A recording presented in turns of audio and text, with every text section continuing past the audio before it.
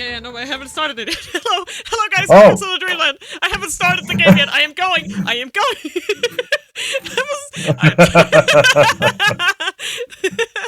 Hello, everybody. Welcome. I'm starting the game right now. Please have mercy. Yeah, that was just a fast idea, but yeah. This was not in our plans. We were gonna play Fata Morgana eventually. Also, Yep. gamepad is probably not that great of an idea. You don't need a gamepad for it. Nope. Sorry if there was any. Oh. Yeah. We should be good for Discord. Yeah. Okay. Yeah, we really did not want a situation when we went live in an hour again. Oh god, after we fix it, because that would be just. Oh god. Okay, that's gonna be annoying. Oh, okay. Tell me, the game is. The game resolution. Alt enter. Can you alt enter, or is it a window, small window? No. That's not the problem. It's, okay, then alt enter the. Or maybe it has settings for that. I actually never booted the game, so I don't know. It's in 4x3. That's the problem. What do you mean? Oh. Yeah. Oh. I mean. Yeah. I mean. It's fine. Do you want me to fight? Do you want me to mount the pictures? No. For your overlay to fill it? I mean, sure. Yeah, just give me a moment. It's fine. Okay, but yeah, we're just Go gonna to config. Go to config. I just wanna see. Okay. What's having config. Sorry, you guys. I'm just switching to the. Yeah, it's all hot. Wow. Okay, never mind. Okay, I'm going to make you from 69 to 43 kind of frame of Fata Morgana, so you can Yeah, just give me a second. Yeah, right now I just need to fix. Is this the right one? Please show up, game. Please. No. No, from 16:9. 69. Nice. Wait, why isn't it showing on my stream? Dame yo. You mean the game? You might need there were two windows and none of them are showing. I can pick between two windows and. Okay. Can you alt enter to make it windowed? Yeah, no. I actually did change it to display. Let's just try windowed for now. Guys, I'm so sorry about this. This was not. This is content. The problem is that it does not show up at all. Is it already in window? In windowed mode? Yeah, now it's in windowed mode. Now I put it in windowed mode. But the basic thing is when I go to the game capture, I could pick two of them, and none of them show anything. Can you go to the window? Can you just choose a window capture on the game capture? Okay, then I'm just gonna go to full screen mode. We'll just do a window capture instead. That's really stupid. Yeah, that's the game capture does not work the same, and if Fata Morgana does not use DirectX or something, it could be like that. Yeah, let's just do display 2. I'm sorry about that. Oh, you mean a screen capture, not window capture? Okay. Well, what else can I do? I mean, I can try a. It's okay. Just do anything that works. Don't worry. Okay, just check what works. I'll try a window capture first. Let's see. It's fine because I can. The sound is separating away. Oh, there we go. There we go. And I'll send you the frame really soon. Yeah. There we go. There it is. Sorry about the mess. We are just gonna. Yeah, you just need to fiddle it. Yeah, I'm sorry about all this. This is not what I was expecting to happen. No, we're having fun. This is challenges, This is the stuff that makes you progress and develop and be better, Yeah, there we go. Handling the situations because. Yeah. Okay, there we go. Now that should work. Perfect. Now we're gonna go black screen for a sec because I. But I will I need to fix the sound. Yeah. No, I need to fix the sound. Okay, that's fine. That's why it's going black screen. Yeah. And sorry if we were all over the place. Yeah, you guys should be able to hear it now. Can you hear the game? There should be some relaxing piano music going on. Relaxing piano music? But okay, it basically just doesn't work with game capture. Oh, wait, there it is. Let's do that. And we're just gonna do 3720. It's fine. It seems like it's kind of potato quality anyways. It's kind of... Yeah, but I'm assuming it's a slightly older game. Thank you guys so much. Hello. Can Thank you... you for hanging out. Thank Really you so much appreciate for it. hanging out at all. And, you know, joining us on the journey. I'm really sad. Okay. I was definitely looking forward. I was too, but Yeah. we cannot like But this game is also really good, and I'm very excited about the next, like, another game that this studio has in the works. Oh my god, Mifa! You're Aw. so kind. I love you so much. Oh my god. You're the best! I give you all Mina's love. Okay. Okay. Okay, I Deep have breath. I almost You have a frame. I almost have a frame, Mina. Nice. Nice. I actually need to freaking take the this and I need to. But yeah, I give you all the smooches. Mwah. Hehe. Okay, let me just. If that's the case, I'll just. It's just an image, right? Yeah, it will be an image that you need to put like over the game, but below the thingy. Yeah. But what I'm telling you is that it's an image. Yes. Yeah, it will be an image, not PNG. Yeah. Okay. Should still be there. Just Yeah, it fiddle is. with it a little. Diddle. I'm not a fiddler or a diddler. Yeah. Okay, and put it right below the overlay. That is the overlay. It is. Nice. Okay. Now we just prepare for it. Should I just start the game? Sure. I mean, like, I just need like a second. Yeah, but I mean, no need to rush, right? We can just take a chill with the game and play. Yeah, we're having so chill. No worries about it. But yeah, I'm really excited because okay, you know what? In the meantime, how about I just explain about why I suddenly, because like I was always wanting to play this game. I was always wanting to play this game, right?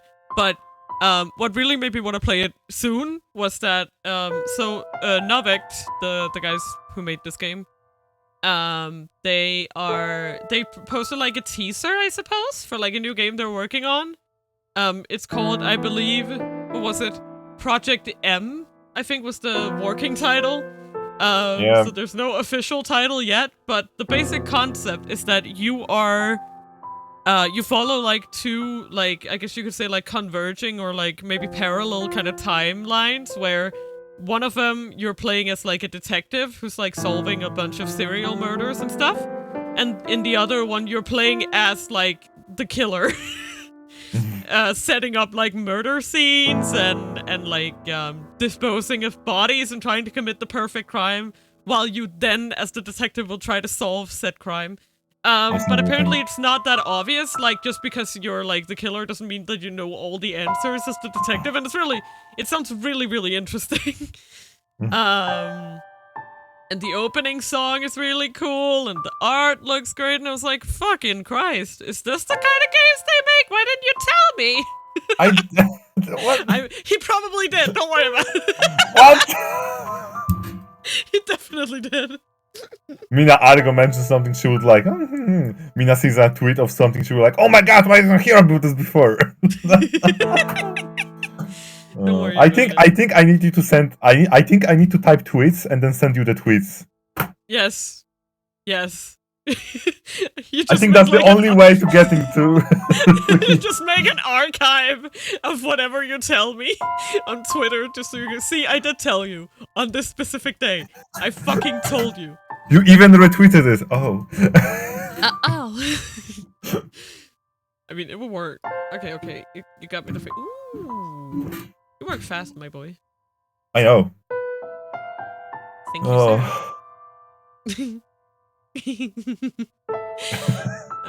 Okay, we go. No.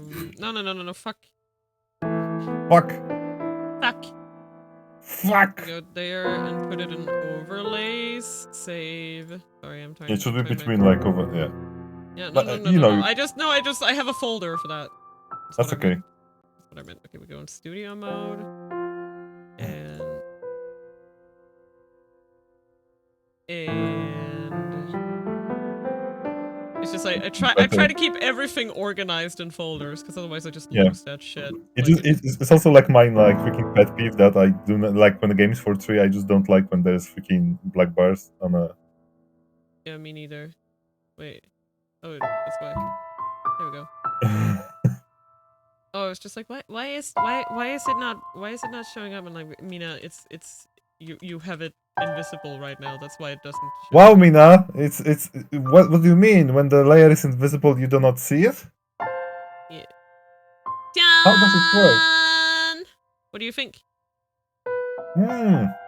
Can you see it on screen? Wait, you need to resize it a little, I think. A little bit? Right. Yeah, because there's the like on the left. Yeah, you need to like fiddle with it.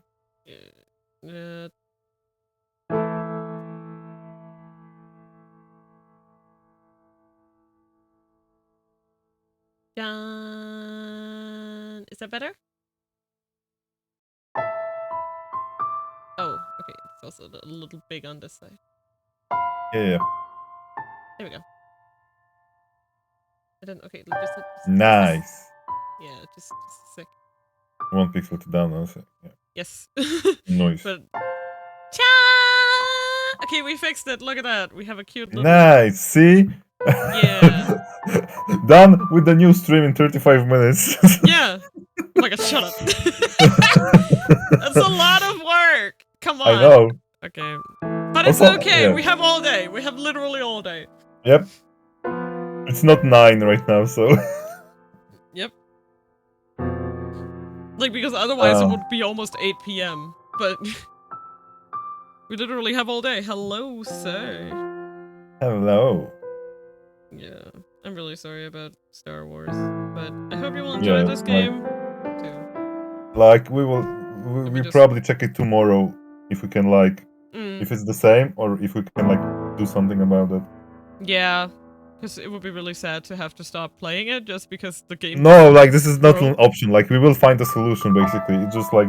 It's just, we can't find the solution in 10 minutes. That's because, listen, even... Because, like, the worst-case scenario, right, is we can try that you're hosting, I just send you the save file, and we continue from your, you know... Yeah. If it's this. But, yeah. Also, I don't know. I think you need to restart the Discord freaking feed because it's weird. Okay, just give me a second here, because... Why did I told it not to capture my cursor, and then it captures it. So I will try restarting the Discord feed. There's a house. Where? Where do you find houses? It sits beyond dark, dense woods.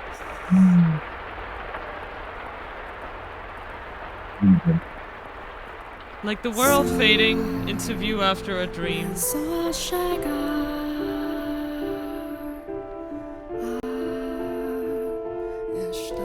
think I need to turn down the audio a bit for me. Maybe boost you. Your mansion appears before you. Without realizing it. Yeah.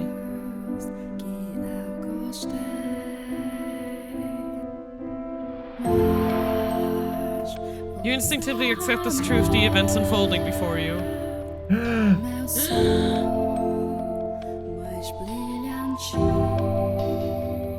The house lives in perpetuity, an amalgam of myriad fates and generations.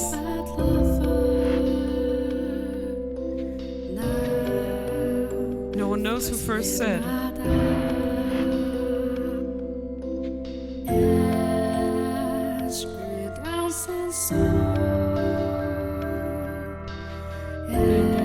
That the mansion was cursed. Dun dun dun.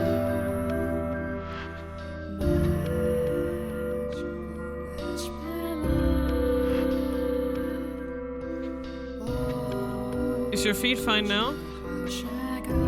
Actually, no, I can't see anything. I don't know why. Okay. What's in the region? Well, yeah, I can barely hear what you're saying, but I think it's...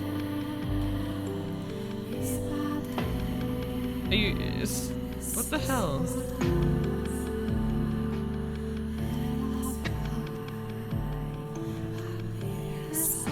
This is so confusing! And loud, and I can't do anything! sorry. Discord won't let me do anything. Windows G, and you can change the volume of the... Yeah, give me a sec. Cause like, the thing is right now, I cannot hear anything Argo is saying at all. Barely. We're gonna have to turn this bit down. There we go. Can you try talking now? Yes, I can try. I was born with, you know, the vocal cords, and they allow me to make sounds that can be interpreted as words. Indeed. Your Father, who art in heaven, hallowed be thy name. Have mercy on me, O Father. Oh, Father. Oh, Father. Oh, Father, my Cast Father. our souls into eternal damnation. But yeah, I have no idea what's happening with Discord right now. Right? Literally, what? Like, you have to understand that I'm just sitting and waiting on the screen share button, and it's just loading. Oh. Yeah. Like, I'm not japing you here. Like, I could send you, like, video of what I'm saying. No, I believe you. It's not like the case. Don't worry about that, but... Yeah. I don't know, is it best to try to restart Discord? Yeah, okay. Yeah, okay. Okay, see you in a moment. Everything that goes wrong everything that could go wrong is just going wrong today. I cannot believe it. Yeah, shut up. Discord die. See you soon, Argo. Okay. We are now killing Discord. It has been murdered, and now we've restarted.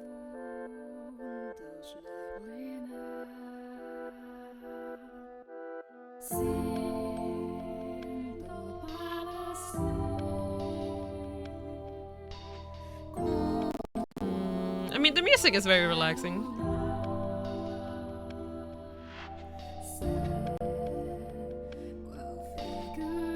Hello. Dame, dame.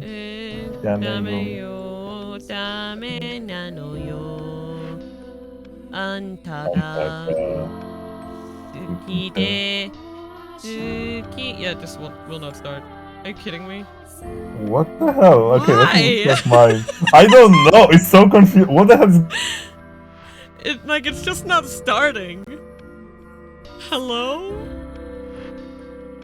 I mean, wait, what if I try... Cause like the thing is, I can click on the screen share thing where like above my, you know, when you can like automatically stream the game you're playing? I can click on that and it'll start. Okay, here we go. What is... What about now? What about the now? network does not... Is it working? It! Yes! We did it! Oh. I was looking down upon a corpse. Hey, it can't be as bad as the full 5-hour stream I did the other day, not realizing my frame rate was horrible and janky the entire stream. That is also quite bad. Yeah, That is also quite bad. But yeah, I'm sorry, this game is the only worst thing is realizing realizing that it's not recording proper or just like... Yeah. Okay, well, we are back. We're good. Or realizing after 5 hours your feed had no audio. Yep. You have to understand that once I went on a stream where they were playing, I can't remember. I think they were playing Gnosia. I just went to hang out, and they were like, is it supposed to be a silent stream? And nobody had told this person for like at least 30 minutes that they were muted the entire time. It was like, come on, guys! Come on. Yeah. Like... Yeah. Well, we are finally ready. Please let us know if anything. Yeah, I have no idea what's going with connection. Like... Yeah, no, me neither. It's I have no idea wild. but like, you can see it? Can you see it now? Yeah, it's fine. Like, okay. we hang out before, like, it was fine. But today is just like... Today, yeah. We played 15 hours ago. And everything was fine. And now it's just fucked. Like, not even a day has passed. I know, right? What the fuck? Okay. That's me slapping me cheeks. Okay, we ready? Let's go! Also, you just hide my reactive images. You can just hide it. Oh? Oh, oops. I thought it was him. Where is it? Where is it? I think it's Discord 1. That's how we named it. Yeah, I know, but I'm like, where did I put it? There it is. Sorry about that. Yep. Oh, okay. Now I'm getting bothered by the empty space. Move Ducky. Just move Ducky there. ducky, and I'm gonna get both my hoots here again. Ta-da! Be ready. Looking down upon a corpse. My own corpse. Oh, Oh fun. gee. I was afflicted with great despair at the sight of it being dragged to the place of my crucifixion. My soul crumbled, and I was wholly extinguished. I was like, oh my god, now's the time to make Danganronpa joke. Let's go! Woo! Indeed, I did once lose everything. However, as I faded into darkness everlasting, I heard a voice calling out to me. And so, I vowed once more that no matter how long it may take, how great the obstacles that stand in my way, or what form you may assume, I shall come back for you. That I must return to that house. So I ask of you, please wait until this mutilated body arrives there once more.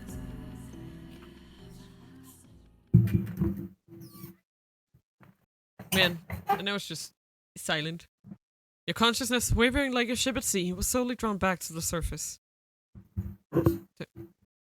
With each new breath, feeling gradually return to your fingers. Master.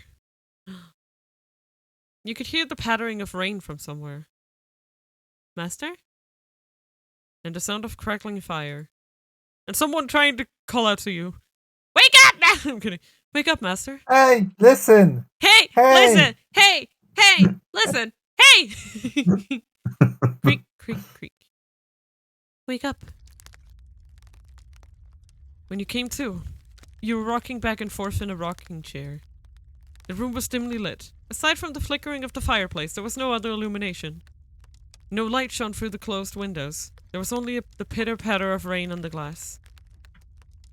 It was as though the whole mansion had been enveloped in darkness. Oh, splendid. You have finally awoken. Someone called out to you. You were about to search the room, but that turned out to be unnecessary. The source of the voice was crouching beside the chair, looking up at you with emerald eyes. Oh, that's she. Good morning, Master. Oh god. Options! Oh no!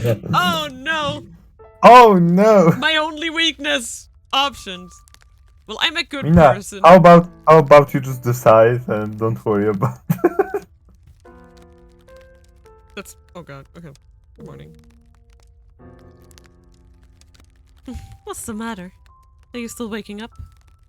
You seem rather drowsy. Come now, you must gather yourself. Though I am glad to hear your voice. I have simply been waiting for so long for this moment. Tending to the mansion all by my lonesome, ensuring it was ready for your return, whenever that might be. When I caught sight of you through the window, my heart fluttered. The time had finally arrived. Oh no! Ah! Man, you'll be like spooping me. Whoa, Eldritch Demon. The Eldritch Demon called. Okay, I'm just gonna give it a quick. Yeah.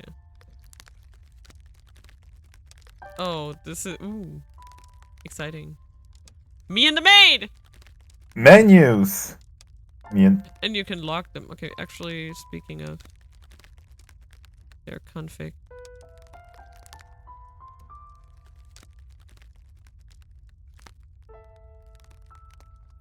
I'm sorry, I'm just...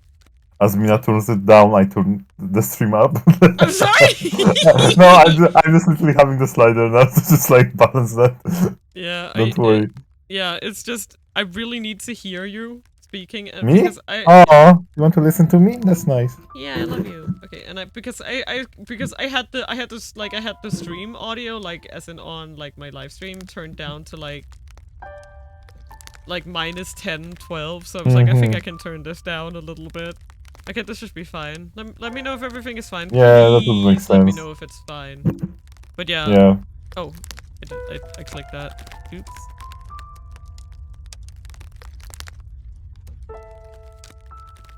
Okay, maybe 80 is fine. Yeah. Okay, there we go. You were perplexed. This woman who looked like a maid. Oh, no shit.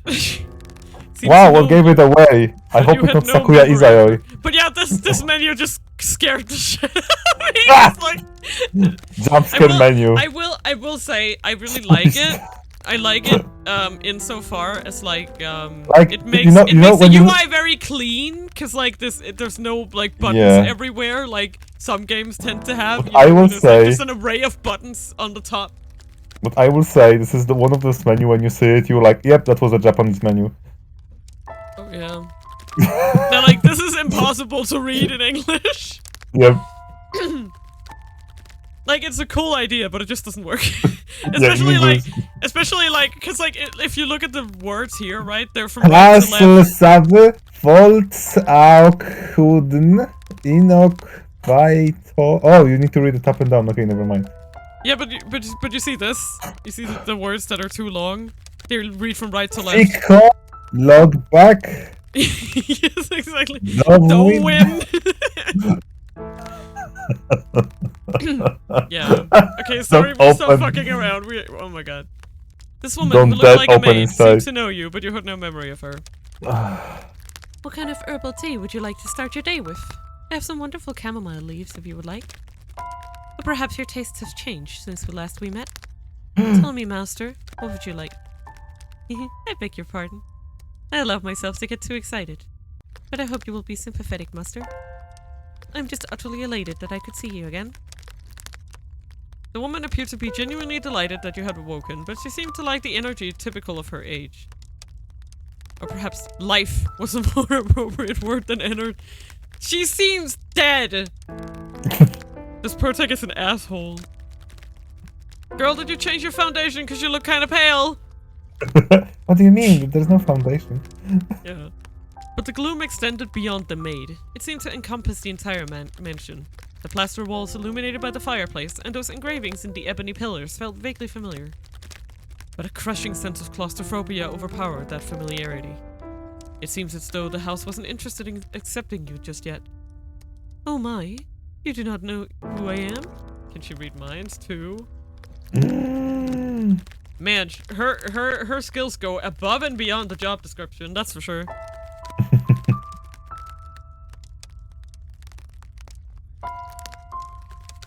Do you not know who you are either? That is quite the predicament.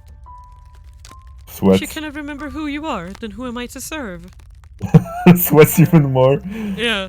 The woman's face was pale, almost as though she... A faint chill ran down your spine. You are the master of this house. It would seem you have no memories of such. Quite a dilemma. Zero time. No. The time? Zero time dilemma. Yeah, indeed. If you know not who you are, then you are no different than a stranger to me, no? Indeed, you have returned. But from where? That I cannot say. Then how about this? I am a servant of this mansion, and as such, I am familiar with the many incidents that have taken place here. Oh, great. Great! We live in the deaf mansion, do we? Beautiful. I shall show you the history of this house, master. I don't know why I destroyed my voice in the past 30 minutes. Oh no. Give me a sec.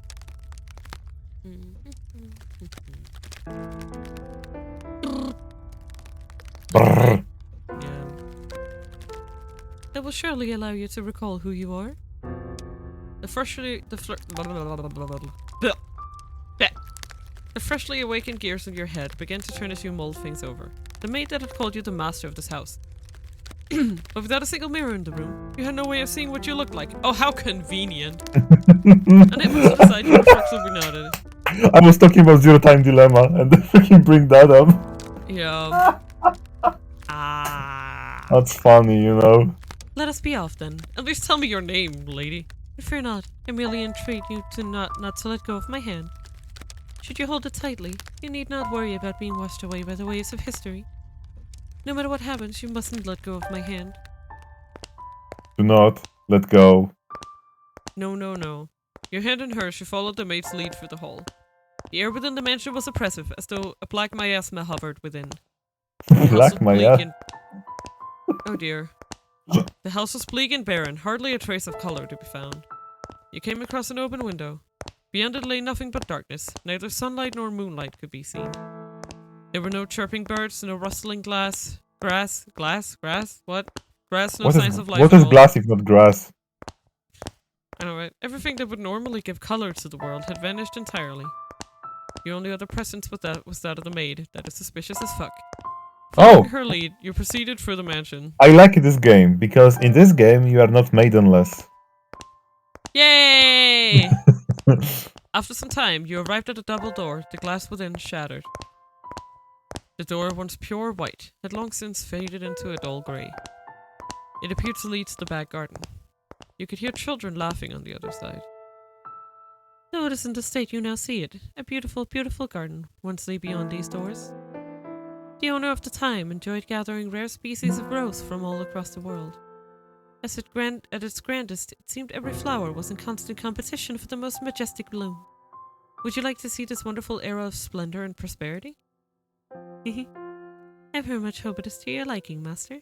The maid opened the doors to the back garden. A sudden gust of wind brushed across your face, forcing you to close your eyes as you followed the maid out the doors. When you next opened your eyes, the world was no longer blanketed in shadows. Interesting.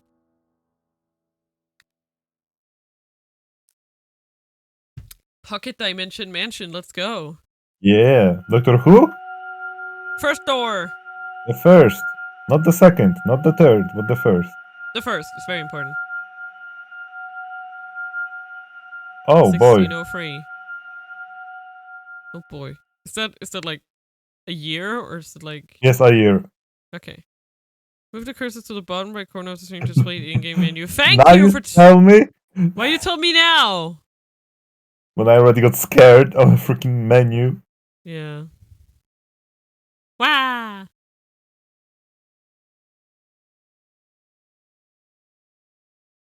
The mansion had an alluring air of beauty about it in that era. It was almost like something out of a fairy tale. This period of history could perhaps be described as a symphony of destruction, as cumbersome principles of old came crashing down. Yes? You okay? No, I'm just singing the freaking song. Yeah, I like it. Like songs. This is basically how that song from that are kind of Judgment like a felt to me. normal song, but fucked up. This is basically how that Judgment song felt for me. Yeah, but in this case, it's actually meant to be unsettling. Yes, I know. That's what I'm saying. Like in this case, it's on purpose. Yeah, I know. That's my point, basically. Yeah. Freed from the day-to-day oppression of these antiquated precepts, the people seem to hark back to more poetic, expressive ways of old. They took these newly blossoming emotions in hand, and with them they wrote literature, painted portraits, composed theater, and found love. Even the church, which has maintained authority through the Middle Ages, embraced the changing times, adopting the culture's flowering sense of aesthetic. War would break out not 20 years from then, plucking the ripened era from the tree of history, but that is of no concern to us now. At the time, it was still what people referred to as the Golden Age, a period of furor for all who were there. Wait. Huh. Now, let us take a slight detour. No, Why? we will not be changing locations. This is a tale about the mansion from beginning to end. We will, however, be moving through time. Say, about 8 years into the past. A very wealthy family lived in the house then.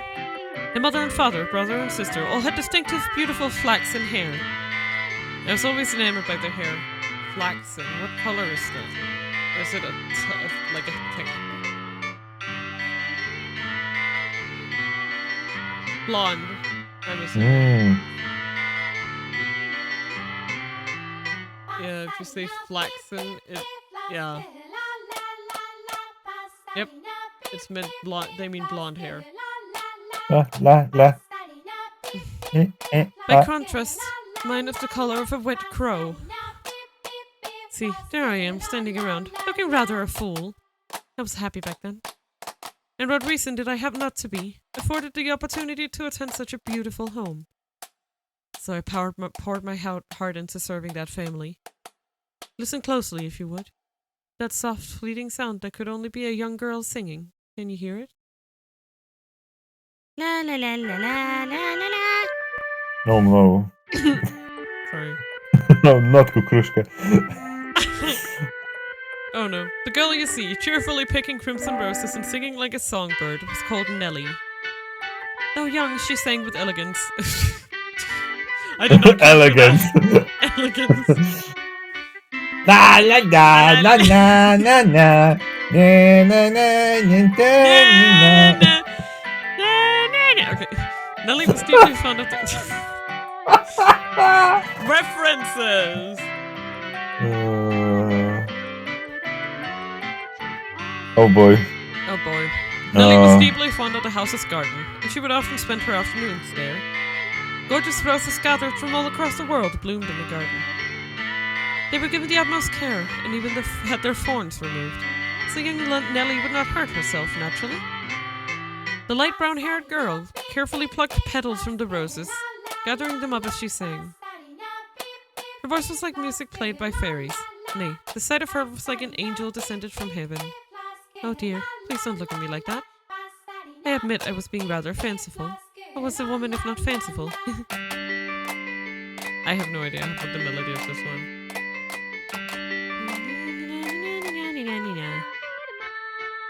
I'm not gonna do it. No. What? And even when the sun comes up. Oh, dearest Mel, I've forgotten what comes next. Oh no. Are you listening? I guess you're gonna be Mel. Oh boy. What? Mel is just like, bruh. Bruh. Nellie was, Not in as a front of matter of my- fact, not the only visitor in the rose garden that day. She always came with her older brother Mel. The young siblings were inseparable. Mella adored his little sister, who in turn pined for his attention. The sight of the two innocent children cuddling together, not yet shackled by fears for the future, was truly heartwarming. That day, Mel was sitting in the shade of a tree reading a book. As I am sure you are well aware, in their time, books could not yet be mass-produced. What he was reading had been copied by a scribe. I presume he had borrowed it from the church. The book, having passed through many hands over many years, was visibly worn, but I suppose that just speaks to its importance. It was in fact a Latin grammar textbook he was reading. Mel was a clever boy. He had attended church from a very young age, where a priest would instruct him in Latin grammar. So at the time, I believe he was capable of reading even advanced texts. Oh, dearest Mel, please. The young girl approached her brother, who was consumed by the text. In her hand, she carried a large pile of rose petals. Though his sister's shadow overlapped with the trees, the boy still did not notice. So Nellie puffed her cheeks, thrust out her slender arms, and let the petals fall. You're the other child. Go.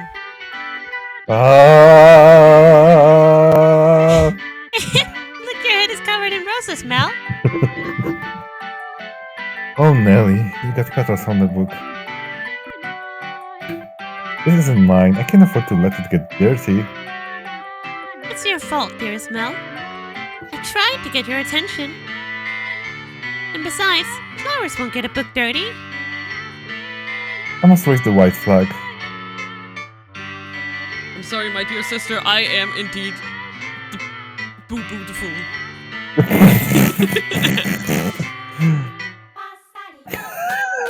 What? When did my little lady matter such a sharp wit? What? All waiting for you, dearest Mel. I waited, and you didn't so much as glance at me.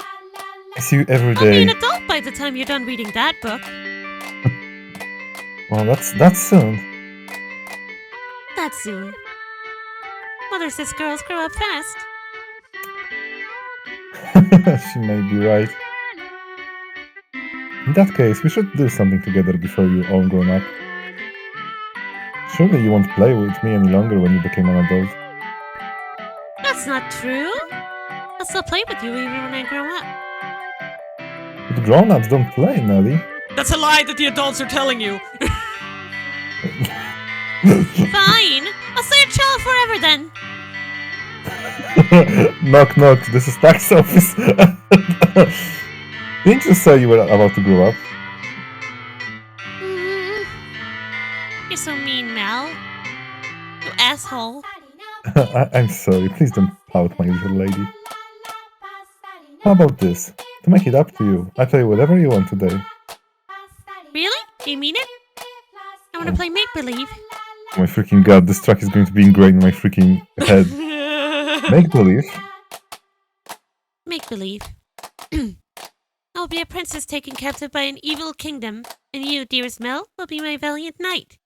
I will not play a And then spy. you turn into a prince when you rescue me. A knight can become a prince. Impressive. They can. Knights and princes both have to be charming, so of course they can.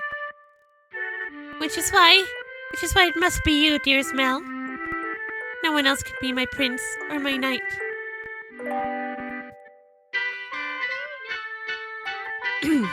Sorry. Like, if you want me to switch for narrator for a moment, for you to rest, I can do that. Yeah, no, I'll be fine. Okay. While he may have appeared outwardly embarrassed as his rose-cheeked sister proclaimed pratingly, I'm certain he was smiling on the inside. After a few moments, he meekly knelt, bringing himself to eye level with Nellie and gently stroking her soft hair. Alright then. You're my princess, Nelly. You're not just anyone's princess, dearest Mel, but yours alone. So, don't be anyone else's prince but mine, okay? Nelly. Jeez, my princess is quite a phoner. Is that bad? Does that make you dislike me? Not at all. I'm proud to have you as my sister, Nelly. You mean more to me than anything in the world, my dear princess. I love you, dearest Mel. You'll always be my prince forever and ever. Her mood quite improved. Nellie began humming the melody of the song she had forgotten the lyrics to. Holding the skirt of her dress out from her body, the young girl pranced about the rose garden. Mel, his eyes on her back, gave a little shrug. Oh, Nelly, don't come crying to me if you trip running like that. But Mel was not entirely disapproving of his sister's excitement. He carefully brushed aside the petals on his book, set it in the shade of a tree and began chasing after Nellie. They were picturesque siblings brimming with hope, and at this time in their lives there was nothing to jeopardize that hope. Would it not be wonderful if children could stay children forever, Master? As I see it, though, the pleasant, gentle times in our lives have value because they come to an end. Wouldn't you agree?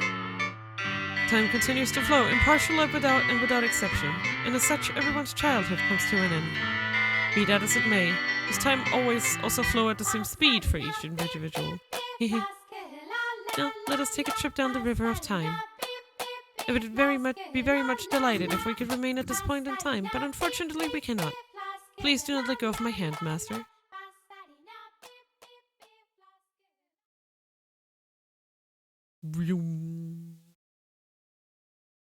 Caboose. Let's go! Time travel. Go brr. Church, huh? I'll be on my way then. I guess I'll be the priest, whatever. I mean, Oh. No, it's fine. I'll do it. It's your call. It's your calling. Who's who? Like, I'm fine. I'm fine. Yeah, I'm just saying that you call who's who. Like, if you just help. Yeah. Oh, you usually stay for longer. Yes, I have an errand to run today. Thank you for your time as always. Would you like the book back sometime next week? Next week or the week after. Hold on to it as long as you'd like. But surely there are others who want to use it. None as sharp as you, Mel. Put yourself in my shoes and you'll understand. I want to give you any advantage you can get. That's kind of uncomfortable. Oh, do you not believe me? No, I believe in God. Yeah. No, I believe you, Father. And I mean to do whatever I can to not disappoint you. That's the spirit. If you need anything, don't hesitate to ask. I'm proud to have you as my pupil. Ah yes, and Mel, do consider what we were talking about. Going to university? Indeed. If you do, I can introduce you to some accomplished instructors. There's very little left for me to teach you, and I believe you will make a fine priest. It's an honorable thing, Mel, to devote yourself to the service of our Lord. He's like, I'm actually an atheist.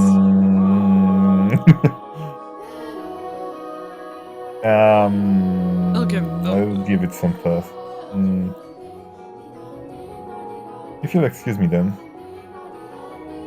I'll see you again. Oh, doors are always open. Yep, because it has no lock. Farewell! Locks were not invented yet. I'm kidding.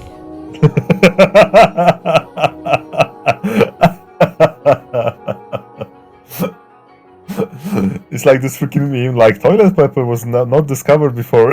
Yeah.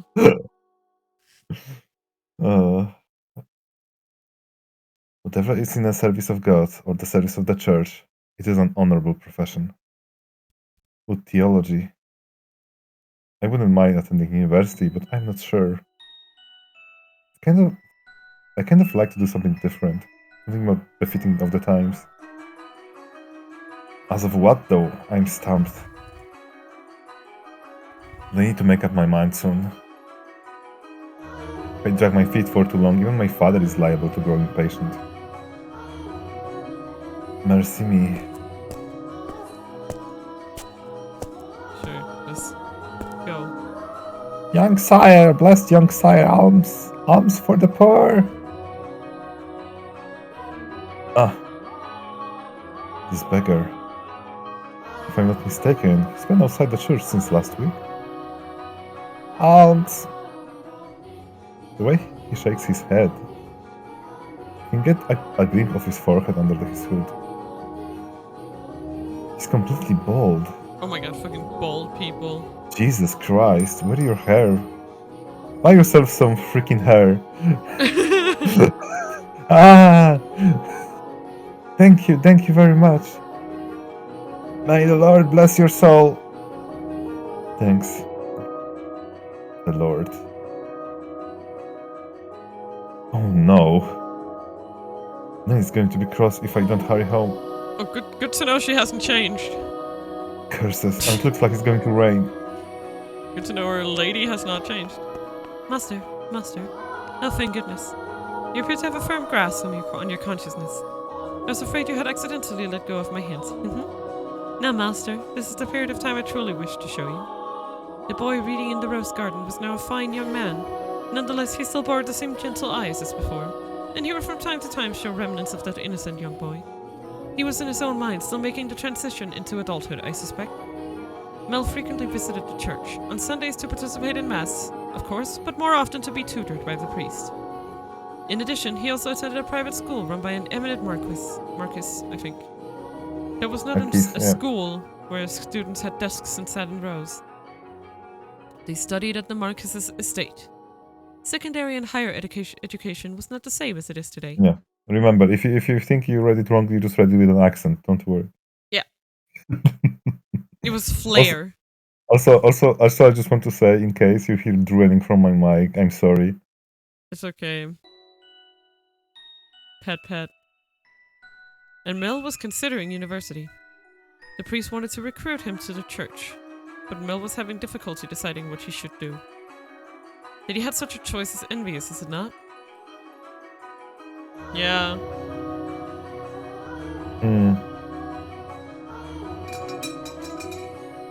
Good afternoon. Oh, that's... I was like... Good afternoon. You know, I was just reading so much Good afternoon! Good afternoon! Hello! Hello! It is I, Mel! I'm here to pick up my order. Is it ready?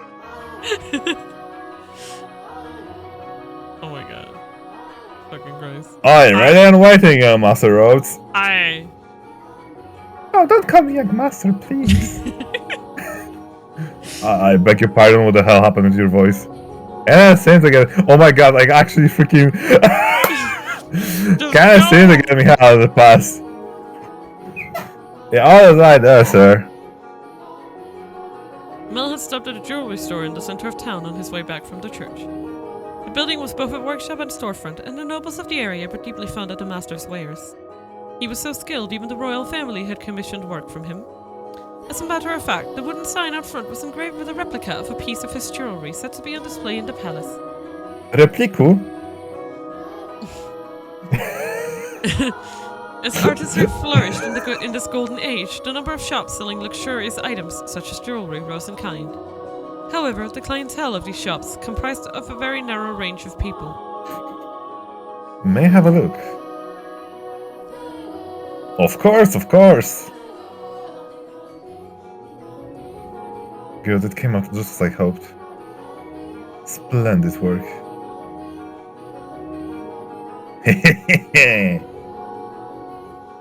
Can I afford to disappoint a customer like yourself? An admirable work ethics. I'm sure she'll love it. Such a kind lad, young master. My boy back home could do well with learning things or two from you. Kindness is giving expensive gifts. Gotcha. Every man ought to show women some cordiality. Coming home to the whole fireplace is a sad thing indeed.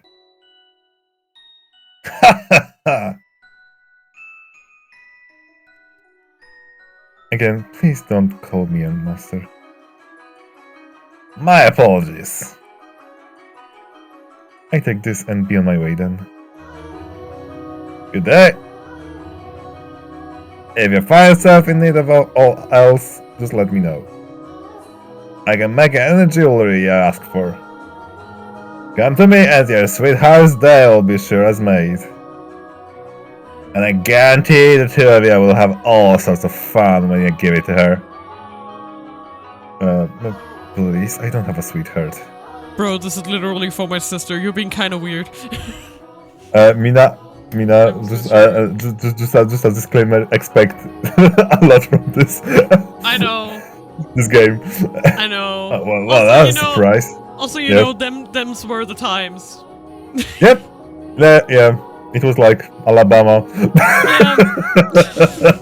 Like modern day Alabama, yeah.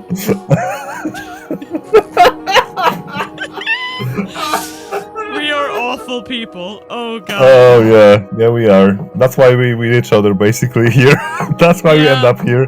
Yeah. We're just here because we just make terrible jokes and we laugh at each other because of those jokes. Did you read the line? Because now I forgot. Oh well, that's a surprise. I can read it all the time. Don't worry. I'm sure many guys are vying for your hand too, young Mr. Rhodes. I find family good looks charming. Sorry. That's the new freaking thing going around. It makes your voice go weird. I think that they called it helium. I don't know nothing about helium. A fine family good looks charming. And your future is all but... I'll be on my way then.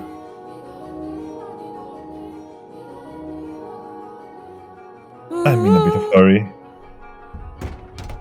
Today, come by again anytime. And we can talk about you having a fun time with your sweethearts anytime.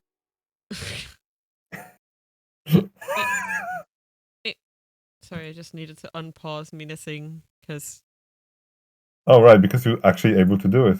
Yeah! Goodness. Goodness gracious! Goodness gracious! Oh, maybe I'll say I want to study abroad or something. Based on what my father may be, that would certainly anger him. I can hear it now. You're wasting your God-given talent, boy! I could renounce my name and rank, go somewhere far away. Oh boy, escapism. That sounds like a kind of plan Nelly would come up with.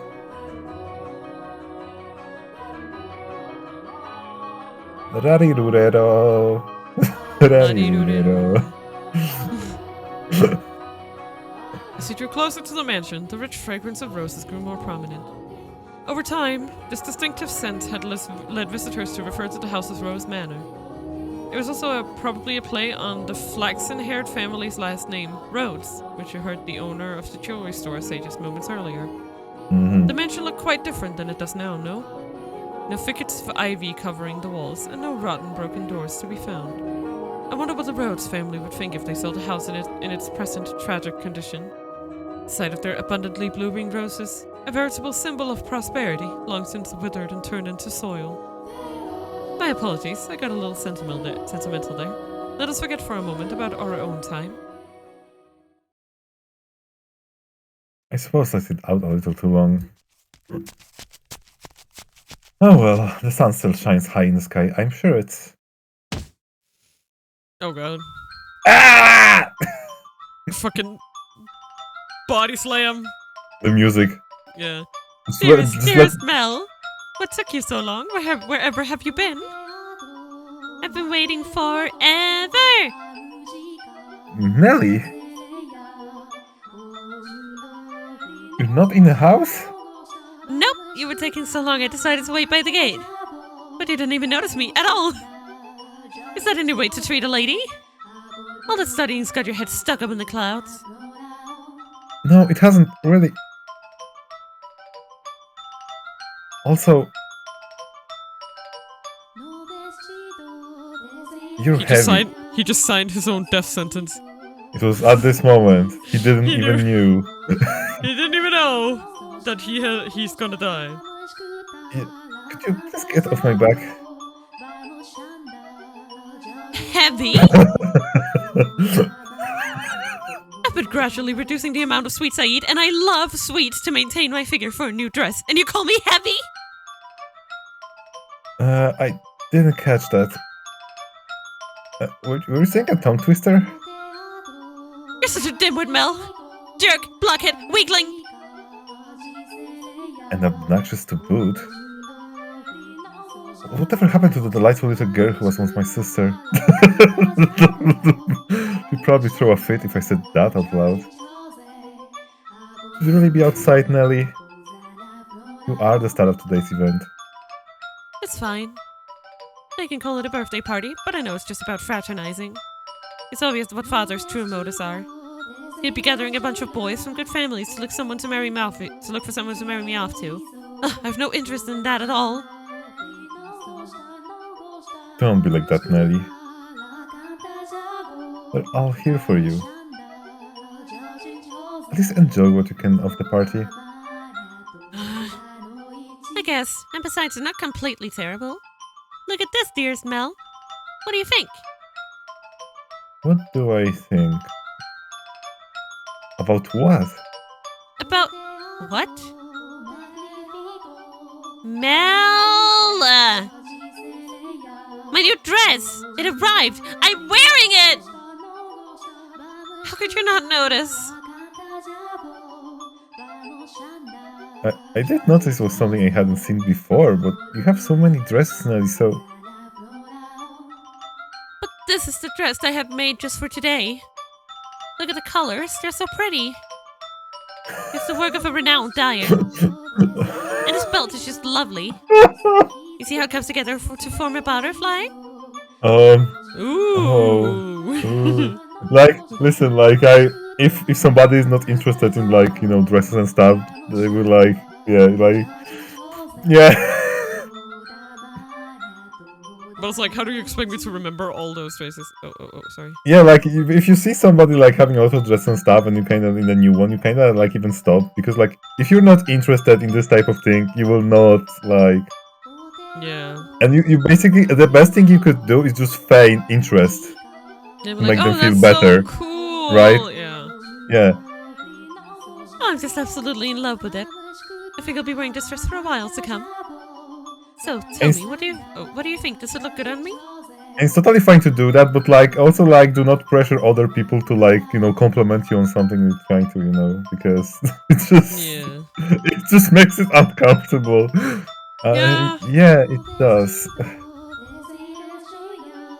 It's pretty. Hehehe. In some ways, I guess she's still a delightful little girl. Oh, dearest Mel, I love you. Ow! Oh, don't jump on me like that. She took the effort to circle around him and go from the back again. Listen, this is a good tactic. This is... Oh my, you dropped something. What Yeah, have we here? it's my freaking spine. Yeah. Wait, hold on, no, that's my... No, you can't have that yet. Is it a present? Give it back! You creature! I was going to give it to you later. She is la criatura too. La criatura. I knew it. It's from me. And just what could it be? Hey, don't open it. What's the big deal? It's gonna be mine soon anyway, isn't it? Jesus Christ, Nelly. Ooh, I love it. A rose necklace. And this design is from the jeweler the royal family uses. Oh, my dearest Mel. You had this made just for me? Oh, jeez. It defeats the purpose if you open it before the party. Happiness is always better sooner rather than later, Mel. I'll put it on right away. There, how does it look? It conspicuously fits with her outfit, even though she That's did not. sus. Yeah. Is this a cursed item? I played D&D. I know cursed items. Yeah. Oh dear. It looks lovely. It's time to die. No. My prince is still the sweetest in all the land. Don't make such a weird noises.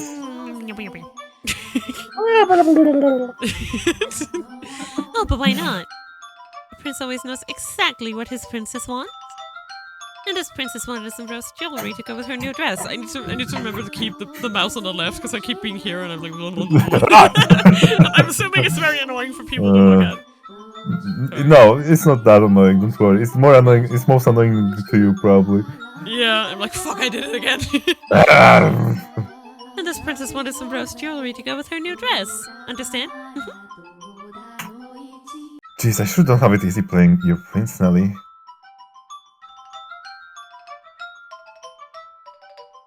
It might be about time you found a new one. A prince is a prince because you can't just find one standing on the street corner. If you want to retire, dearest Mel, you're gonna have to wait another 10 years. What? That's a long time. Or if you find yourself a new princess. He's like, bruh. I'm not so... He's like, bruh. I'm kind of gay. I need I'm an over adult. this. I need an adult. Oh my god. Oh my god. So basically, let's just frame it, right? Yeah. Yeah. It's gay, but just likes the idea of, you know. Yeah. Yeah. Like, You know what I mean? Yeah. Just liking the idea of it, but Yeah. you know. You're about as romantic as a rock, dearest Mel. But worry not, your adorable sister will always be your princess. What more could you want? Are you really allowed to be the judge of that? He's like, bro, I just want to escape to the countryside in some other country and be Jesus frisky Christ, with if I could... frisky with a hot man. Is that really all? Is that really like too much for me to ask for? Can I just die and be reborn in New Age, please? Can I just die and be reborn as a gay cowboy, please? Can I go to Brokeback Mountain, please? Yeah,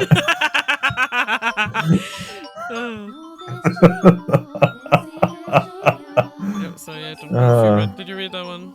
Yeah, I cannot believe Mel is actually Heath Ledger. Yeah, I'm really allowed to be the judge of that. I mean more to you than any other girl in the world, do I not? And that makes me your perfect princess.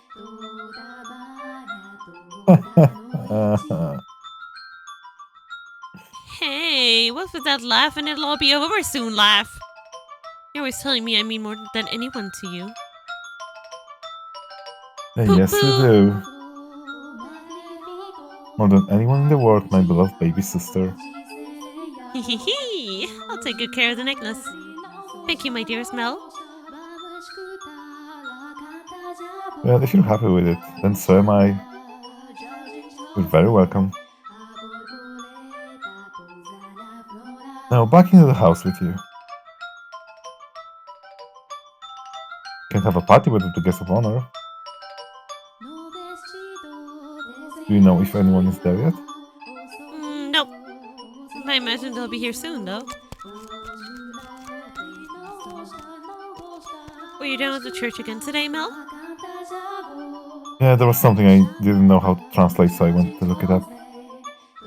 Wow, so diligent. Jesus Christ. That face is a lot. So diligent, wow. It's fucking Can't say I good. really like the Wow. priest there personally. Actually, I kind of feel the same way. What, really? Why? Well, you know, I have my reasons. Hehe, so even you don't always like the priest, huh? Let's skip mass on Sunday then. We can go play. No skipping church. Damn it. As No. grew the brother, so too did the sister. That day, Nelly would be turning 14, and Mel, 3 years her senior, was 17. You saw it with your own eyes, so you know just how much she has changed. She was always a cute little girl, and she grew into an even more beautiful young woman. Though she was only 14, she was well on her way to becoming a fine lady. As for her character, well, about that. I think in case somebody does really freaking weird in this game, we can send this to them. Wait, what is it? Sorry, I have to go. I know, sorry. I'm really sorry. Curb. That's a good picture. Curb. Uh, But a girl like that has her own charms, would you not say? Drifting down the river of time, the two siblings matured into healthy young adults, but the core of their relationship did not change in the slightest. Nelly was very much attached to her brother, and as much as Mel complained, he still cared deeply for his sister. Around the time the sun had begun to set, carriages started lining up outside as well-dressed aristocrats made their way into the house. As Nelly had suspected, the majority of them were boys. Oh, I am so shocked. I have no idea who this is. Yes, I understand.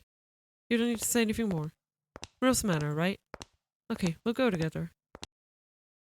Me alone? No, please don't make me. The inhabitants of Rose Manor are surely living quite contented lives, and I'm sure they don't remember a thing. Dun dun dun!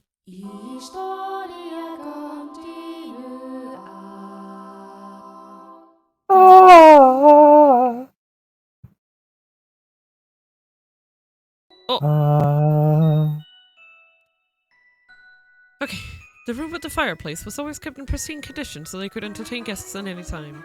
Walls colorfully decorated with tapestries and stained glass windows gave testament to their great fortune. The servant's first assignment every morning was to clean this room. Pitchers, silver plates, and silverware were polished to a shine so they could be proudly put to use at a moment's notice. And for events like their daughter's birthday, the room served an even more important role. The table's tops were removable, so they had ordered new tabletops with designs made especially for this occasion. And once the banquet had drawn to a close, tables speckled with half-empty wine glasses and leftover candied fruits were moved off to the side to make room for, of course, the festivities. Go. Good evening, Lady Nelly. The Other. I'm playing the Other. Other. You're looking particularly lovely today. Nelly, I have this jewels cut just for you. You let me have this dance, won't you? Blah blah blah blah.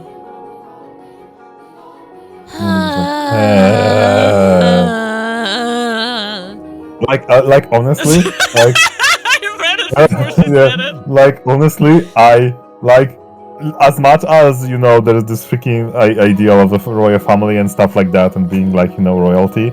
It's extremely like it was not nice. It was so. No, but I'm telling you, I kind of sympathize with her situation, because imagine... Oh, yeah, definitely. Because imagine growing up as a girl in this time and having sort of like a semblance of freedom, right? Because you're still a girl, you're still a child, and nobody cares, right? Because like overall, like not even like but overall, like royal child had no say in anything. No. But I'm just talking in general, like when it came to like, because they're not royalty, they're just nobility, right? So, but yeah, it was still freaking politics. But when it comes to families and standing, right? It's like when they're kids, nobody cares. She can just do whatever the fuck she wants, right? And then she finds out very fucking quickly that being a girl in this world is being subject to other people's whims forever. Yeah, That's and the what problem, being a woman means. And I problem can is sympathize with her like disillusionment essentially, because that's the vibe I get from her. Yeah, it's a kind of the problem because it was it was just like that. They freaking growing to their parents and they were still continuing the same freaking shtick of the freaking because that's how the world worked. you know, basically. Yep. Also, what are you doing with that anti-Argo ghost gun? He's a special ghost that won't work on him. Oi. Listen, Oi. I'm a friendly ghost, okay? Yeah, he's a friend. Okay, that's a lie. Actually, I'm not friendly ghost. Yeah, that was a freaking lie. I shouldn't lie. Sorry. I didn't earn me points. Pat. Um. But yeah, like, I can sympathize with her situation, is all I'm saying. Like, I can understand why she's so pissed off at this whole situation. Like, he's like, it's not being so childish, but it's like, she's literally having all of her freedom taken away. I bet she would kill to be you, Mel. No, listen, kids of nobility back then had no freedoms. Like, there was no, like... Like, Mel has a lot of expectations placed onto him, but at least he has a fucking choice. Nelly does not. Nelly does not have a choice in her future. Like, Mel can choose to go to university, and he can choose to study. But he still wants to run away. Yeah. But what I'm telling you is that because he cannot. I don't think he's understanding just how much pressure Nelly is under. Because like he has the option. She does not have the option to run away. Like, what do you mean? Mel also has no option to run away. If Mel runs away, then he runs away. Yeah. Like. Yeah. What's the matter, Nelly? You look exhausted. These are pretty good. Okay, I hit him. He's hit. I did Argo. He's good. If you you know, the whole thing is funny because I'm actually like actively like now looking for artists too. Yeah. I'm using that time that I'm not playing the game. Yeah. Want one? I know you like sweets. There are apples candied in rock sugar, I think. You disappoint me, dearest Mel. Yes? What do you think is the matter? They just keep coming, it never ends! Yep. And they won't stop coming, and they won't stop coming, and they won't stop coming, and they won't stop coming, and they won't stop coming, and they won't stop coming, and they won't stop coming, and they won't stop coming. They won't stop coming, they won't stop coming, they won't stop coming. Same lines they've been taught. Oops. That's the problem. Nelly, welcome to medieval Tinder. They all think pretty jewels and requests to dance are enough to make a girl swoon. Yeah, it was much more sophisticated. This time Tinder is just like, you wanna fuck, and that's all. That's not the line. I mean, at least they're fucking honest, you know? Like, as much as I hate Tinder, at least 9 times out of 10, you can discern it like fairly quickly that they're just they just want to get frisky, you know? Like, you don't have to spend ages like in strange courtship to find out. Oh, okay. I especially love those freaking Tinder like exchanges where there's like one liner and then a second liner and the third one is just, do you wanna fight? Like, okay, I have enough. But yeah, you understand what I mean, right? Yeah, I completely understand. Don't worry. Yeah. Though, why is she disappointed with me? Oh, did you read Well, I think that's true. That is true for you, Melly. I think I'm done with birthday parties after this year.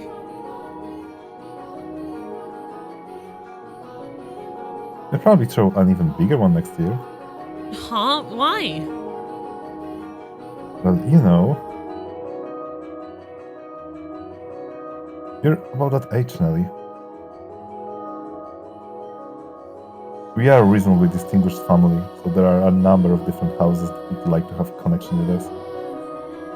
So it's him. So what you're saying is do it for the family. No, that's not... I won't date or marry anyone. I have no interest in being used as a pawn in their inter-family politics. She's right! No, I'm just sorry, I just said it with a face, I am not a pawn. I wouldn't go that far. I'm sure father wants to let you choose yourself. You know, someone you actually love. Love?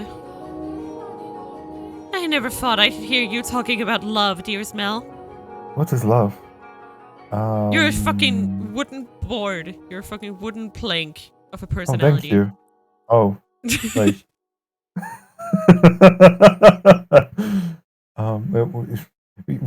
we don't have to get so brutal about it.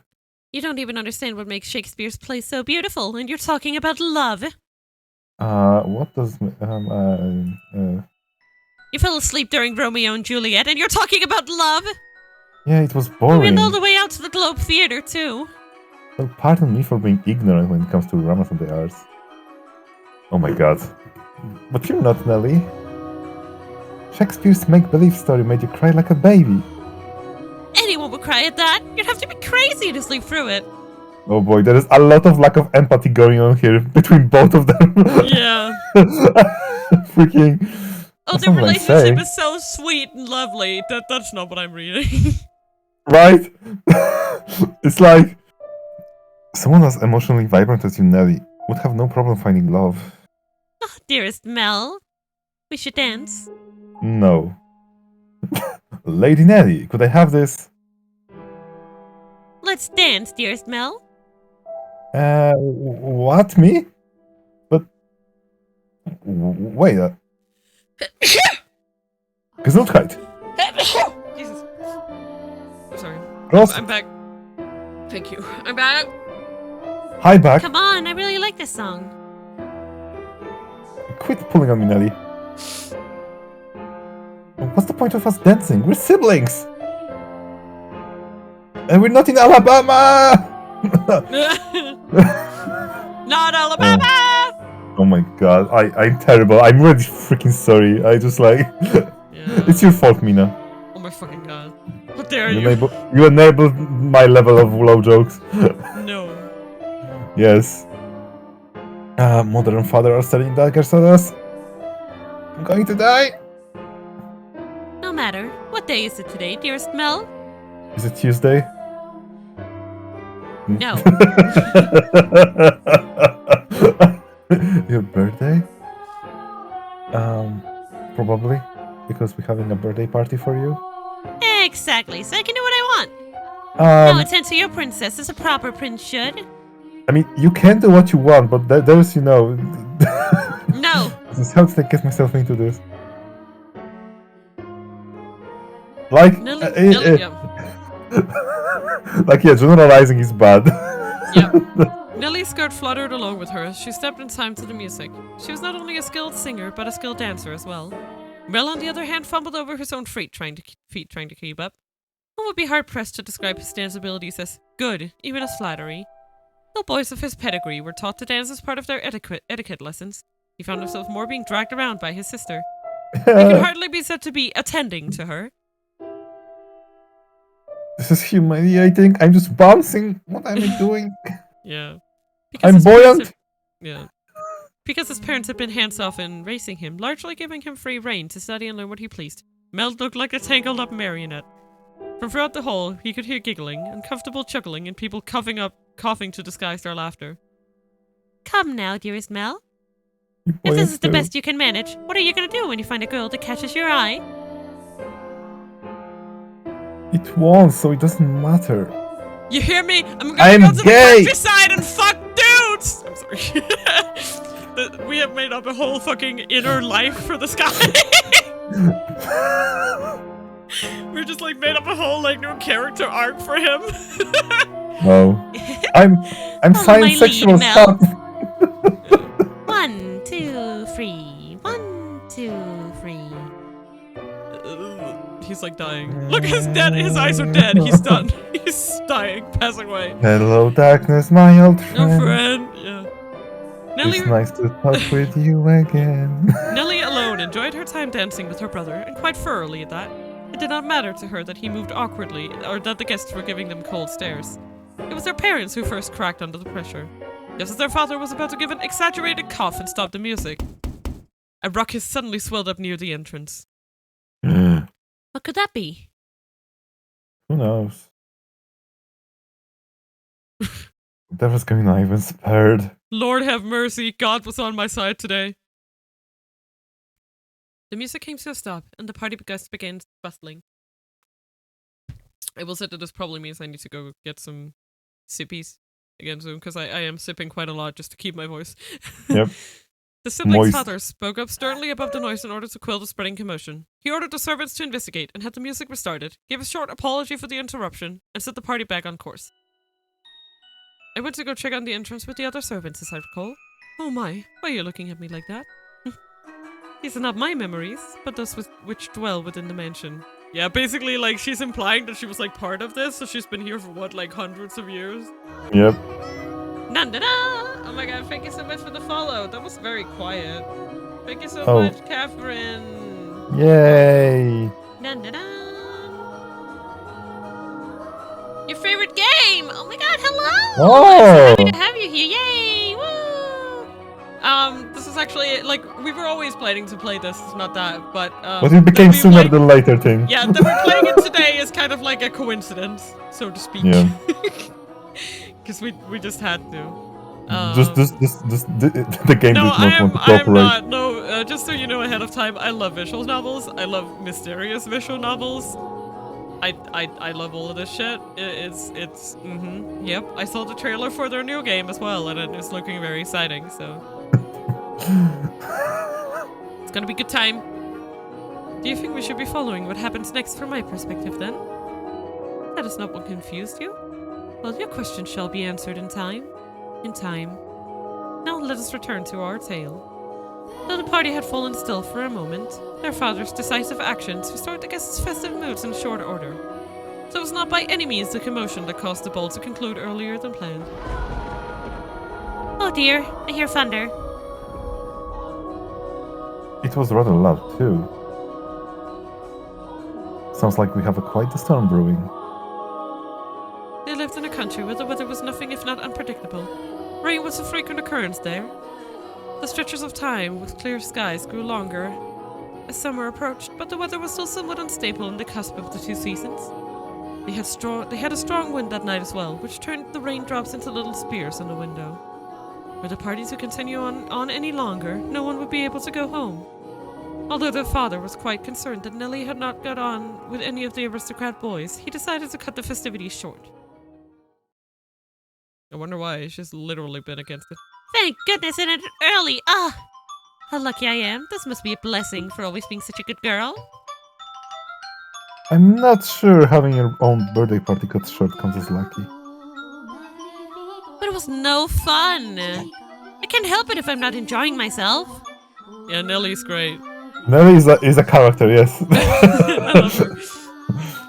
And for heaven's sake, Arthur was here. Oh no, not Fucking Future King Arthur. I have no interest in dancing with that dunce. Fucking Arthur, oh my god. Mm-hmm. By the way, since you haven't been here, I'll just catch you up. We've made Mel into a gay cowboy. No, yeah. Don't ask, it just happened. Arthur? Is that again? Does he look handsome? Is he cute? Yeah. Is he Arthur? cute? Oh, incredible! Arthur? Arthur? Is he free? Is he single? I can convert him. I can play that way. Oh my god! Oh no! Unbelievable. You don't remember anything, do you, dearest Mel? He came over to play a few times when we were little and he bullied me! He's covered in gross freckles and he's a huge jerk! He said my hair looked like the color of fallen leaves. Fallen leaves! Just thinking about that ugly smirk has me fuming. And yet he acts like nothing happened. He even called me Lady Nellie, for goodness sake, I can't believe this is what I wanted to this is right now. I'm sorry. If you want like a highbrow commentary and like no like below the belt jokes, this is not the channel for you. This is what we do. This is what I do. Yep, the whole yes, this and puns. Are you listening, dearest Mel? I don't think you're listening, dearest Mel. I'm listening. He's just like, I wonder what the Ruckus area was. Yeah, he's just. You weren't listening, were you? Who cares about that? I'm glad you think it's funny. Sorry, but aren't you curious? No, she's over it. I've played this game like 12 times. Yeah. I mean, I'm glad we're giving you some, I guess, new experiences with a well-known game or whatever. Yeah, this is actually the first time we're playing this way. Like, we heard about it a long time ago and often, but yeah, it's the first time. Yeah. Probably was another guess at least. But I will say we go straight for the belt. Like it's just we fuck it up immediately. When we play horror games, we do the exact same thing. Yeah, with horror games, we kind of make it a comedy somehow. Yeah. We just like we're like haha eldritch tentacles. That's hilarious. I'm sure my mom would like that. You know, like stuff like that. We cannot take anything too seriously. And at the same time, I have cried several times on stream from games. It's just I don't know. I feel all range of emotions here. Maybe a cat sneaked in and knocked on the door. You think so? I mean, you know, the cat could like devolve. I don't know. Yeah. I mean, I have seen cats who like pick locks and shit. So and fix cars, Mina. Fix cars too. Yeah. Cats are. You know which one? Yep. Oh boy. But enough about that. Would you like to play cards in my room, dearest Mel? Seriously? I'm exhausted though. It's not even that late. Oh my god. Fine. Something feels kind of off. A cat? In this economy? I won't go to check. Yeah, Come on, hurry up! we'll probably have to put a little hold on this game after this week, because I was thinking we could put it into the Friday slot. Oh yeah, like yeah. Yeah. We'll figure it out. Yeah, we might push it in some time next week as well, just to keep it going, because I don't want to stop it. Is it a longer game? I think it is. Yeah, it is kind of sizable. I think like 35 hours could be like a. Oh yeah, okay. And we are reading, so it's probably 40 or more. Yeah. You read this one, right? Hold on.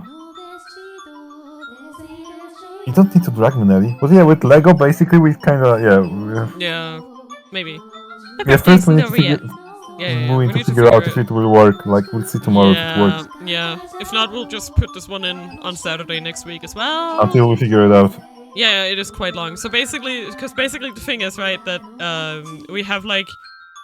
Right now, we don't have that much time in the schedule. This was like because we couldn't play the other game that we were planning. So I'm trying to figure out, because I don't want to take, now that we've started it, I don't want to take it too long of a break before we play the next one. But the comma will not take that much long, I think. No. So maybe it's just for next week that we need to find somewhere to squeeze this in. Let me just check the comma too. Yeah.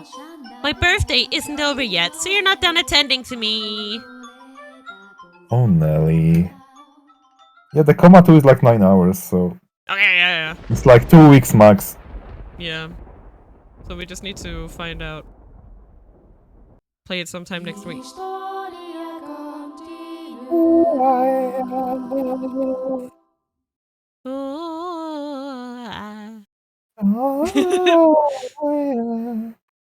But yeah, I am so happy you came here today, Catherine, and I hope you will enjoy your stay. We play a lot of games like this, like a lot of games that people who like these kinds of games will also like. So, I hope you will stick around and all that fun stuff. The rain just won't let up. We also have a nerdy Discord. I think this is the original version. Is it?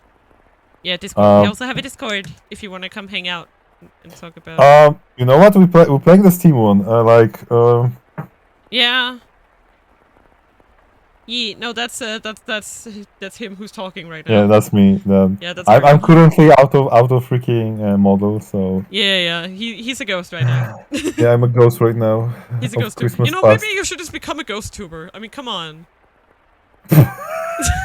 I'm telling you, I think you could be a bot. You know what? I just freaking rig a freaking sheet of free white shit. Yes, come on. Oh my Look god. at these all your figures. Oh my god! Yeah. Wait. Maybe we can create like a sub avatar for your model and I just rig that as a thing and. Oh my god! No, I will just a freaking. We just need to think up after. Yeah. Yeah, like I could definitely. You know what I ask. mean? Like some No, have but the pet thing like or I know. I think I could ask to have like rigged my my arm, like some arms, and then when Yep. we're streaming together, I just have those arms on. We can totally do that. The rain just won't load up. Oh man.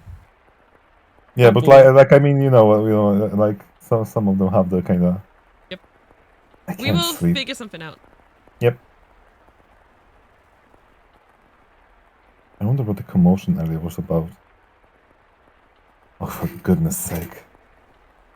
It's all the storm's fault. Fuck you, Storm. Fuck you, Storm! I never liked you. That's why I can sleep. I'm just fretting over nothing. I'm sure Nelly was right. It was just a cat. Maybe a dog. 1-1. 1-1. I can't sleep. I hardly even have this much trouble falling asleep. What could this feeling be, I wonder? The feeling that you need to save. Yeah, saving feels like a good choice. It's not quite foreboding. But yeah, it's me and Argo. Argo plays with me a lot. Yeah, I'm currently I'm playing on other people's streams. Yeah. Yeah, he's like he's like a ghost haunting my stream. Yeah. Of course willingly. He's my in-house ghost, you know? Oh yeah, totally. My Yes. mod ghost. Yes. I'm I had no an idea. ultimate No, support. it's okay. We didn't do any That's okay. introductions. Yeah, That's that's Argo, fine, don't Zargo, worry. whatever you want to call him. He's Yeah. also a moderator on my Discord. And he do stuff like that. Yep. Walking around the house at this time of night isn't going to help anything. But I'm not going to fall asleep, just lying here. But it's still healthy to just lie there with closed eyes. It's better than getting up. Apparently. Oh yeah, definitely. Because people were like, if you can't sleep, then get up. No. It's the opposite. The only sound that could be heard in the dark corridors were the shadows. I know. Stop! Oh. The only sounds that could be heard in the dark corridors were the sharp pitter-patter of the rain, his footsteps and his breathing. Though he was intimately familiar my with the God. layout of the house, Mina? then that night, the hallways felt like an endless labyrinth veiled in shadows. Yes? I think Yes? I found something I actually vibe with for my thing. Ooh! Yay! That's a step forward. We're working. No moonlight shone through the windows, so he naturally found himself moving cautiously, despite being in his own residence. Keeping the palm of his hand pressed up against the chilly wall, he put one foot in front of the other. But to where was he supposed to head? Mel, of course, had no way of answering that question himself. If he had anything, it was guidance from above, the path to his destination lit by flashes of lightning. Or perhaps there was something else leading him along. Though he progressed with a fair bit of hesitation in his step, Mel was slowly but surely drawing nearer to one room in particular. He made his way through the seemingly endless halls. Past the living room, its fireplace long since cooled. Into another corridor. And then stopped outside Abigail's bedchamber. The dim glow of a lamp spilled through the cracks in the door. A gust of wind is not necessary to make a flame flicker. A person's movements or vibrations in the air from someone speaking, the slightest of motions can cause the light of a fire to quiver, shifting subtly as though nudged by an invisible fingertip. Now it's you. I can see light from the inside. Now you can read congratulations. Is she still awake? A voice. He seemed to be hesitating.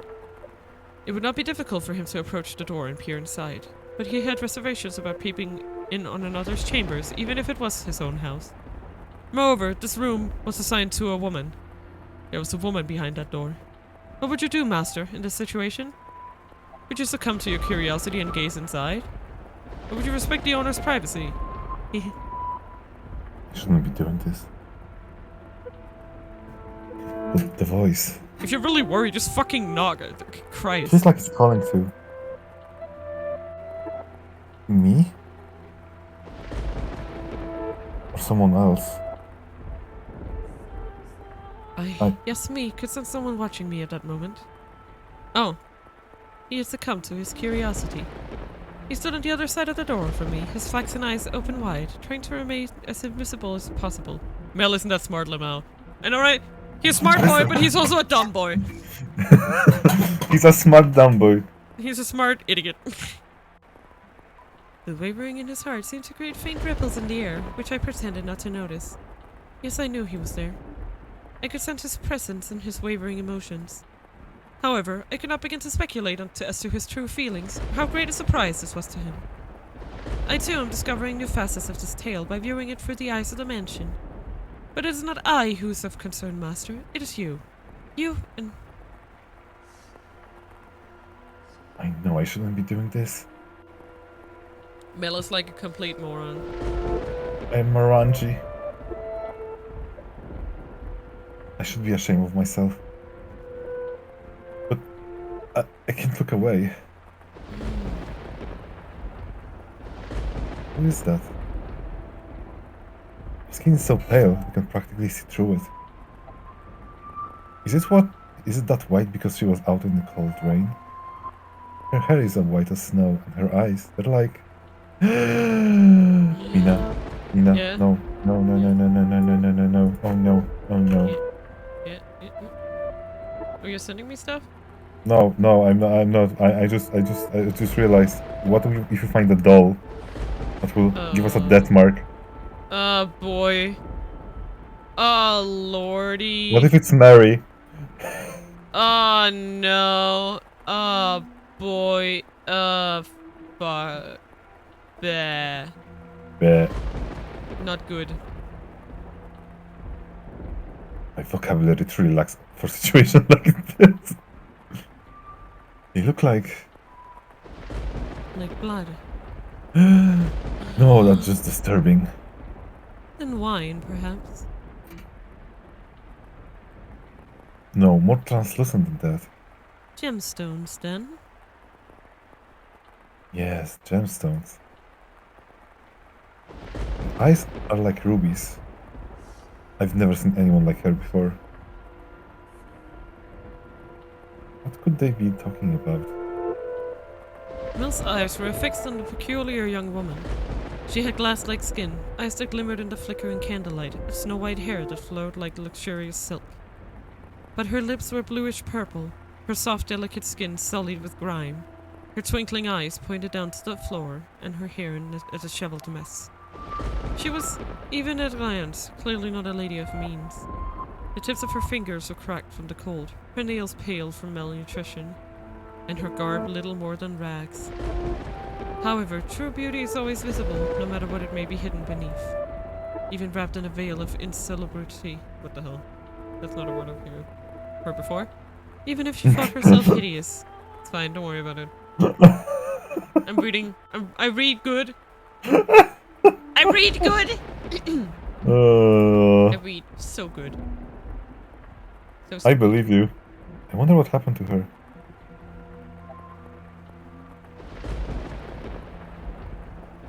Mel could no longer avert his gaze from the girl's visage. He had for the time being forgotten the shame he felt for peeping. As he strained his ears to hear the conversation taking place inside, a sickly voice arose from the white-haired girl's purple lips. So feeble was the sound that a gentle breeze blowing through the room could carry it away. I apologize for the trouble. Think nothing of it. Give your apologies and thanks to the mistress. Understood. There is something strangely comforting about this house. Almost as if I've been here before. If my father were here, I'm sure he would be quite fond of it. I'm sorry about your father. There's nothing you could have done, I imagine. When you came to our rescue, he was already... Rescue? Fata? Was that perchance what the commotion was about?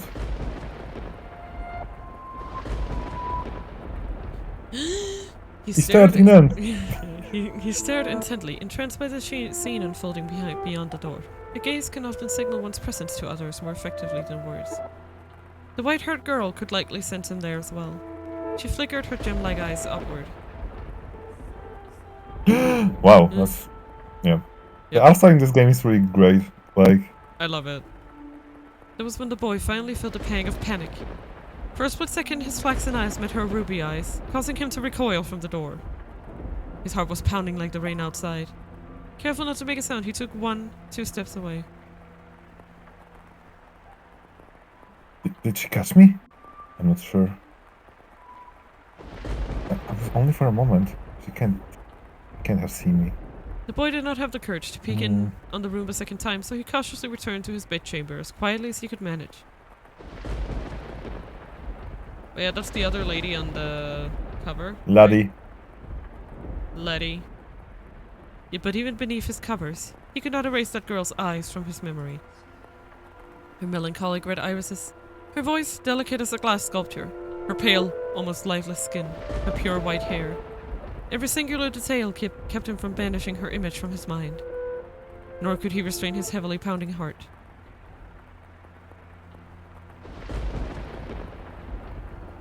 Who could she be? Oh no, she's hot! Yeah. Oh no, she's hot!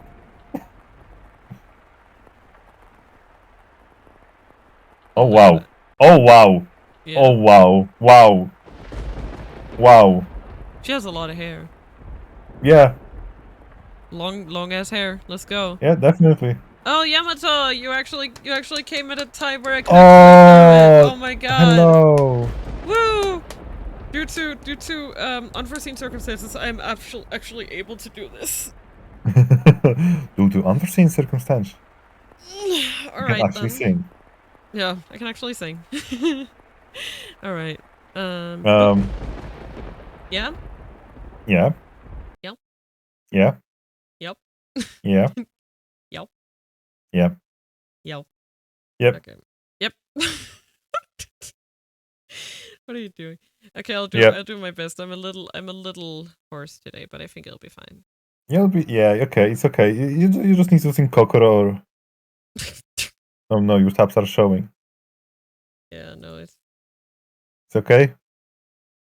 yeah, let me just If you're sure it's okay, okay. Yeah. no, I'll it's try to fine. go to studio mode and just do it like... Yeah, where is that?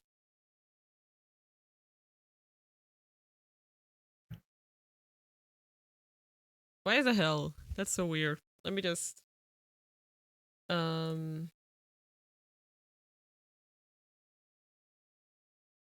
that. Mm-hmm. And then this. Mm-hmm. Wait, does it work now? Yeah, there it is. I don't know what happened. It was showing the other one, and I'm like, this was not the one I wanted to sing. It's just the first one on the list. It's just one of the first ones on the list. So okay. Let me just find something that's possible to do right now. Do do do do do. Do do do do do. Do do do do do do do do do do.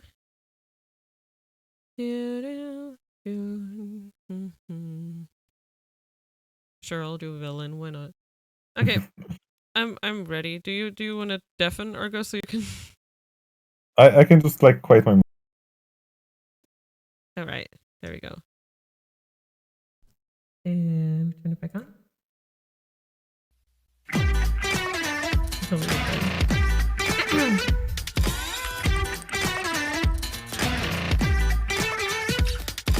きっと手をつなぐだけでそっとされるラットでスイッチ抜けたら通報されるミュータントじゃないただの僕さ X とか Y とかべき論者様は善悪だと害僕が君を侵害するって言いふらしてる Oh Mr. Crazy ヴィランヴィラン夜行性の花びら違う服着て君の前でまた牛のふりする背景ドクタージュランジュラン迎えに来てください顔も知らない誰かにとって僕はもうヴィラン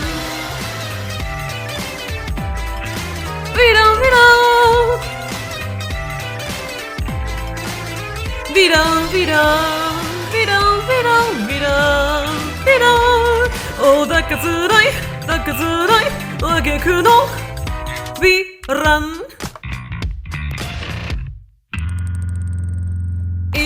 つの坂をまたひた隠すおしべとおしべとたち行かないのねえ知ってんのかランポチュランポチュ坂の子インポチュインポチュ増加の果ては美を結ぶぶるってんじゃねえよ出したよのせい悲しい悲しい話をしようがゼロ真実のでミスタークレイジーヴィランヴィラン可能性に幸ある僕のハートは LDK 嫉妬クライアンさせてよはいでもっとよろよろ微熱愛でいいのに誰も知らない誰でたくない皮膚の下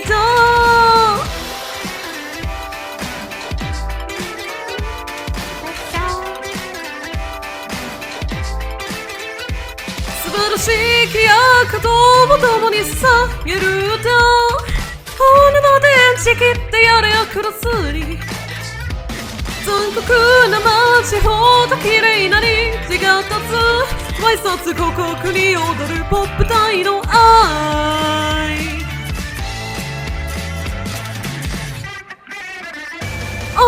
ミスタークレイジーヴィランヴィラン夜行性の花びら違う服着て君の前では男子のふりを背景ドクタージュランジュランここだよ顔も知らない誰かにとって僕はもうヴィランヴィランヴィラン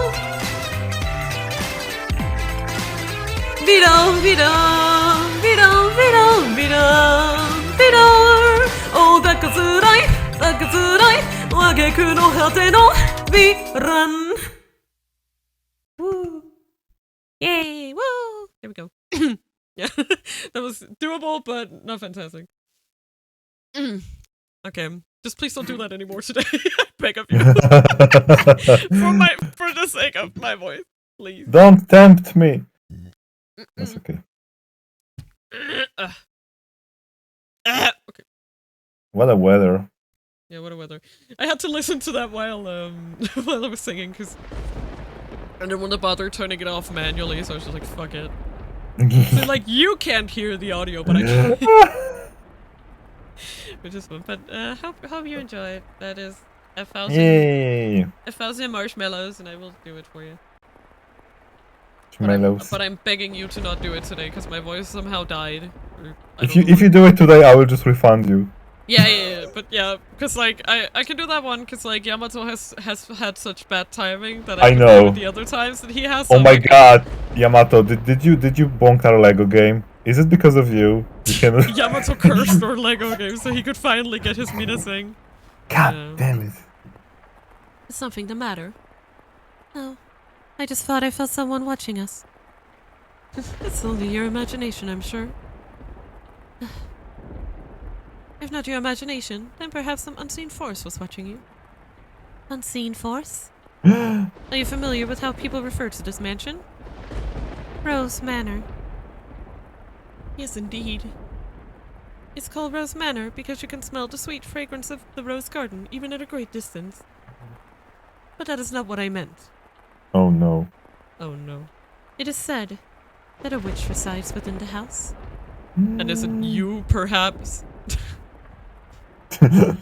just the thought. Oh, never heard about that. A witch? I have not heard any such stories. You probably wouldn't have. It was a very, very long time ago. Nothing you need to concern yourself with. You have a peculiar presence about you. Should I consider that a compliment? It's getting late. You should get some rest. A room has already been set aside for you. But first, may I ask you one thing? Yes. I do not believe you had given your name yet. My name is... Thank you for not telling me. Jesus. God damn it, game. My name is... Oh, Noel. Noel. L.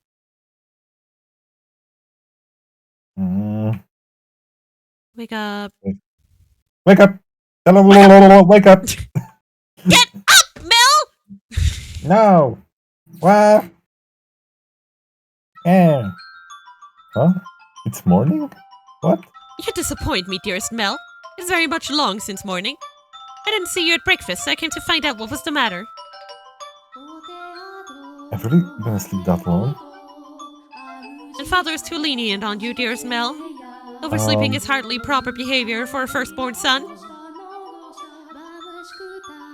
I know. The stream really embodies Nelly's chaotic spirit, lol. It's pretty great.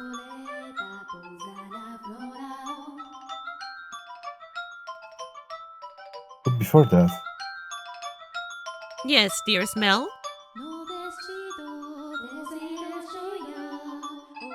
what are you doing here? You can't just go prancing into a boy's bedchamber. Leave that to the servants. No! I did send one for you. You're the one who refused to wake up. Besides, it's not like we're strangers. We used to sleep together all the time. That was long ago. Things are different now. Oh, you're overthinking it, silly. Now hurry up. Out of bed, sleepyhead. Otherwise, I'm getting up. So you can see yourself out. Oh my, you look awful, dearest Mel. For someone who overslept, you look like you didn't get a wink last night. Oh, I never got to- Oh, it is a very pretty butterfly. I just realized I never got to see the dress. It is very nice. You think so? You didn't go out on the town last night, did you? You didn't go get crunk, did you? God. Men. Naughty, naughty boy. What? Naughty. I would never. You know that. You squeaked. I don't think I believe you. She is not part of the okay, I believe you cult. Okay, I believe you. I didn't go out last night or anything. Uh-huh. I'm tired because you have been playing cards until late, Nelly. Uh-huh. Do you understand what sleep schedule is? Hey, we weren't playing for that long. Jeez, Louise. That's somebody that played the finale of Lost Judgment. Besides, look at me. I got up just fine. Uh-huh. Look, it happened to me too, and I turned out fine. I did. Uh-huh. I'm fine. Uh-huh. Anyway, shoo. I can get dressed with you in here. Fine, I'm leaving. I'm out of here.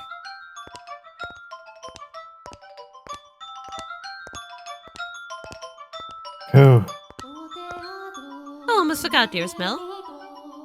Yeah. What now? Come on, no need to be mean. I'm sure you'll be quite surprised at the news. Yes. Oh? At breakfast, which you missed, Father told us. Told you what?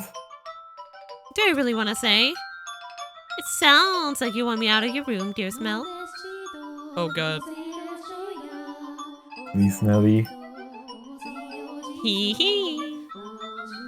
We got a new maid today from a house we have ties to, supposedly. Oh no. If there's... I've never seen anyone like her before. For supposedly coming from a good family, she isn't very graceful, and I've never seen her at social gatherings. But that's not the surprising part. Does that maid... She's peculiar. It's a very unusual appearance, that one. have white hair? What? How do you know that, dearest Mel? I'm psychic. Why the hell did he say? He is okay. You were completely right, Catherine. He is very stupid. Why would you do this? This is the most self-incriminatory thing you could have said, and he just said it. Hey, does she have white hair? How the fuck do you know that? What? Da-da-da-da-down. Down. Yeah, he Thanks, is Sally. himbo. Hey, get back here! No, never. For goodness sake, what's gotten into him? Bah! Bah! Bah, Bleh. bah. At the time, the majority of the servants at the mansion were men. However, the ladies of the house all had Abigails, so there were several women servants, myself included. The maids, by and large, were selected from the daughters of other esteemed families. It was, you could say, a sort of training before they entered society. The girls would serve at houses even more powerful than their own, and the white-haired girl Mel saw the night before was one such maid. When he heard this, Mel could not sit still any longer. I cannot still any longer. I didn't really think this through, did I? I don't even know where she is. I'm guessing she's probably mother's maid. White hair. Indeed, that is a thing. It has to be that girl from last night. But yeah, Mel is not very skilled in the art of not being a fucking dumbass, it seems.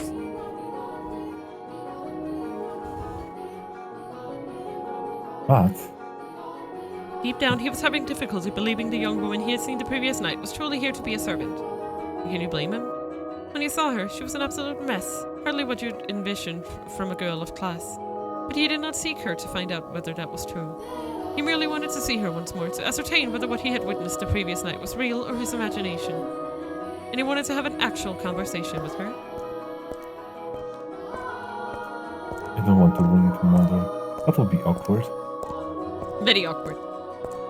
He was heading toward his mother's bedchamber, but the closer he drew, the heavier each step grew. He rounded a corner, debating whether or not to head back, and stopped in his tracks.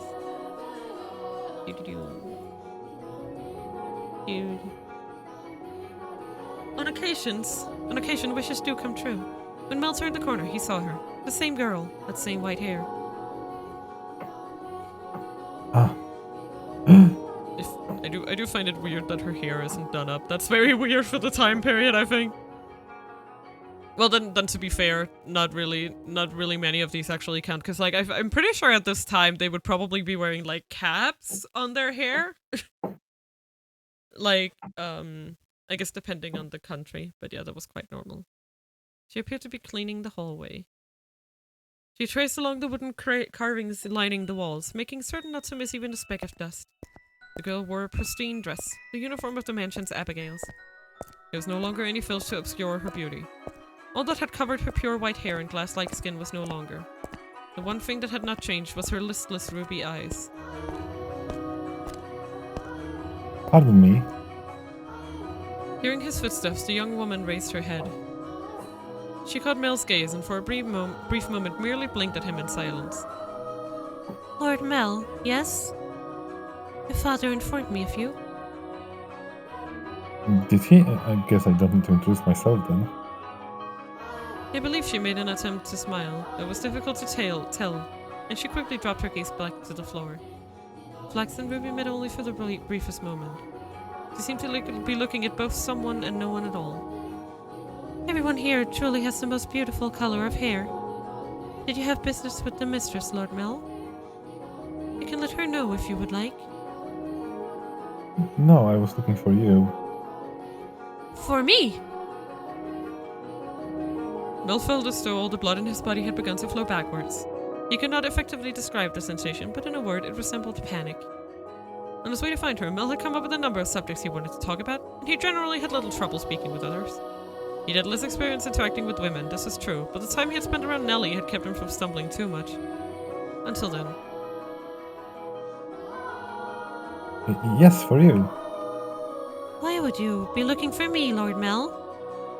What the hell is this guy? I was wondering how you were doing. He's weirding me out. Pardon? Pardon? I'm quite fine. Good, that's great to hear. You fool, Mel, what are you even saying? Dumb bitch energy. Mel! I have more important things to ask, like where she came from. Oh, lovely weather we're having. Or to tell her she had pretty hair and eyes. I think that would be a little creepy. Just like What? They want to trouble her too much. Lord Mill. Yes? hi. That's just how I'm imagining I. him. Sorry you just suddenly fell silent. Was I, in your way? In my way? Not at all. What are you up to? I'm cleaning. Well, yeah, I didn't even need to ask. This boy is so stupid. Oh my god. Ah, you're cleaning. But he's so awkward. Imagine being straight and liking him.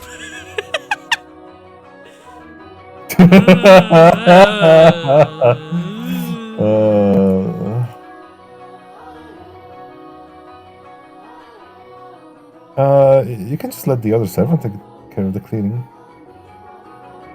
You're one of the noble daughters that we took in, right? That's why Mother's making.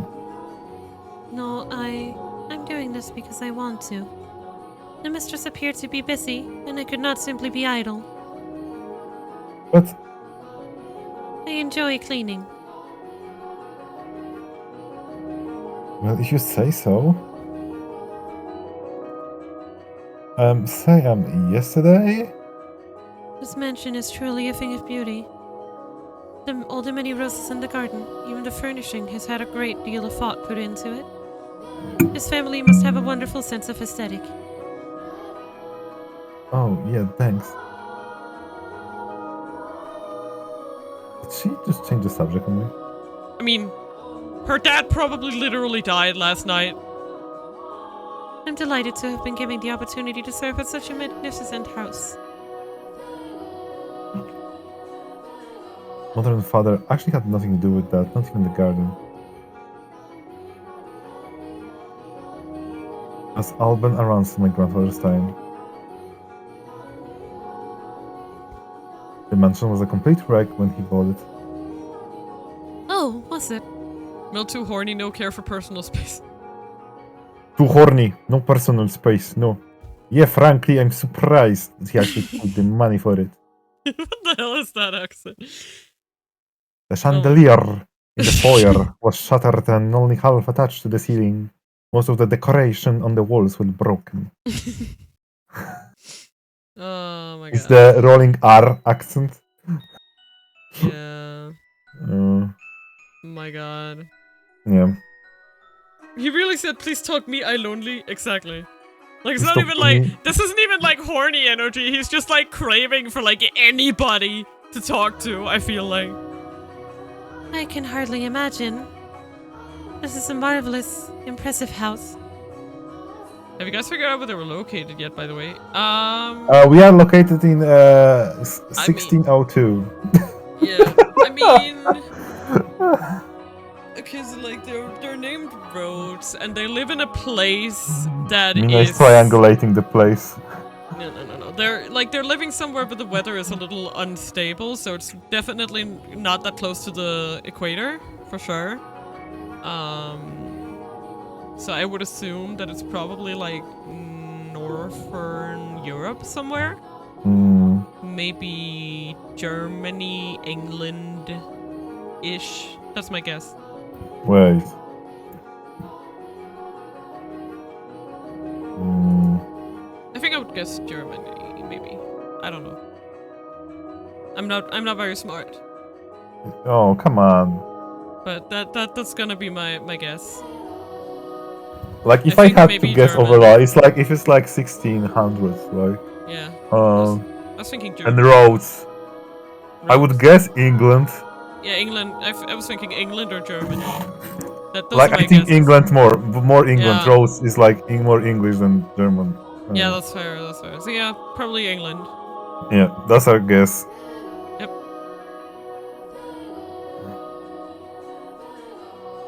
I'm sure he'd be flattered to hear it. My grandfather was a bit of an eccentric. He liked to do things people didn't expect just to watch the looks of surprise on their faces. He was the kind of man who would buy a mansion that was beyond repair just to give it a completely new life.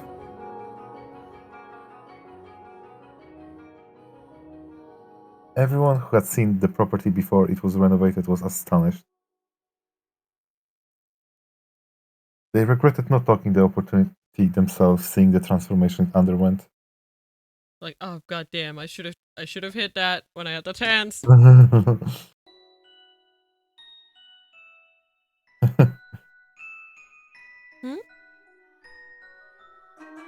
I was just thinking that you kind of like this house. Oh, what do you mean by that? I mean, when you first arrived... Oh, no, never mind, forget it. Should figure out you were peeping on her, stupid. She hasn't yet. Has she? Yes. It's nothing. Yeah, The more I think about it, you and the mansion aren't really comparable. Oh. The truth is, it being a rundown mess isn't the only reason nobody wanted to buy the house. They say that all who dwell within this house shall be met with misfortune. oh dear.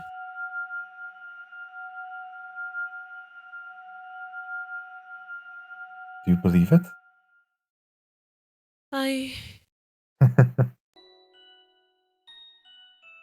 I'm just kidding, it's not actually true.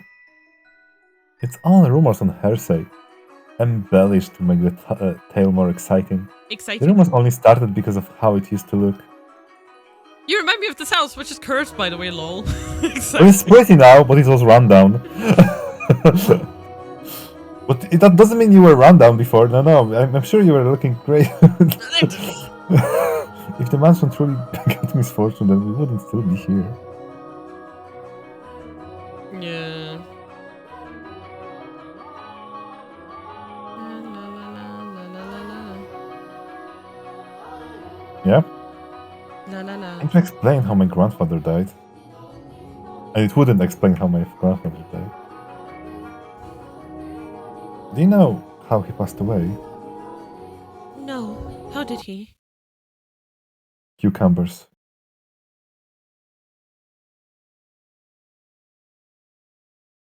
What? Cucumbers.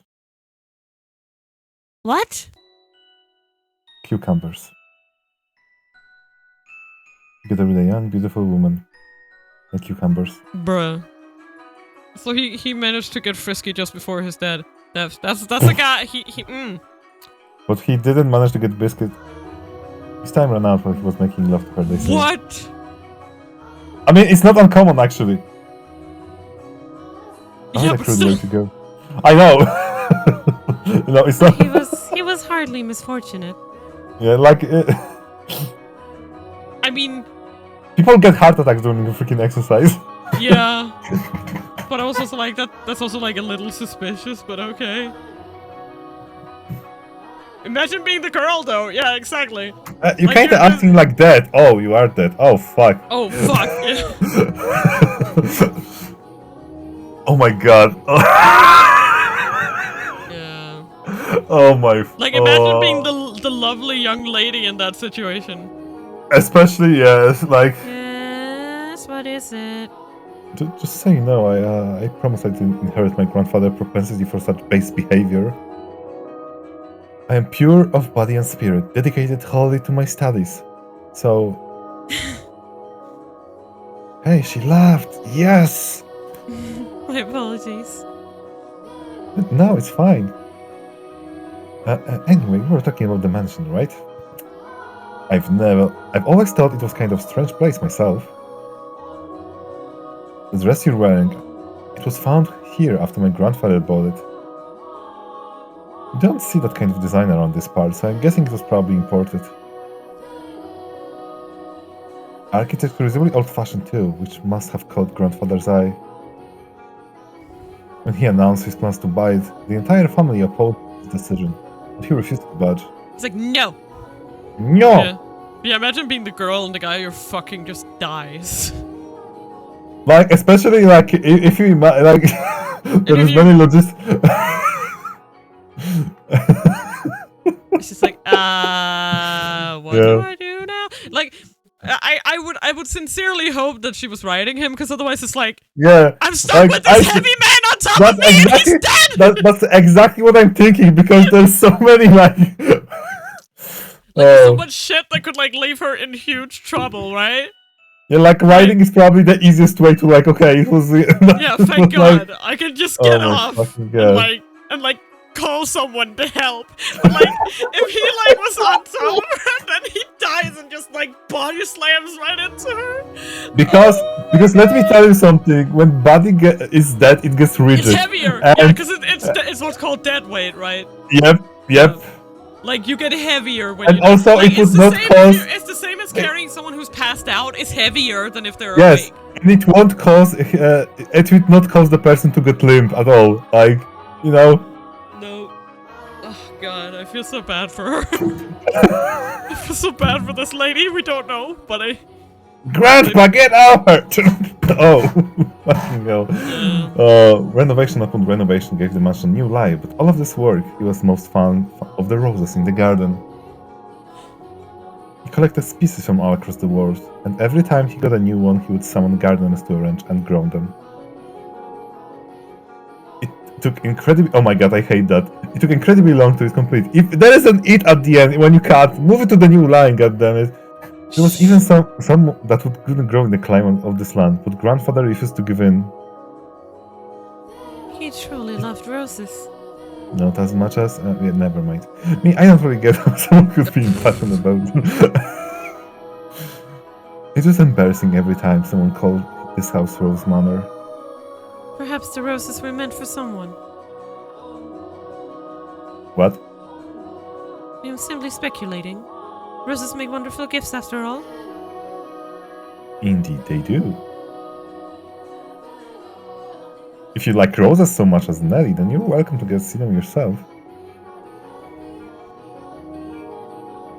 Pick as many as you like.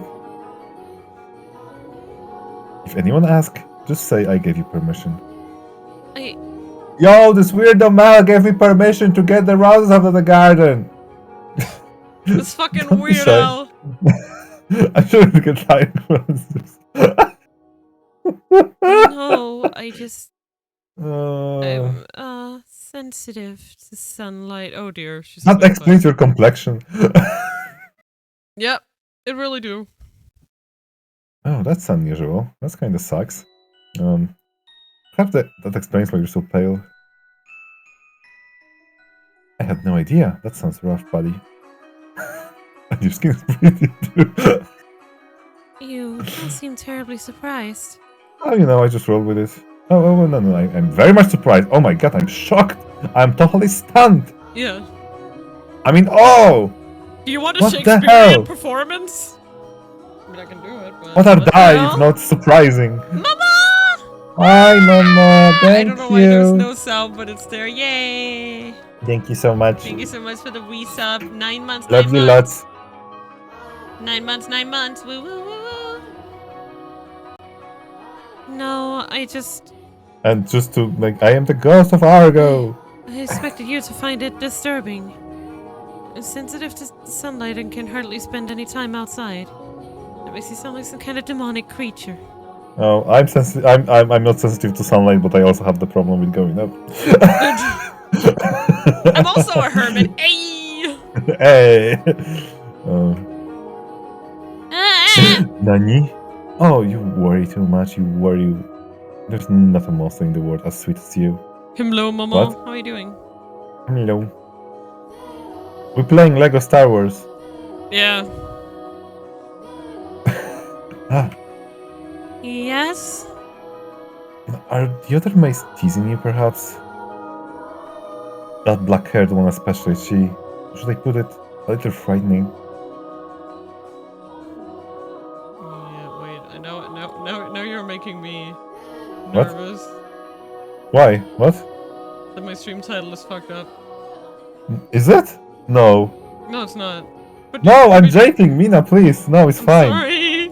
Ah, I'm sorry. I didn't want to. Okay. It's okay. Also, remember you have expressions. But yeah.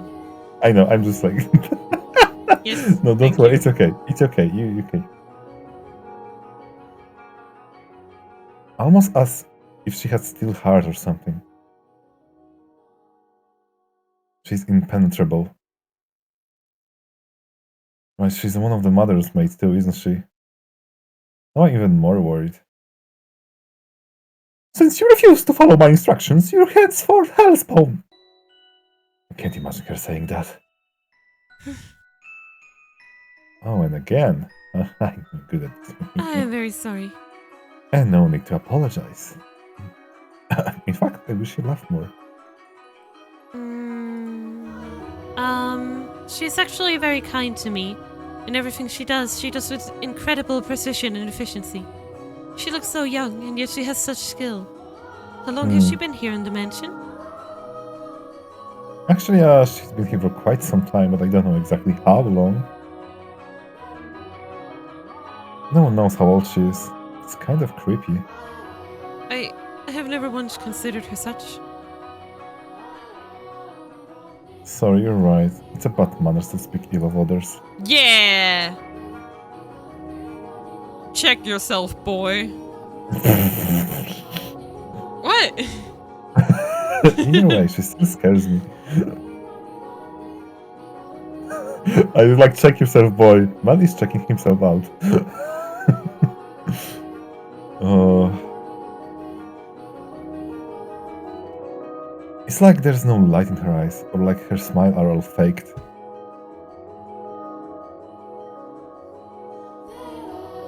That doesn't make her any less pretty, though.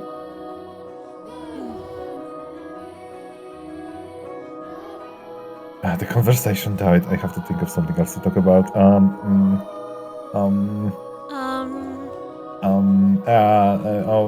Yes, you can ask me anything. Mr. Master, your father, Lord Mel, often retire from the mansion. I have not seen him around. Oh, yeah, father frequently returns home. This mansion is actually our secondary house. Jesus.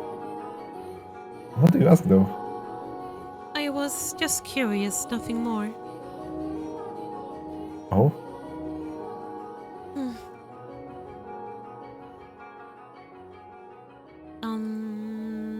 Yes, what is it?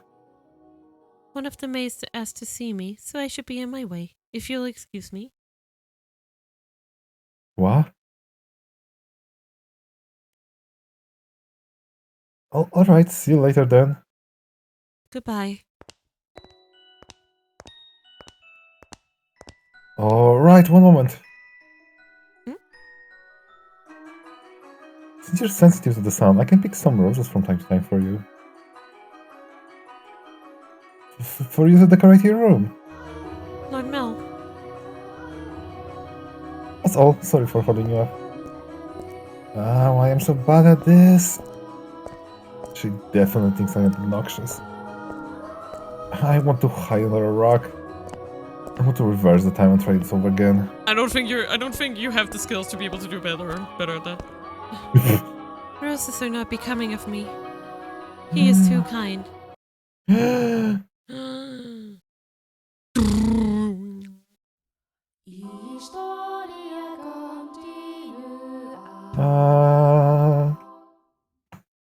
Next one. Do you want to do like a short break? Oh, we can. You need something? Yeah, I need to refill some stuff, and you can also like enter. Okay, that sounds good. We're just gonna be taking a little break, guys. So we'll be right back with more of this. We need some drinks and all that good stuff. See you in a moment. Yep, I'll be right back.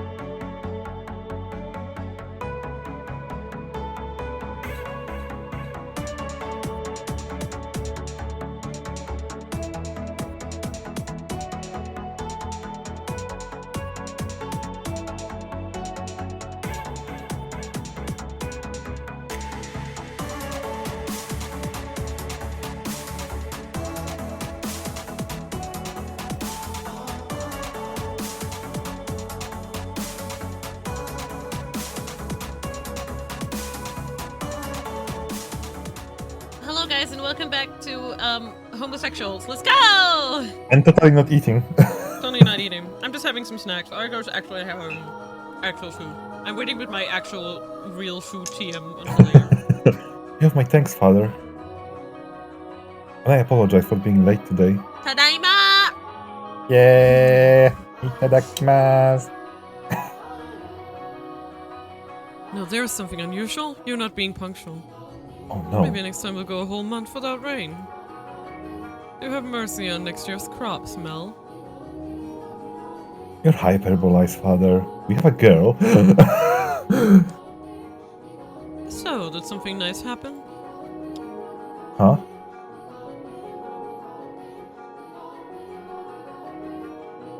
Sorry. You look like you're in good spirits. Do I? No, nothing. Sweating. Oh, so something did happen, did it? It's all over my face, isn't it? People prefer an open book to a face of stone. So it is. People may prefer it, but it's not a good trait to have for social engagement. What? Not the kind of engagements you'll be having anyway. I'm sorry, don't look so dejected.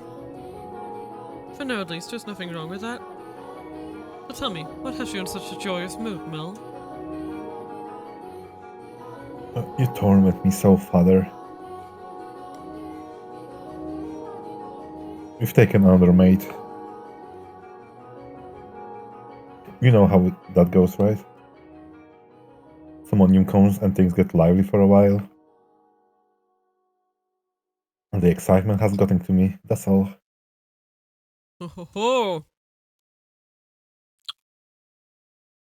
Why are you looking at me like that? Cause it's fucking obvious. No reason, no reason. So what family does the little lady come from? Oh, I don't actually know.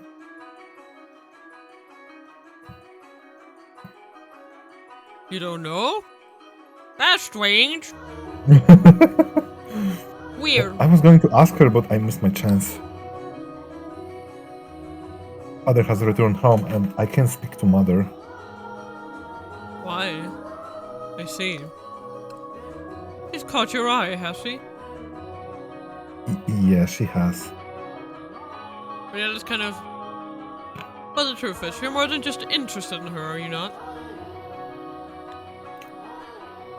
What? No, I see. Ha ha. Ha ha. Ha ha.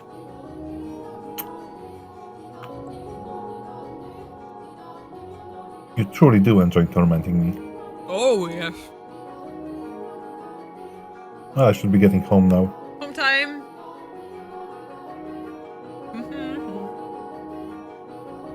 Mel. Oh. Yes.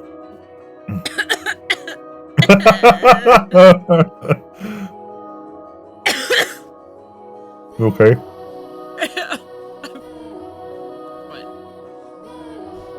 Oh my god.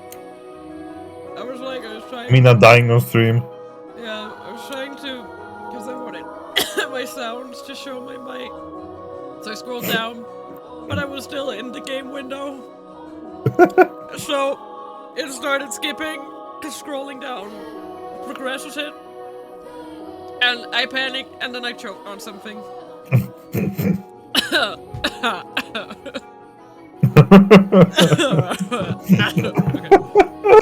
I'm sorry, give me a second. Don't worry, take all the time you need. It was like one of those hard candies that become kind of, you know how the shell is like when it's made like for instance out of like something tough and like it becomes a little sharp before you chew it all the way. You know those kind of candies. And I didn't get to chew it all the way, so it's just like down my throat. Okay, I'm better now. I made it. I'm alive. You're alive. Yep. Mel, make certain you find out where she's from. I did it. Here it's... If you're genuinely interested in her, it's your responsibility to determine if she's actually suitable for you.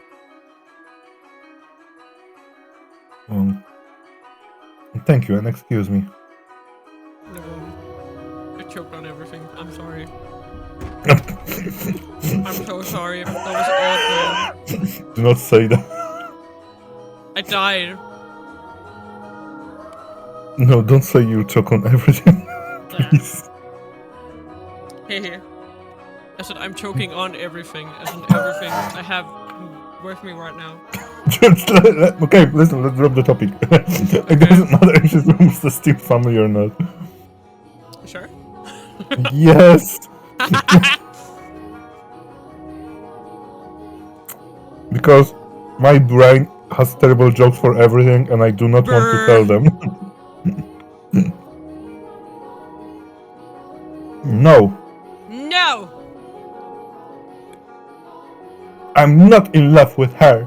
I'm just interested. This isn't love, no. No! Tell me it isn't so. Tell me it isn't so. This isn't love. It couldn't be. No!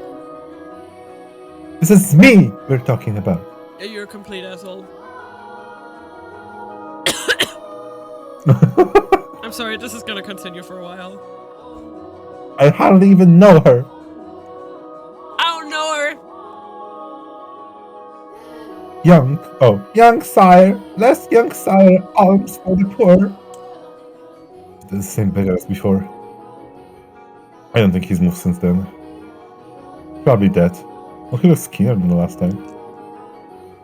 He's going to have trouble making it through the summer. I should give him something while I still have the chance. Alms for the poor, have mercy. Sorry, but this is all I have to give to you. Thank you very much, blessing upon you. May the Lord bless your soul, young sire. Yeah, I mean, he is still a minor, so I guess there's not much he can do. I mean, I don't really think the concept of like pocket money was invented back then. To be fair, there was no such thing. I don't think the concept of pocketing. No, but it's like at this point in time, there were like yeah. The concept of teenagers is actually a fairly new thing. You were a child, and then at some point you were just not a child anymore. You were an adult. There's no like tradition, like there's no like transitional period. There was independent commission of that you go to and just like adult, kid. Yeah. Come back next month. Yep. I feel bad for him, but that's the way of the world.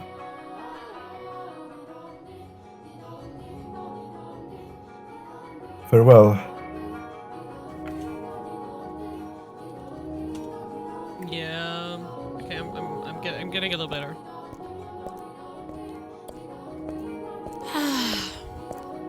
The skies are really clear. The sun shone fiercely down on the town that day.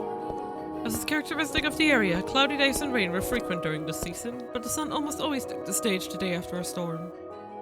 The cathedral standing tall in the center of town, the stone-paved streets cracking with the pleasant sound of footsteps, the people peering out from beneath awnings to look up at the sky. In Mill's eyes, it was as if they were all blessed by a divine light. However, not everyone living in the same land was equally blessed. In fact, the blessed were far outnumbered by the Forsaken, even if their time would later come to be referred to as the Golden Age.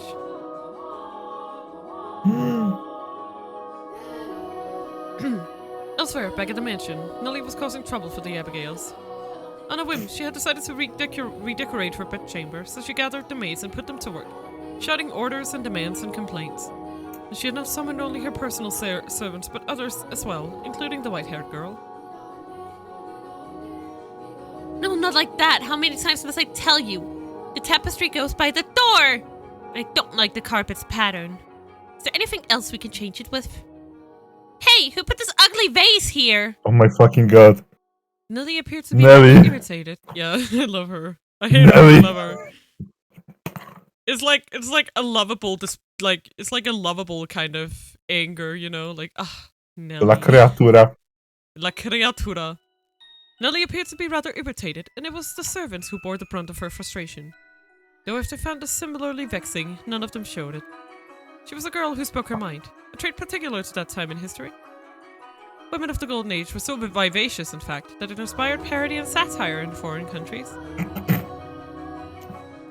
But no matter how hands-off her parents were, had Nellie been born a generation earlier, or a generation later, she likely would not have been able to act so free-spirited.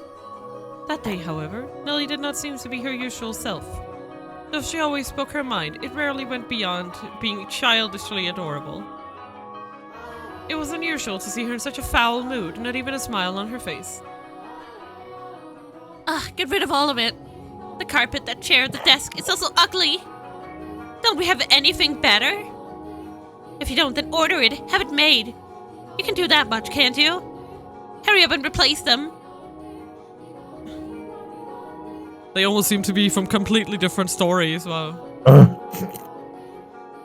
Having only arrived that morning, the white-haired girl was unsure what she was supposed to be doing, caught in the middle of a flurry of maids and furniture and fabric.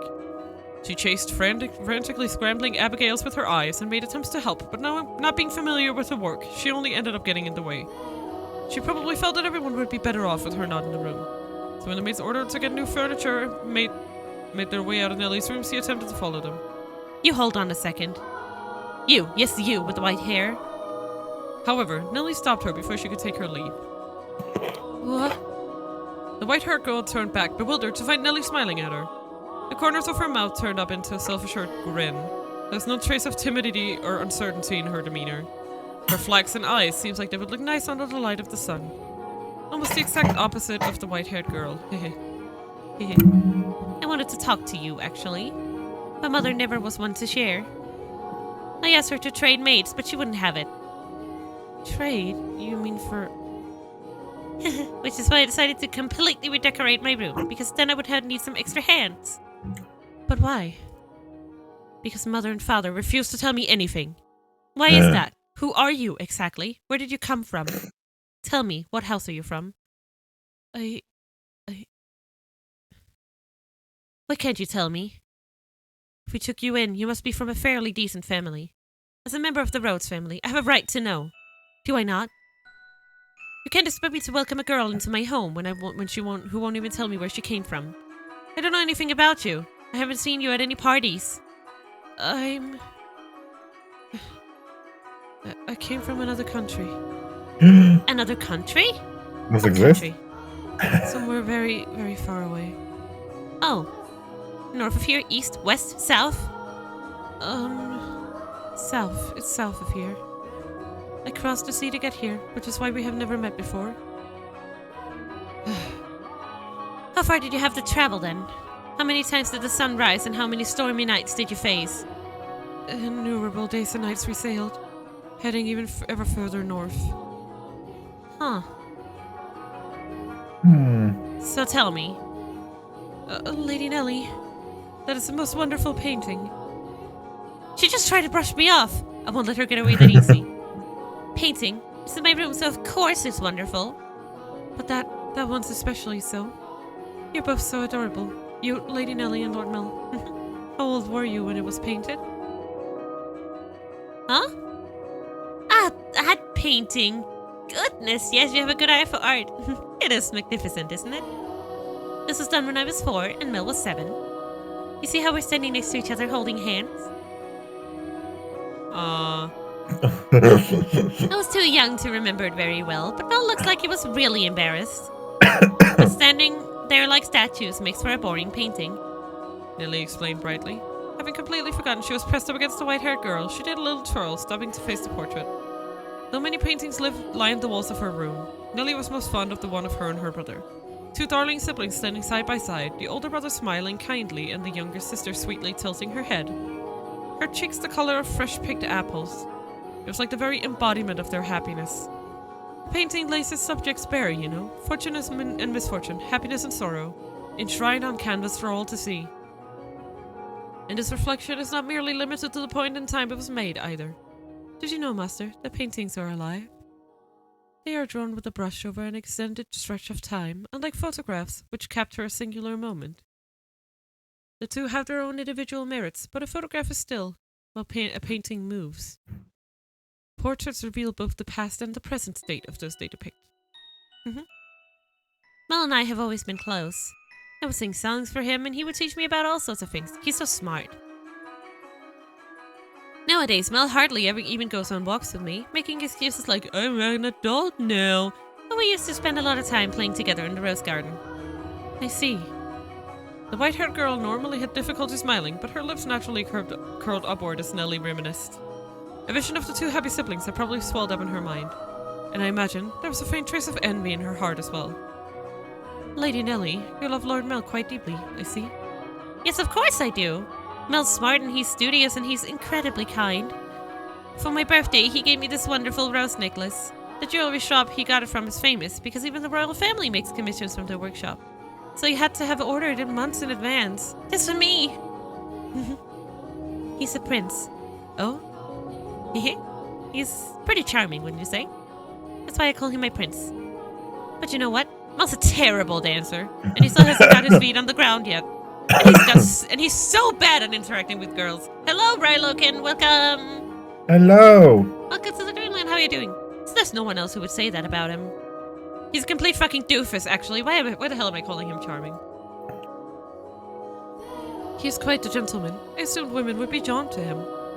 Gentleman? Have you met Mel already? This morning, briefly. That reminds me. Mel seems to know about her too. What do you think about Mel?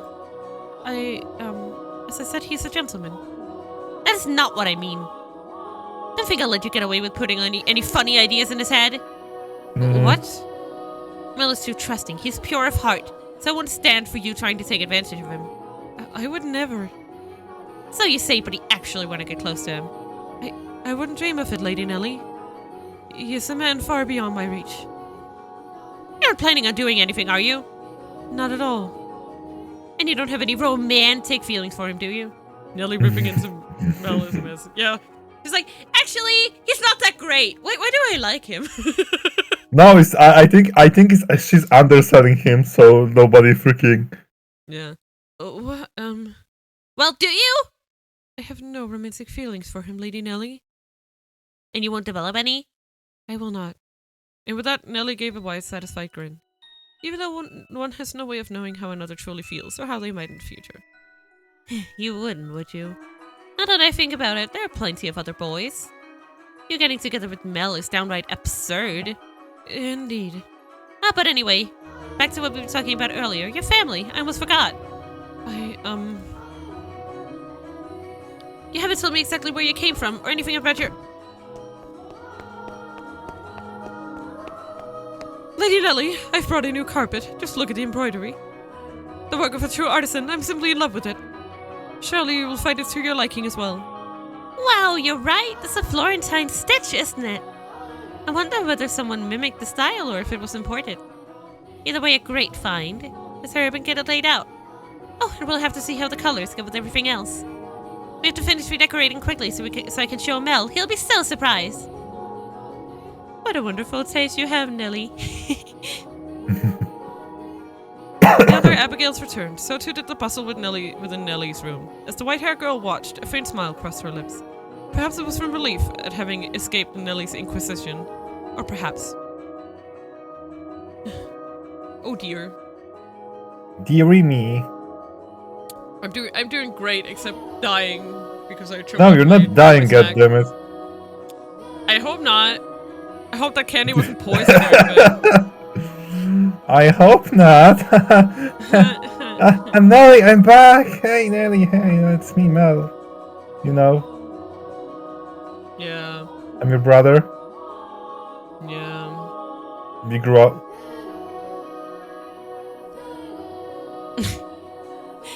Did you eat something you're not supposed to, dearest Mel? You're unusually cheerful. I don't know. Your resting bitch face kind of makes me. I don't know. Oh my god, it's doing it again. I'm sorry. I'm the same as always, anyway. Never mind that, dearest Mel. Take a look at my room. I redecorated today. I get so bothered by that. Sorry. Yeah. It was just because my Twitch chat was doing the chat is paused doing to scroll even though I'm not scrolling at all. And I was like, fuck, I have to scroll it back down. And then Yeah. Done. So that's what you've been doing, all hiding away in the house all day, Nelly? How's that any different than what you were doing? You were in the church all day. I guess. I'm going to look at your room, I promise. But first, do you know where the new maid is?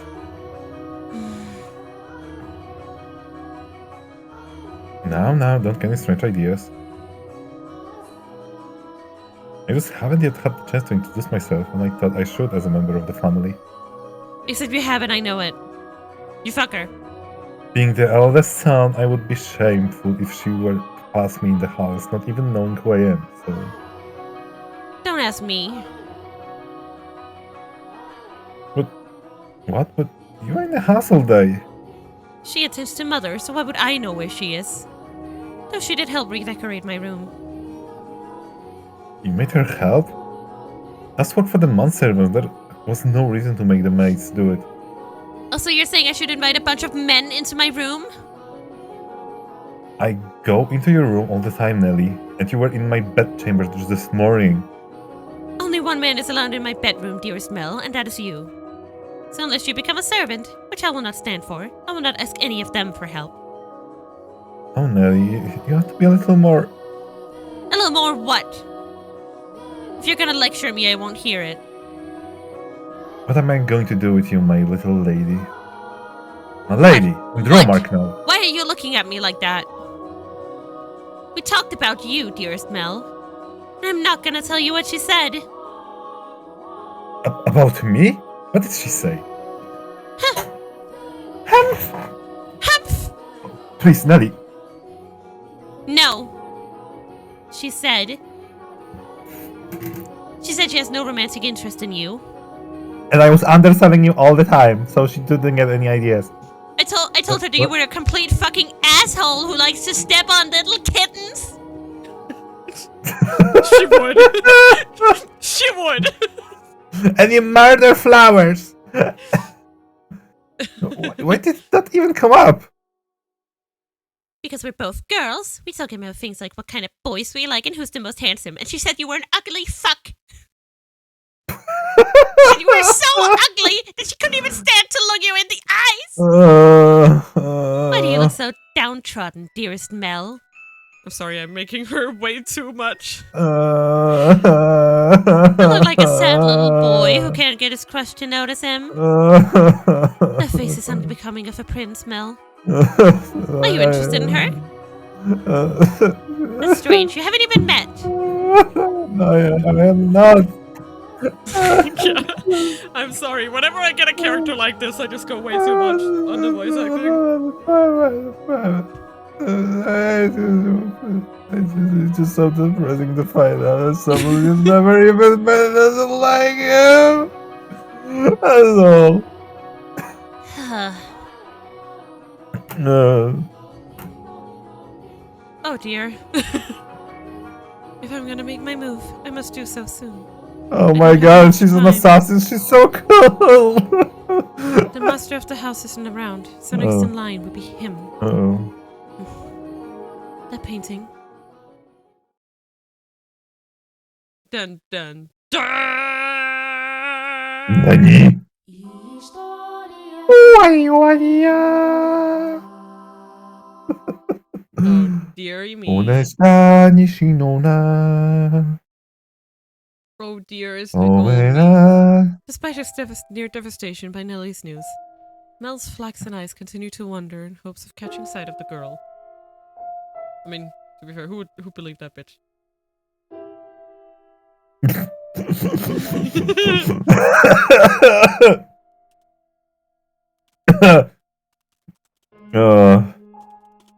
Yeah, I'm sorry.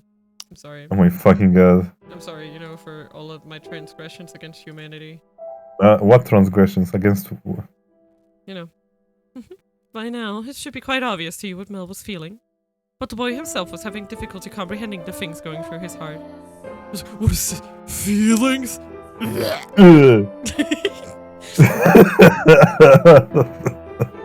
Emotionally, he was horribly unstable, like a ship without a sail.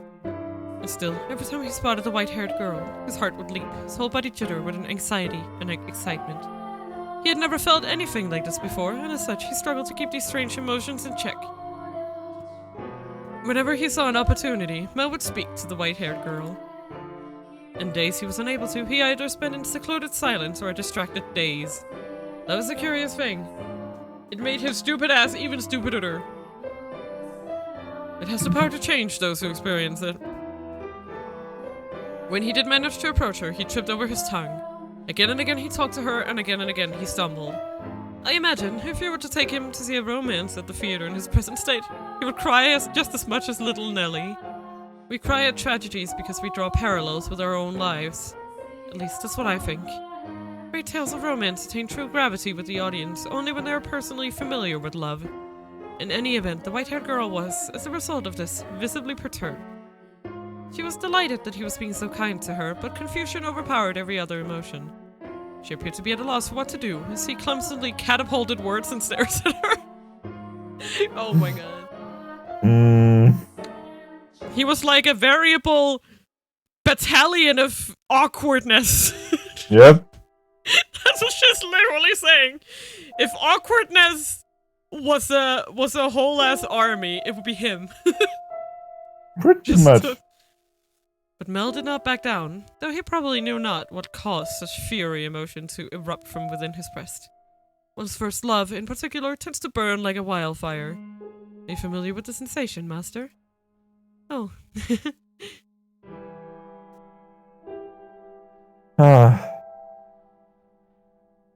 There she is. Is she cleaning? No, it looks like she's reading. It's now or never. It's a little... Here we go.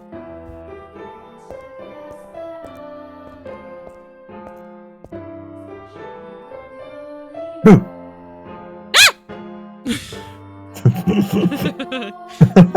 Sorry. I didn't mean to scare you. Gasp! Lord Mel. Oh, what the hell happened? You very clearly meant to scare me. Because you wouldn't notice me. What are you reading? You look pretty gross. Oh, I'm sorry. I should have asked for permission. It's fine, no need to apologize. Feel free to read whatever you want, and you're welcome to bring books back to your room if you'd like, spend more time with them. But I was just amazed that the mansion had a library, Actually.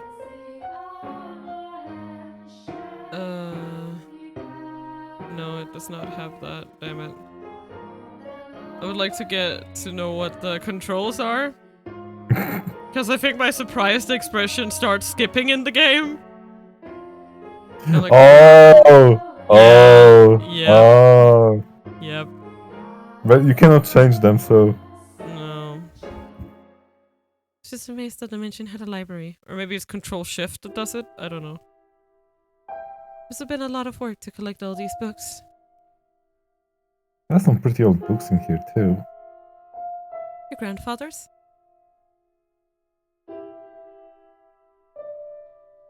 Same that he collected, and some even older than that. Take a look at this. I think it's a diary. But it's not from this country.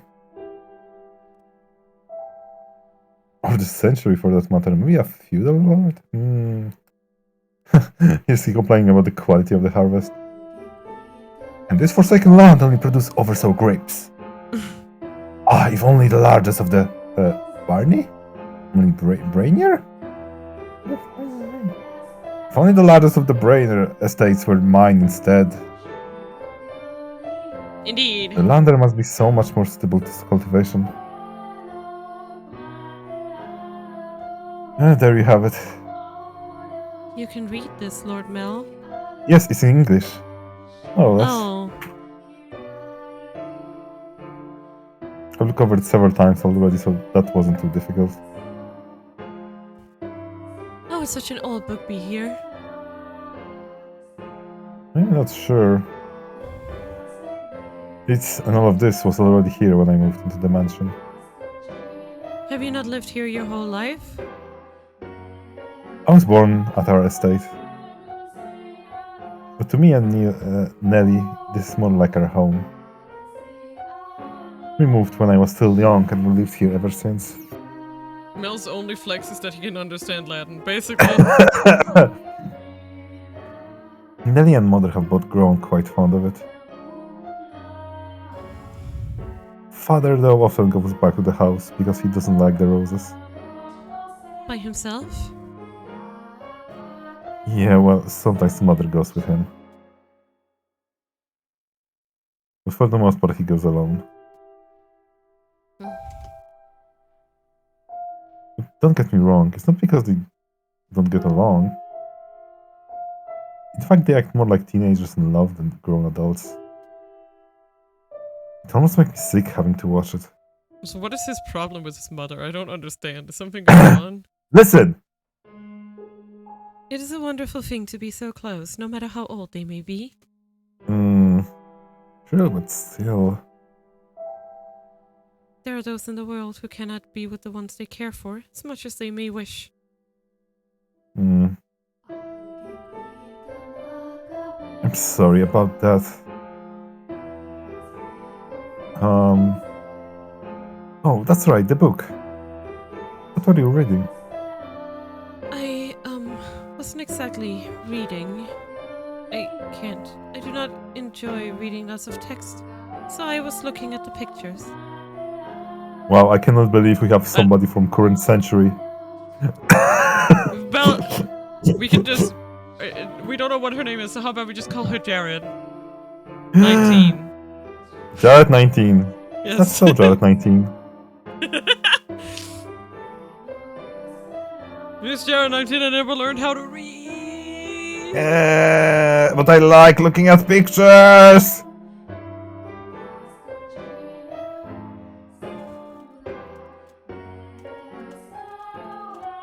Yeah.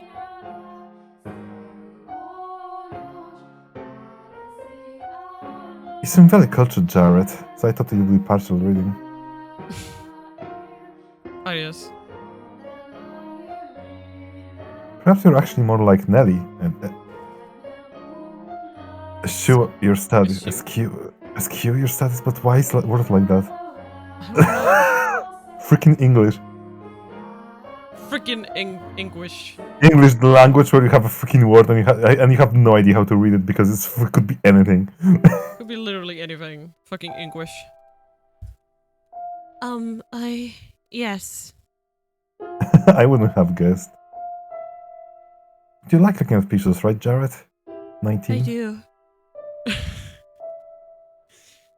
Sorry. I'm just trying to say more often, you know? What else do you like? What? What do you enjoy doing? Lamau, I know, right? It can be anything, Jared 19. I enjoy being told stories. Oh, stories? Yes, when I was young, my father would tell me tales. What kind of stories do you like? Bloody murder. There was one about an imprisoned girl. Tell it to me.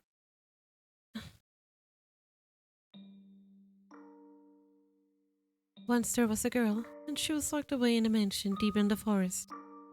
A mansion with only one window. But the window sat high upon the wall, far beyond her reach. So it was always dark inside, unlike this mansion.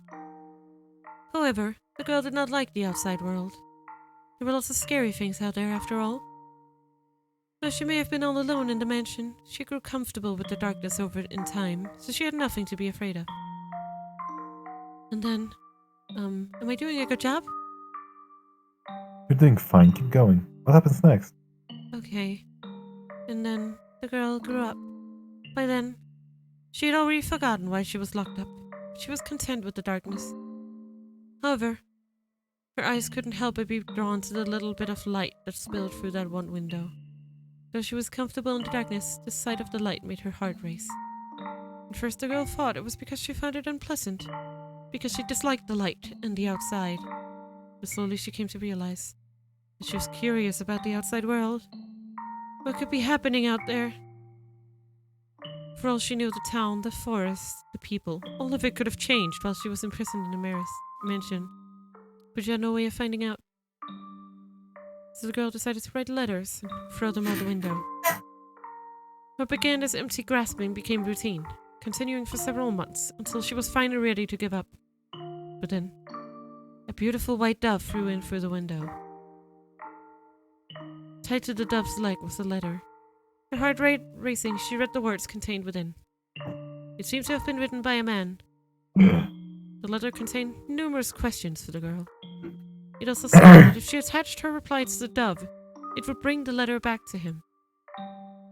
She was astonished, but she wrote him back anyway, taking care not to mention where she was. After having exchanged letters a number of times, the two felt very close to one another, as though they had known each other for many years, despite having never met.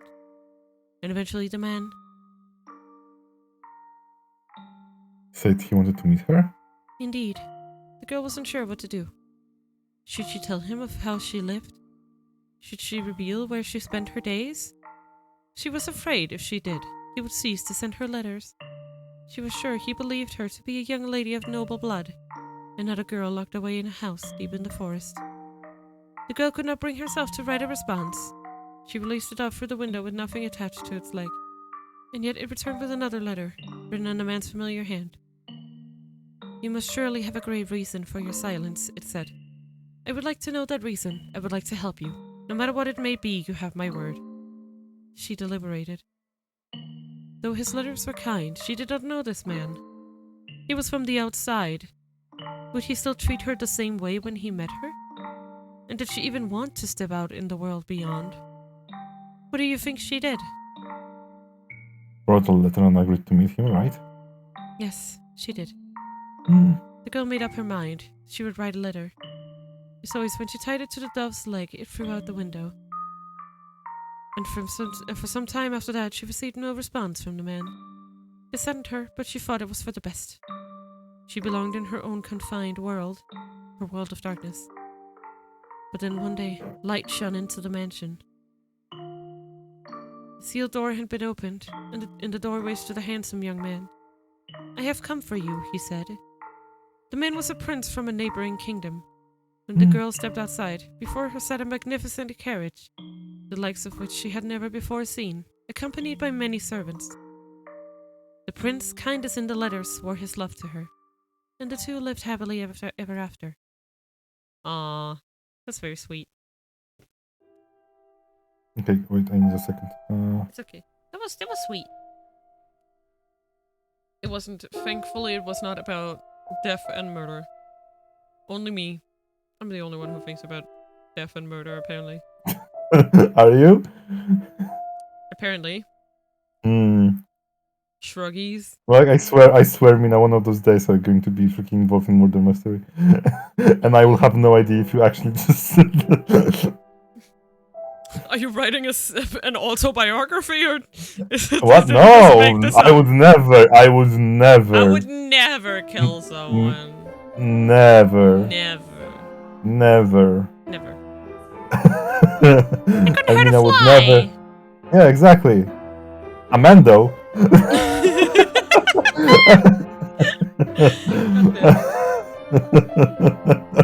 You absolute buffoon. Come on. I am not a buffoon. You are. I am a not. You are. I am a not. You are. I am a not. I am indeed not. Indubitably. Grrr. Manifesto. Grrr. Manifesto. Oh my god. Okay, so this is not one of those ramblings, but yeah, I just need to do something quick because I just don't see the screen and I'm buying time. So, oh, what a nice story. I'm sorry. Seamless. Seamless. I'm glad it had a happy ending. Oh, it was a happy ending. Prince. Was there something funny about the story? No, that's not why I was laughing. No. Do you ever imagine what it would be like if Prince showed up for you? Huh? He doesn't have to be real Prince. Even just someone like one. Is that something to dream about? Oh, no, I think I'm perhaps a little too old for that. You think so? Nelly still fantasizes about her prince and she's 14. I just assumed all girls were the same. Actually, I'm 35. Actually, I am 1,000 years old. I'm an eldritch god. Lady Nelly's prince. That's you, Lord Mel, no? What? Is it not? I mean, we used to play make-believe a lot when we were kids, but I very much doubt she still thinks of me that way in earnest. When she calls me her prince now, it's mostly in jest.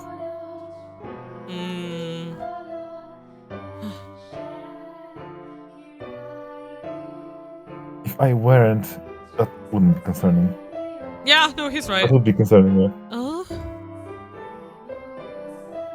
Oh, that story. Do you know if it's original tale or has been passed down through the ages? I am not sure. It could very well be of my father's own creation. You might think me conceited, but I think the story might be about me. The girl trapped in the mansion is you? You haven't looked up anywhere before, have you? No, thankfully. I have never been locked up before. Thank goodness. But with an appearance like mine, I can sympathize with her being afraid of the outside world. I have at times imagined how wonderful life would be if it were only me and my father.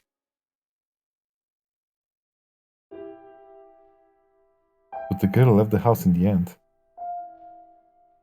If your father really wrote that story, then I believe it contains his hope for you to end up the same way. Oh? I don't have what it takes to be a real prince and whiskey away, but I can at least pretend.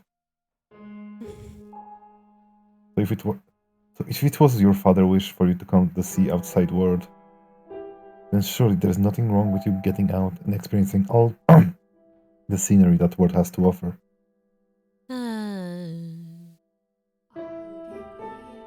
I want to see the outside too. Or to be more specific, other countries.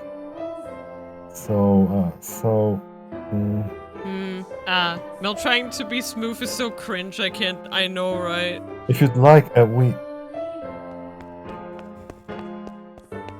could maybe go see distant lands together. Ah, dearest Mel, I've been looking all over for you. Nelly.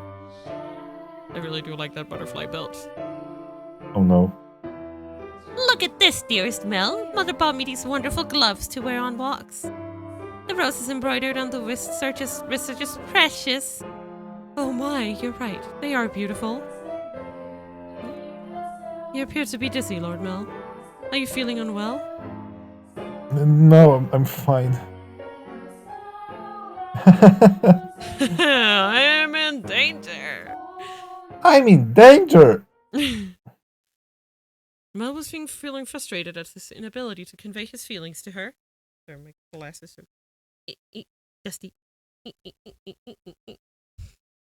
I do be a glasses girl.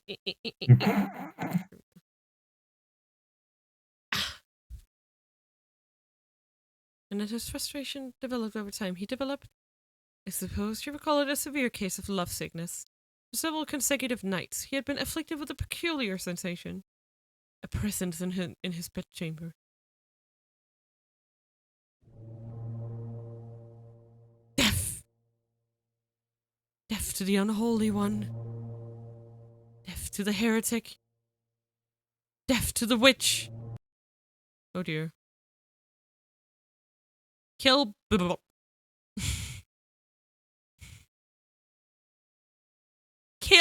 Jared. 19. Who can't read. She's... Why? I never wanted her to die. Was she not eating? Seal off the tower. Understood. No one finds out about this. How can it be so calm? Don't you understand what you've done? Pinning the blame on me?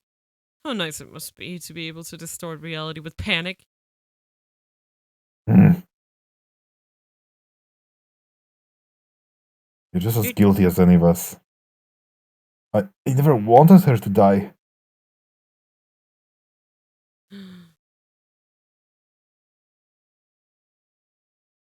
The witch killed her. The blood of the witch killed my ex-ex-ex-so. Ah! No, not in my face. Ah! Stop it!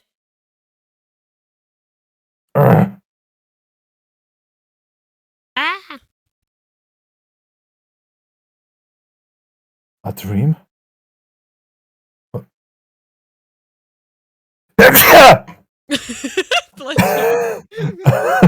What was that dream? It was horribly unsettling. It even gave me sneezers. Oh my god, I think I'm sick. I was holding someone, a girl I cared for dearly, in my arms, and she was limp. Oh my god, my grandpa. Oh my god, Grandpa! Is this what you experienced, Grandpa? No! I've been having a lot of really unpleasant dreams lately. Oh my god.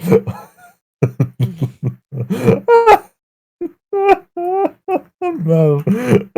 Mel. Oh, poor Mel. Mel basically just freaking mad, you know. Yeah. Oh my god. Oh. You okay? I've been having these weird thoughts lately. Like, is any of this for real?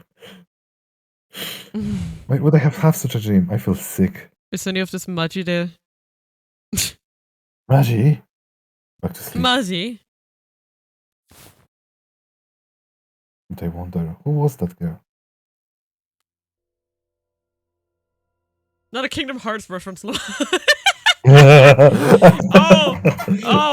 Majikayo! Yeah, I know, right? Majikayo. Yeah. We have a lot of dumb references. Oh yeah. Also, I don't Most know. or less obscure. Yeah.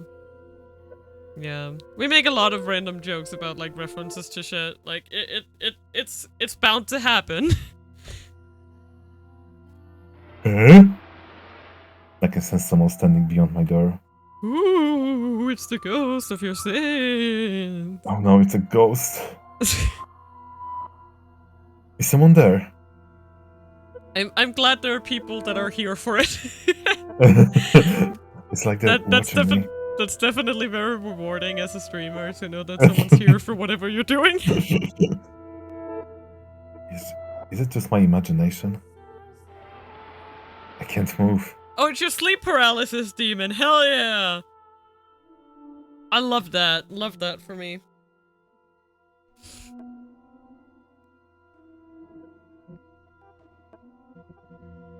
What? What do you want? Go away, shoo! Shoo! I made I Smash don't want Mouth your in products. my stream, you're fine. Yeah, that basically is. Okay. Ah, they want stop me. Yeah.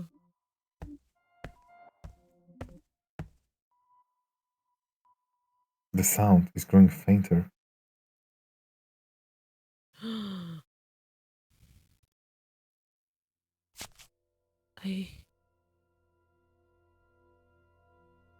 Is that truly what your story meant, Father? But such a magnificent garden. Something we could never have had. Are my intentions misguided? What a beautiful white rose.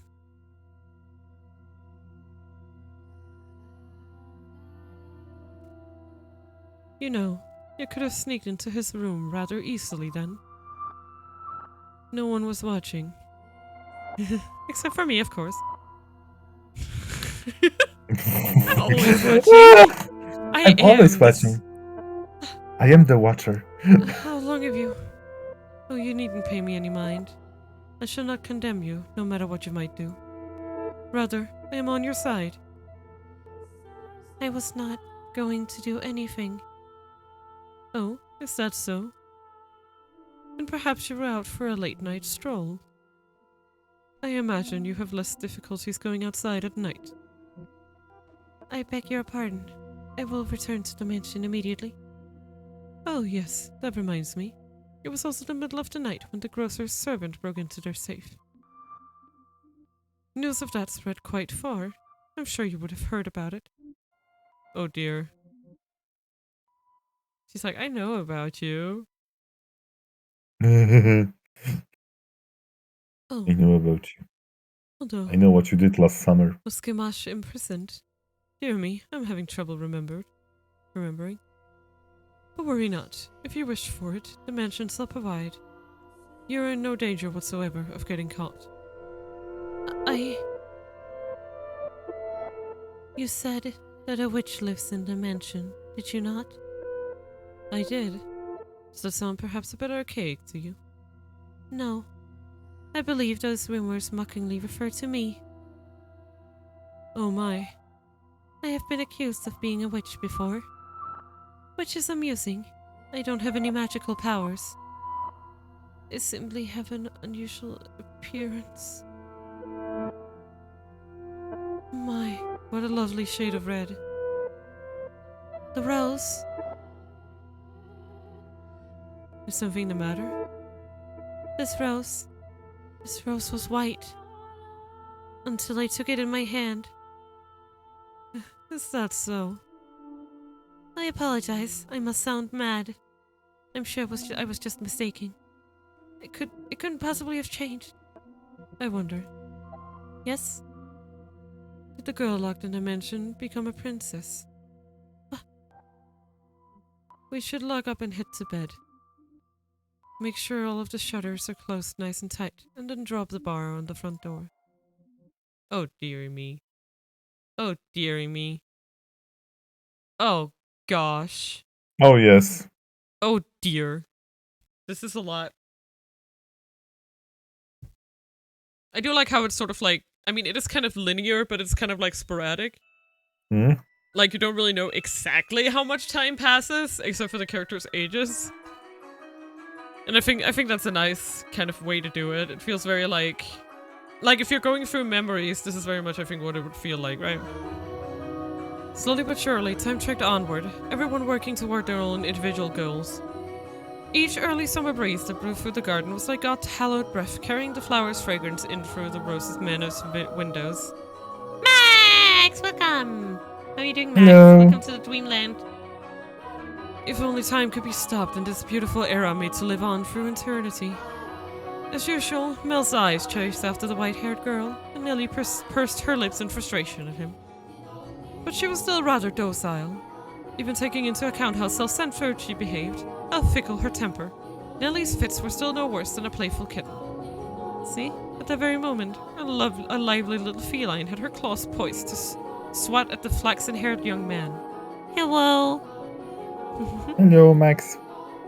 Mel! You promised me, or have you forgotten? Annie, how the hell did you smash the desk that is not here? I haven't forgotten. Ask him if he can go all day. Questions! I just pretend I just pretend to smash the door. Yeah. Another day? This isn't something that happens every day. I've been looking forward to tonight's performance for so long.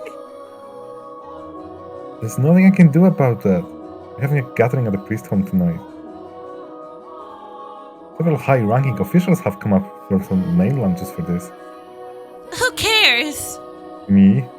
Yeah. I care. You know, Nelly, it doesn't have to be me who goes with you. No! I want to go with you, Mel. You've been so distant lately, dearest Mel. You refuse to do anything with me.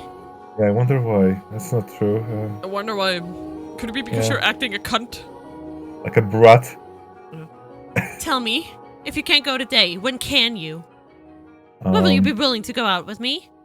When will you be willing to play cards with me, to have tea together? Can you fill out the papers? I can definitely do a commission like in the free time. Can you fill out a paper and I'll get back to you within 14 business days? Yeah, that would be great. I gave you quotation too. Yep. I can make any promises beside the papers. I have things to do. Obligations. Obligations. And then you almost did it yourself. Stop acting like such a child. I'm not an adult yet. I'm still a kid. If it means I don't get to play with you anymore, dearest Mel, then I don't want to be an adult. Nelly, you can't. Lady Nelly, the master wishes to speak with you. Huh? Father does. What could he want? Go on, Nelly. You can make father wait. He's very particular about people keeping their appointments. Sweating. Yes, he is. Unlike you, dearest Mel. What's got me in such a foul mood? You being a Jesus fucking Christ. asshole. Oh no. Oh no. Zamedo. Oh, thank goodness for small miracles. I do quite like the dresses. They're like not completely black, and I kind of like that. Nelly just won't seem to take me at my word lately. You mustn't be so harsh on her. She's your one and only darling little sister. You're right, but still, she's taking it a bit too far of late. Oh, that's a lot of hair. I didn't even notice that the braid continues. Oh, yeah. Mina, if you're that old, you definitely can grow. Yeah, fair. We don't know how old she is. She just keeps growing it. Yep. Oh, I am not so sure. She doesn't seem to be behaving any differently to me. Am I the one acting differently then? Was she always a brat? I don't know about that. Am I the brat? Oh no. Oh no. Oh no. Oh no. Seeing the difference in this version is really interesting. The text box is completely different from the Dreams of the Revenants version. Probably. That's the kind of stuff that gets updated, so... Yeah. Me? What can I do for you? I was thinking, you know... Physically, Mel was undeniably a young man, but the smirk that crossed his lips as he schemed gave his face the sweet look of a little boy. Or perhaps that was simply part of his charm, and it was not the age disparity, but his character that made his smile so heartwarming. What did he ask of me? You shall find out soon enough.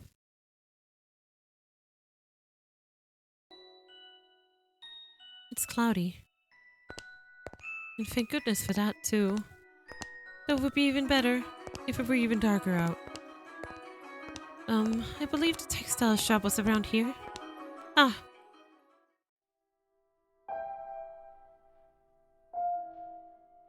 Hi there. Hello there. Lord Mel. Fancy meeting you here. Yeah, what a surprise. I love her little dress. It's so cute. I love their uniforms. So, what do you say we take this chance and go for a little walk? Oh dear, is this what he estimate? Since you're sensitive to the sunlight, we can keep our eyes out for shadowy areas as we go. And if you feel unwell, just let me know. I was sent out to run an errand. Don't worry about that. Come on, follow me.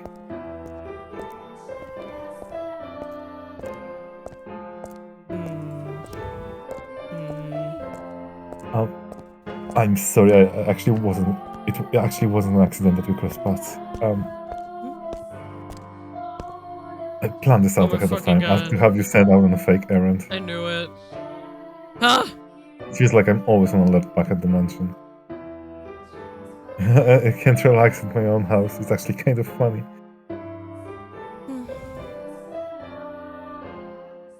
Sorry, that was inappropriate of me. I just thought since the sun's mostly blocked out, it would be alright if... I'm feeling just fine.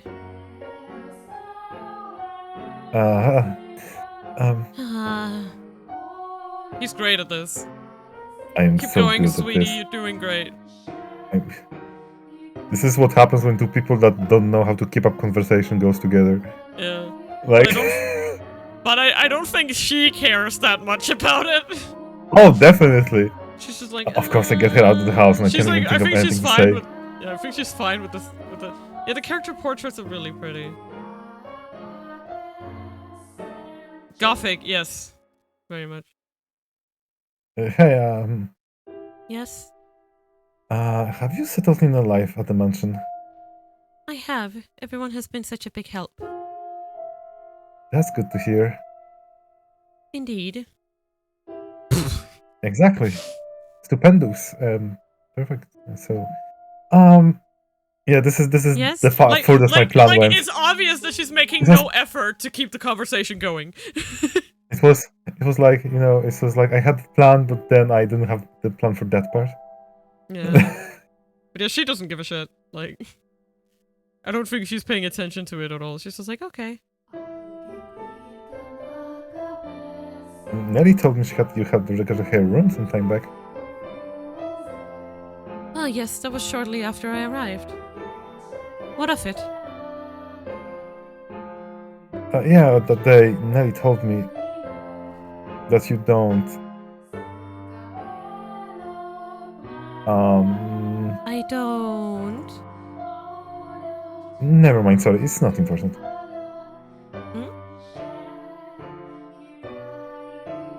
It is important, but I just can't ask how she feels about me. That would make it sound like I forget sound like I do, don't I? Lord Mel. Oh, sorry, I had something on my mind. It looks like it might rain again today. The weather usually gets better as summer approaches, not worse like it has been. Ah, yes, England. It won't be a heavy storm, though.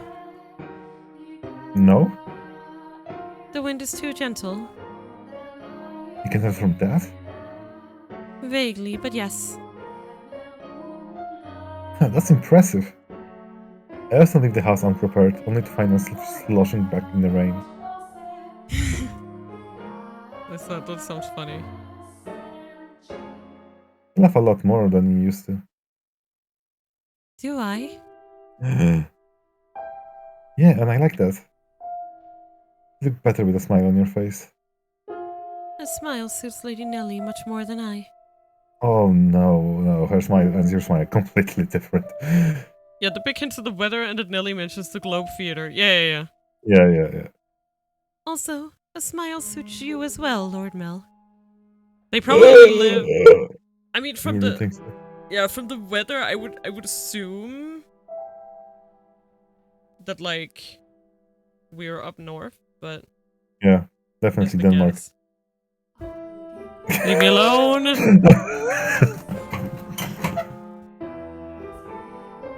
What am I supposed to do in the face of a smile like that? So, Yes. yes. Yes.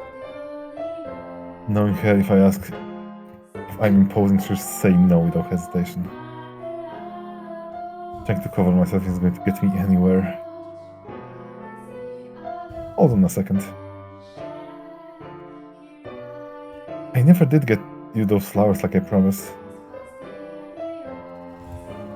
It was a single white rose blooming in the garden. I was planning to give it to you, but it About disappeared that. before I had the chance. About Like- that.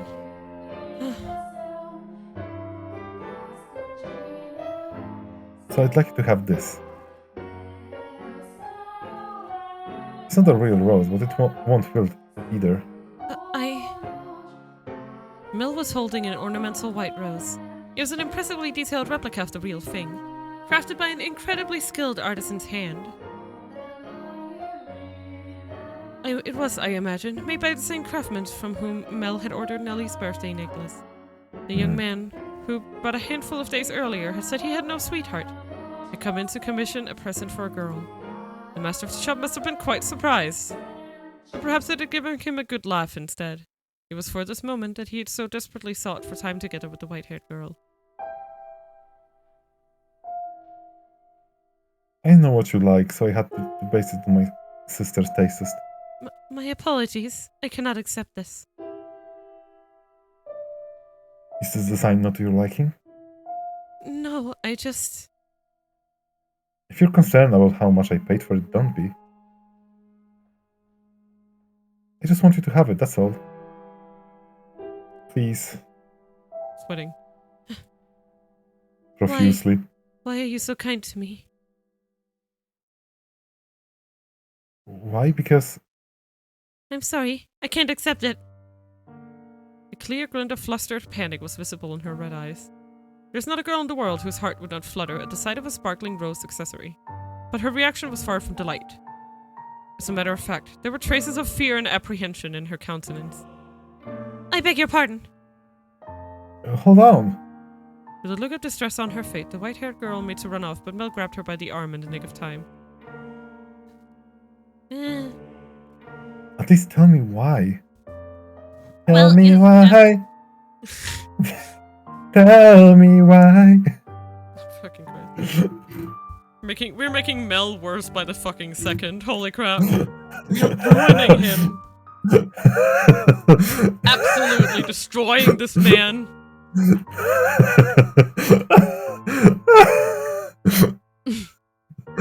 Oh my god.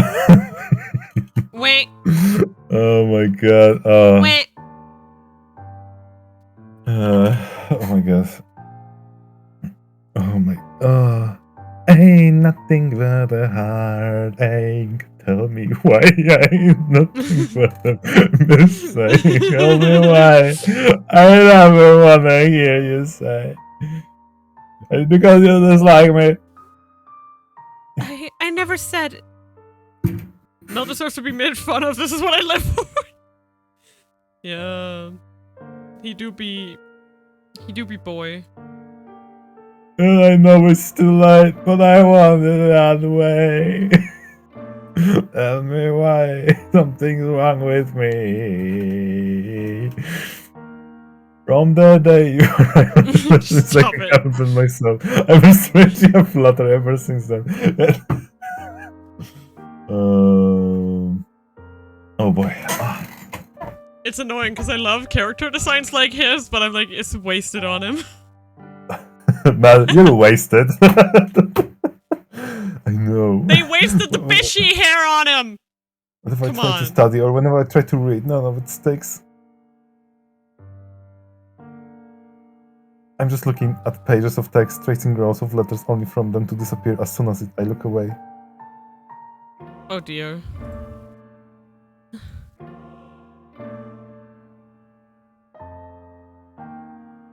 It's all because of you.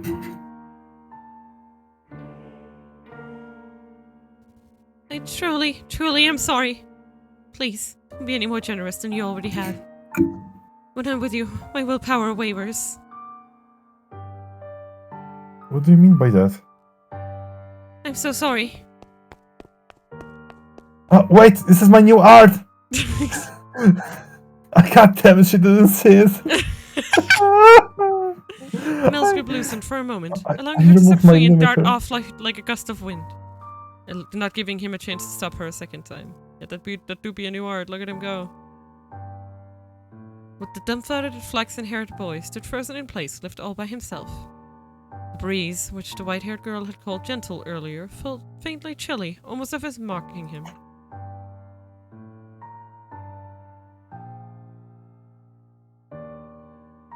It looks like she's even less fond of me than I thought. I'm crying, somebody cry. Oh my god, it's crying so ugly.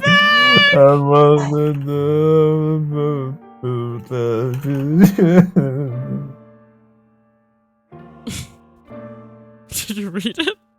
What's Okay, happening? good Oh, it's a prison. I hate this guy. Oh, I don't want him. Go away. Well, if it isn't Mel, what might you be? Are you crying? Oh, you're crying. I'm crying. You're You're crying. crying. It's less funny as you're crying at me. Yeah, I'm so beautiful.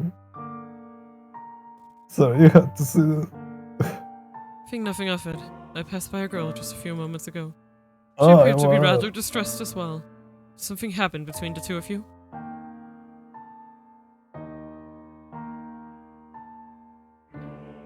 I wasn't good enough. It seems weird. Not good enough? Yeah, look at me. This was the new May I was telling you about before. I was, like you said, father, I was keen on her. Quite. Enough to bring me tears like a miserable child. That I am. But she rejected me. I don't even have what it takes to be a stand-in prince. You really don't. Yeah, I No. know. You don't fucking listen to the rabbit. Why is so good? I get consolation, not twisting the fucking knife. Oh my No, get away with your soul.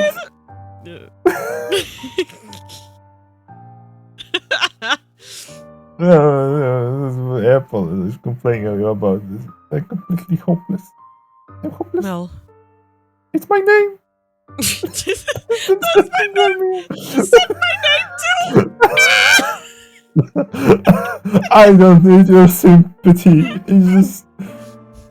I just need tissues. No, Mel, listen to me. No. What? I've seen that girl before. Well, no shit, you sing her. This fucking game. We have completely ruined it. Listen here. This is the role of my life. Okay. What do you mean? Oh my god. Yeah. You said she was a servant of your house, right? Sorry, man. You come in. You come in only for this to happen. Let's be honest. It was all the freaking. In which case? Yes, please tell me her. Did you see her? I must be so evasive. It was probably someone else. Someone else? You're saying you mistook someone who stands as much as her? You mean there's a chance there is some clone of her who may be like me? Father? I'm gonna make it worse. I know someone like this IRL and he's also British, but he's 30. Oh my god. Oh my god. That's so funny. You know why? British. Yeah. British and 30. That's almost me. Almost you. She and the man who I assume is her father paid a visit to the church once. They keep asking for food, their clothes in tatters. The two were emaciated. I don't think they were eating daily. What? As if he didn't already know this? Do.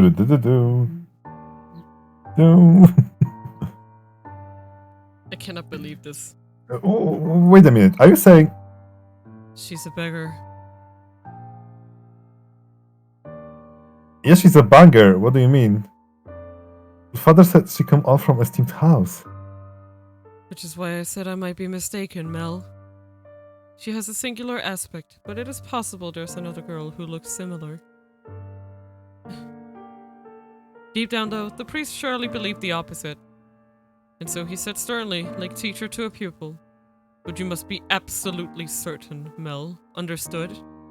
You cannot proceed any further without knowing her ancestry."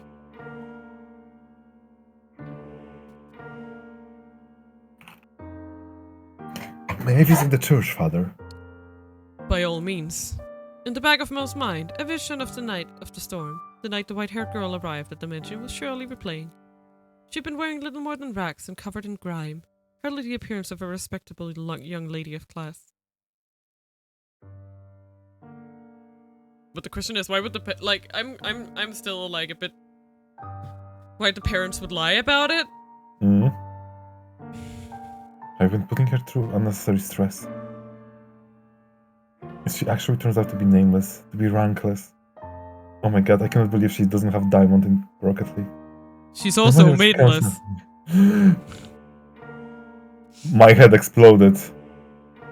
Oh my god, Mel, you need to go to the freaking Elden Ring right now. Yeah, go! Get her some maidens! No matter where she comes from, my heart is decided. I will not fool myself about how I feel any longer.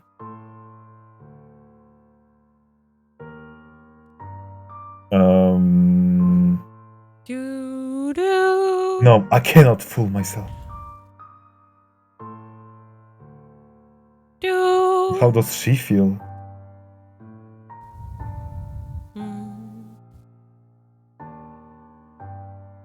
Everyone else will hate you. Why?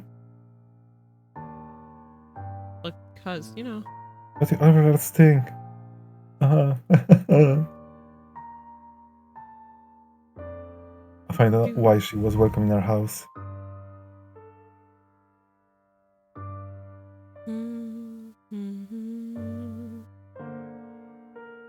Argo?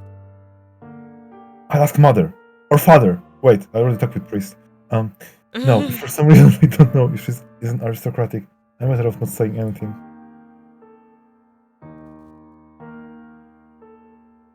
What if they don't? Does that mean she's been lying to us? And to them? And to me? I have to find out.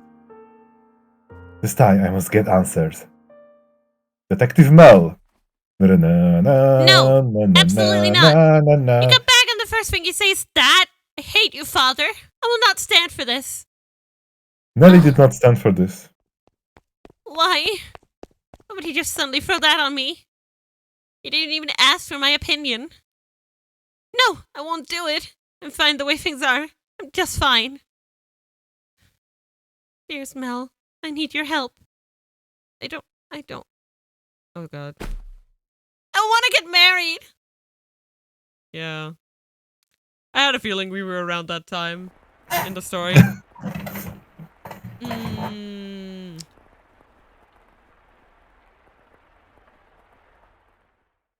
This may seem sudden, but I must confess that I made a grave mistake. My transgression is that I was unable to completely predict where this path we were traveling led. My hands were full dealing with my immediate day-to-day tasks. So I could do naught but pray there was happiness waiting in the future. Happiness for everyone who lived within Rose Manor. But I am but a mere maid.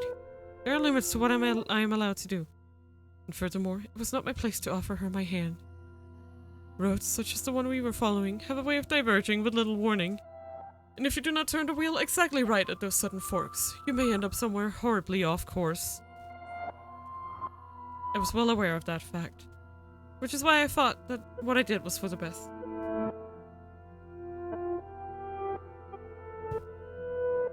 It's happening again. I'm sure the door was closed, but I can sense someone standing there. Man. Those Someone's sleep watching me. paralysis demons are sure getting out of hand.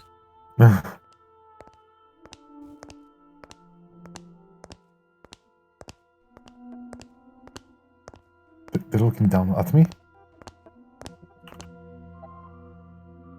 I want to open my eyes, but I can't do it. Curses. You're going to leave without doing anything, aren't you? Then hurry up and get out of here. Free me from this torture. Oh. No, tonight there. Ooh. On my bed now, looking down on me. Ooh. My neck. What? I can't speak, I can't move.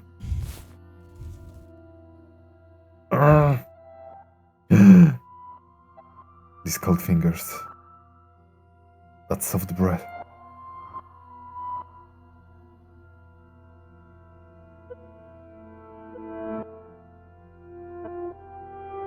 Oh dear. Why? I can move my body. But that's not important thing right now. Yeah.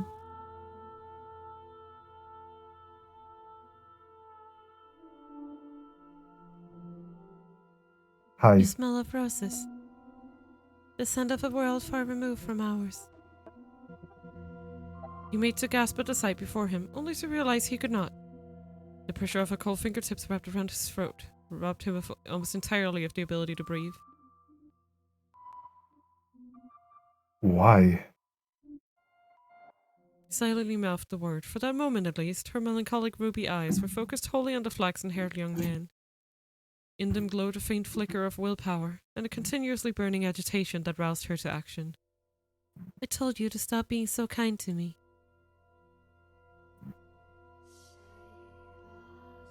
Why? It will all be over soon. Please don't make any noise. Why? To put an end to this family. You're my only... Why? Are you shaking? Oh, good. Upon hearing Mel's words, the strength drained from her slender fingers. He had not been questioning why she would do such a thing. There was of course a trace of bewilderment visible in his eyes, but he did not shout, nor did he tremble in fear. He instead expressed concern for the young woman who looked like a cornered rabbit. I am not shaking. You are, I can see it. As he slowly regained his breath, Mel's voice grew clearer. Conversely, the red-eyed girl's grew progressively more faint and raspy.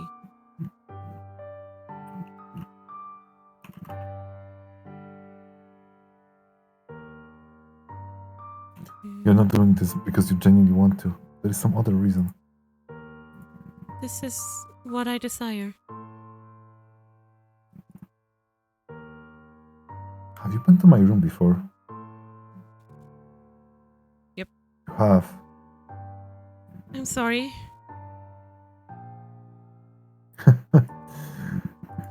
Oh, I'll be damned. Tell me, why are you shaking? I'm not putting any pressure on my neck. Why haven't you run? Because I cannot fathom why would you do this, so I'm not afraid. You hate me so deeply that you want me dead?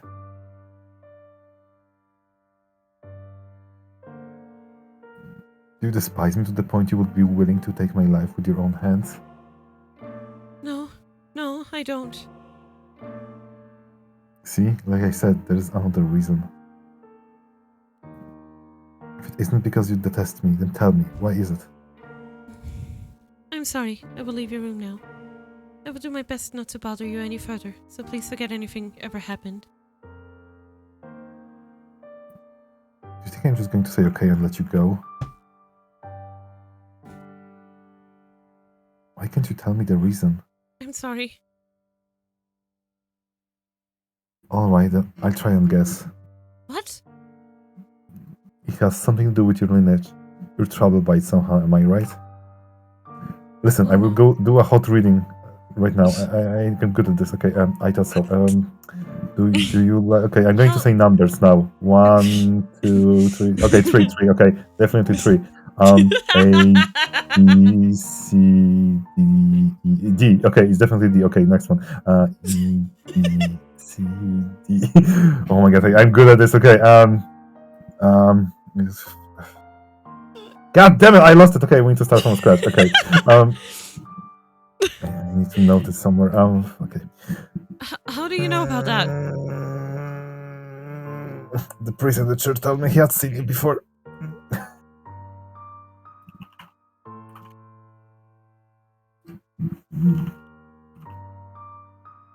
The priest at the church told me he had seen you before. He also told me a little about your origin. But that's all I know. Only difference between us is social rank. I don't know how. I don't know what would cause you to do this. Please tell me who you really are. Tell me why you came to this mansion and why father allowed you to be a maid.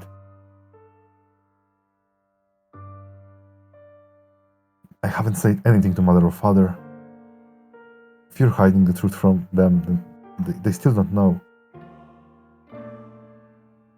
But I want to. I won't get mad I won't get mad at you or have you punished. I even swear to God if you'd like. I want to be prince who whisked you away. I want to be like the prince who rescued a girl from dark mansion and showed her the world. I know I'm not that dependable, but I want to help you. Why do you show me such compassion? Why do you treat me like this? I have my hand around your neck. Why? I thought it would be obvious. Or have I not expressed myself well enough? I love you. Every time you push away, it crushes me. I didn't even know my heart could feel such distress. If you dislike me and don't want to be with me, then well, I just have to live with that. As much as it may hurt. I'll be fine. I'll be fine! Did you have some other reason, some weight on your shoulders that you can't share with anyone else? Tell me! Tell me! Tell me! I need to investigate every nook and pothole of this case. Do you have some other reason, some weight on your shoulders that you can't share with anyone else? Tell me. I want to help you.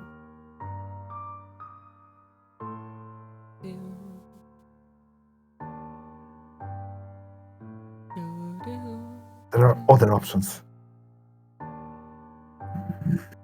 Things we can do about your... No, that's not it. Huh? I've tried to hate you so many times. So yes, there's more to it than just social status. But I can't do it. I couldn't make myself do it. She can't do it, Jim! She can't do it, Jim. It's impossible. Boo-boo. What do you mean? I had so many chances, but I couldn't do anything. She spoke in a stifled voice, as if every word had to fight to escape her lips.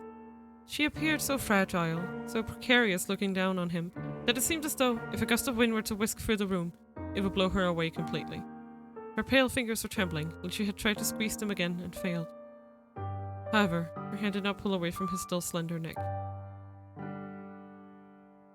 Her hands. He's so cold. He did not challenge her, but simply kept his eye fixed on hers, as if carefully watching to see what she would do next.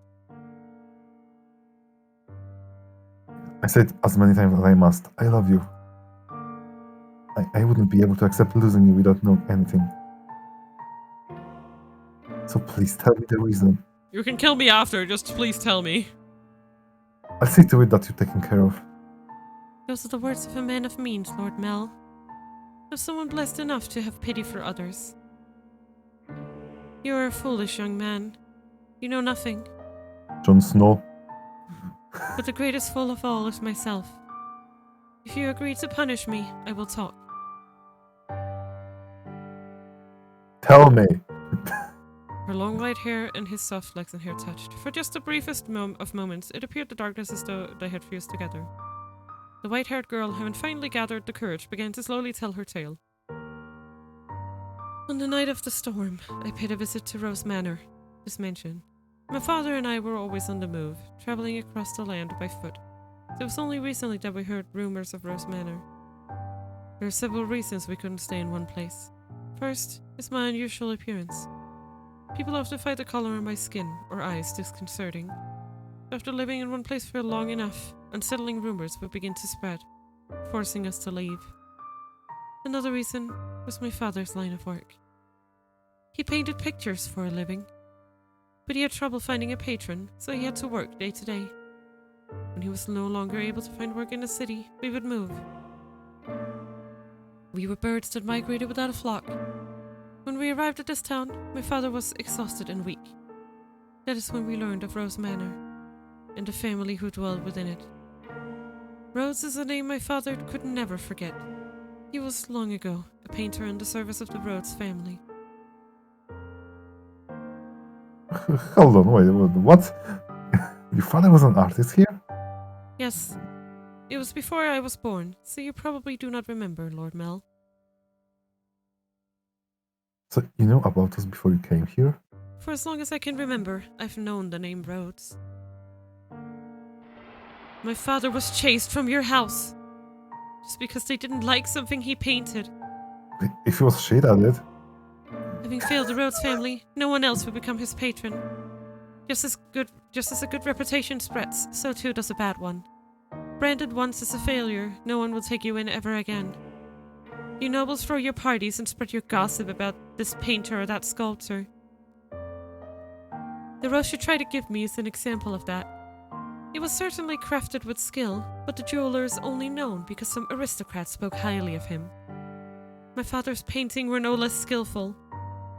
It was a talent that could not easily be imitated. Well, But no one was willing to separate the art from the artist. The Rhodes family stole everything from my father.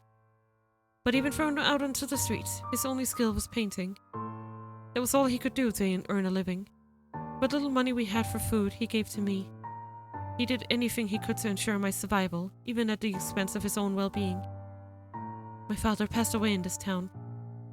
Up until his last breath, he was only ever concerned about me. He held me in his arms and ran his fingers through my hair, an apologetic look on his face.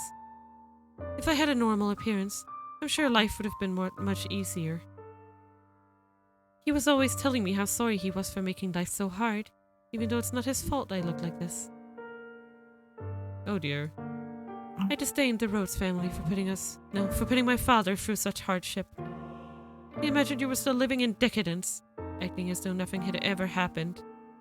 No, you wouldn't even care about the fate of one simple painter. Our lives would meant nothing to you. And so I sought to bring misfortune upon you. and that's why you tried to kill me. Yep. In truth, I had wanted to take the master's life, but your father spent so much time outside the mansion. And so...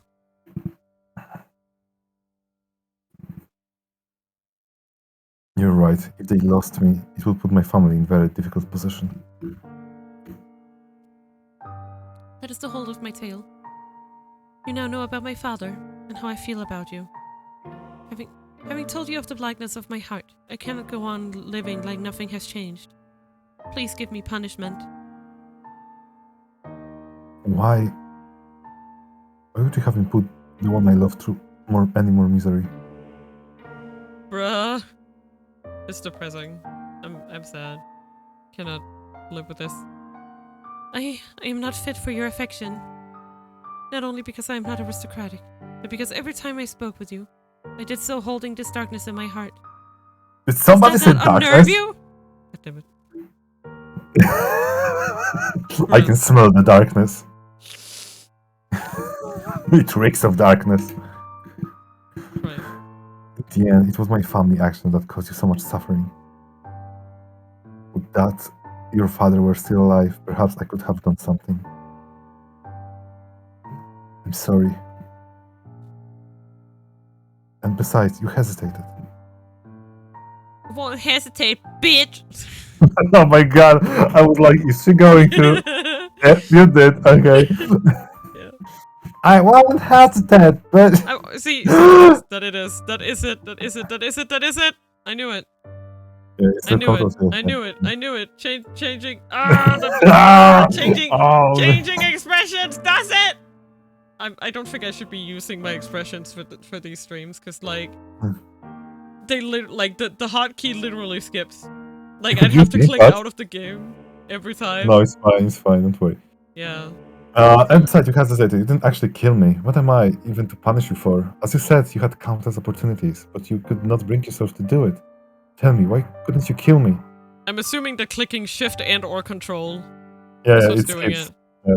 Exactly. So I am sorry, we're just gonna have to be boring Mina for this entire stream. Boring Mina. Yeah. I wanted to practice the expressions, but if it skips the game, it's literally gonna like ruin it. Cause like I'm gonna forget to click out of the game first. Because If it's because I've given you enough reason to have even the slightest bit of interest in me. Nothing was as I envisioned it. What? I assumed the residents of Rose Manor would be cold. Cold people who believed that wealth and rank mattered above all. But on the night of the storm, the mistress was the first one to extend her hand to me. I arrived at the mansion disguised as a beggar. Actually, disguised is not the right word. As many nights I only survived on the generosity of others. The mistress did not send me away when she saw me. Quite the opposite. She took me in as a servant. So that was mother's doing. I could scarcely believe she would invite a stranger into her home. That she would treat a stranger with such compassion.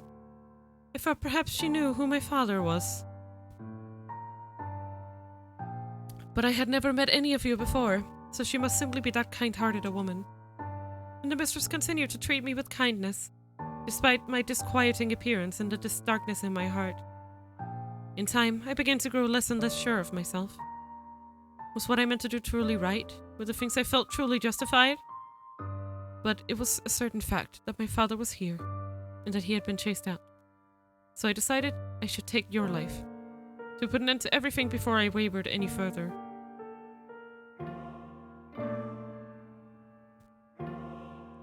And then...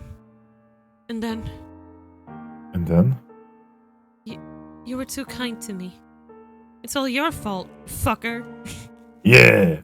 Because you laugh with such affection. Because you give me smiles like that. Because you say the things you say. That got to you? Okuboinko. He's flirting? This guy? Scrumptious. You... Needs more bumpscosity.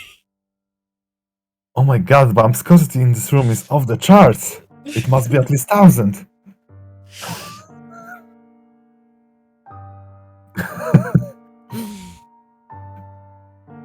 Her expectations need to be... I know!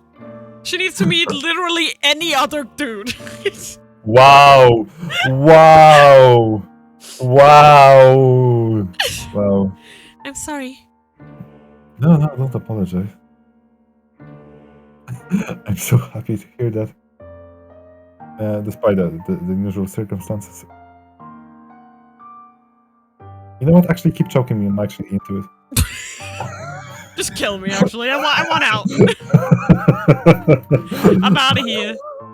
Please don't say you want to leave. Ask me to punish you. Oh.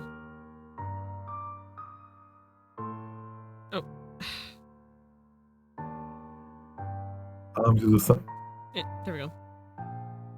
Don't ask me to punish you. I couldn't do anything for your father, but at least allow me to do something for the daughter he cares for so dearly. You're far too kind-hearted. God damn it! Escape!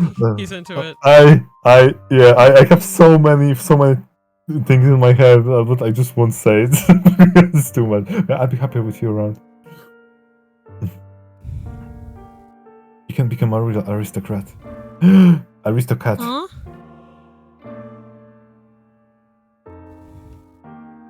There are families that would be willing to adopt you. Especially knowing it would bring them ties to the Rose family in the near future. Are you saying, As long as you're okay with that, of course. I don't understand how you could possibly say that. I have my hand around your neck even as we speak. I'm still choking, you cunt! Like, are you for Majide? Maybe you should check your priorities, boy. I don't know. No. I don't trust, but sure. I guess he's into it. I guess he is into it, guys. Yeah, a little here. Oh, perfect. Oh, yeah. Harder, The lack of oxygen. The lack of oxygen in my brain just like makes me. It makes my brain all tingly. Yeah, I just had an image of her freaking strangling him and he's getting hard, you know? He's like, what the fuck? What the fuck, dude? I'm trying to commit a homicide here! Hello? Oh my god. Yeah, but it seems there's no love for me. Literally, brain goes burr. Oh my fucking god. Oh, that's how grandfather fought. Oh, no. Let's just keep going before this gets any worse. Let's just Okay, guys. We're just going. Come on. Yeah, we're just going. It seems reasonable after me. Oh my god.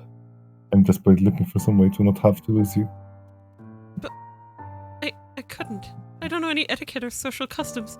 How could I? You can learn a lot of that, you know. You're pretty naturally graceful. You'll do just fine. You're such an aristocrat, Lord Mel. So wait, is it Okuboinkle or Scrumptious? Oingo boingo, please. Oingo Why? Boingo. Why you come up with compliments so easily? Only for you, because I keep shitting on my sister, so... Says my poetry has so much charm. As a Really? dissertation. I need to understand theater, it puts me to sleep. How the fuck do you make a Shakespeare reading sound like a fucking Scrumptious. science textbook? You laughed, thank goodness.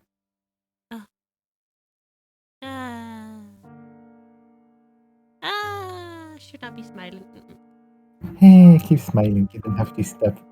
Choking No! your face. Smile on your face is a smile on mine. But actually my muscle stands up, so it might actually look different. No matter how deep the darkness is taken, root in your heart, it always be removed. I believe people are capable of forging their own futures. What do you say we go to theater sometime? I promise I won't sleep through it. At the private theater, we can get seats at the far end of the second floor, so we don't have to stand. They will be pretty lavish seats, and it would give you a chance to experience a noble life. But... Please don't be shy. I can have clothes prepared for you. I asked one of the maids who can keep a secret. I wonder who that is. Say, the one with black hair. I like how he doesn't even bother to remember their names. This kind of scares me though. Like that? I don't know what I'm supposed to say. Yeah, I know, right? Show such compassion for me. I tried to inflict harm upon you. Am I allowed to feel such joy? For every day you suffered, a day of happiness. That's how it has to be. So stand by my side. He softly whispered the girl's name. For several long moments, her lips trembled in trepidation. But in time, she squeezed them together and made a smile. Boingo, boingo. He wrapped his arms around her unbelievably slender, frail frame, holding her tight in an affectionate embrace. Dun dun dun. Mel approached me the next day. He explained to me the course of events, and then asked me to dress her up more beautifully than any other noble girl had ever been. She was already a very pretty girl, so even without much effort on my part, simply putting her in a dress, she radiated beauty. I was quite partial to her smile, so I agreed to help, thinking that yes. Sorry, she radiated beauty. Actually, it was actually real radiation. Oh, that's why she has white hair. Got it. It's the chemicals.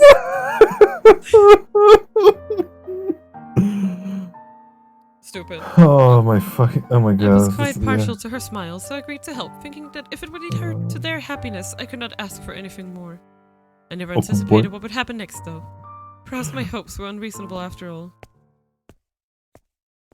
Oh god. Oh no. Oh no. The house in Fata Morgana.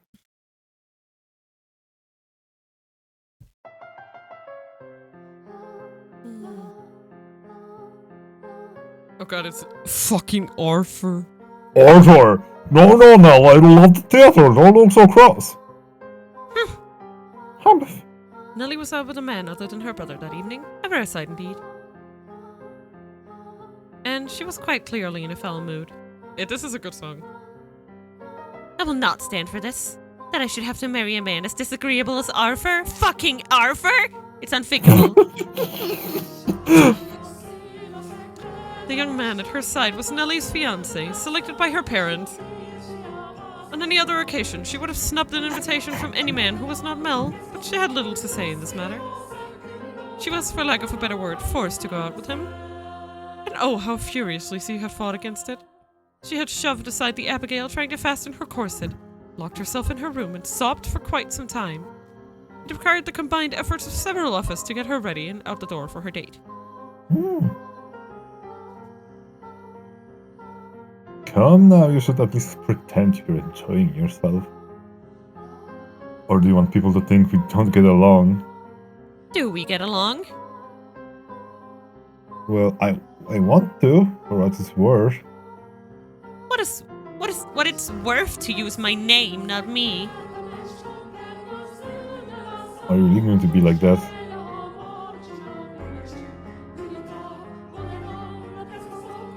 I went out of my way to take you into your favorite place. The last you could do is be a little kinder to me. What was it called again? Romeo and Juliet? It's been running for 6 or 7 years now. A family like yours or mine could pay to have a brand new script written. So why should we have to see an old play at the theater full of commoners? Yeah, I can see where she doesn't like him. I hate him. It may be private, but even so, ha!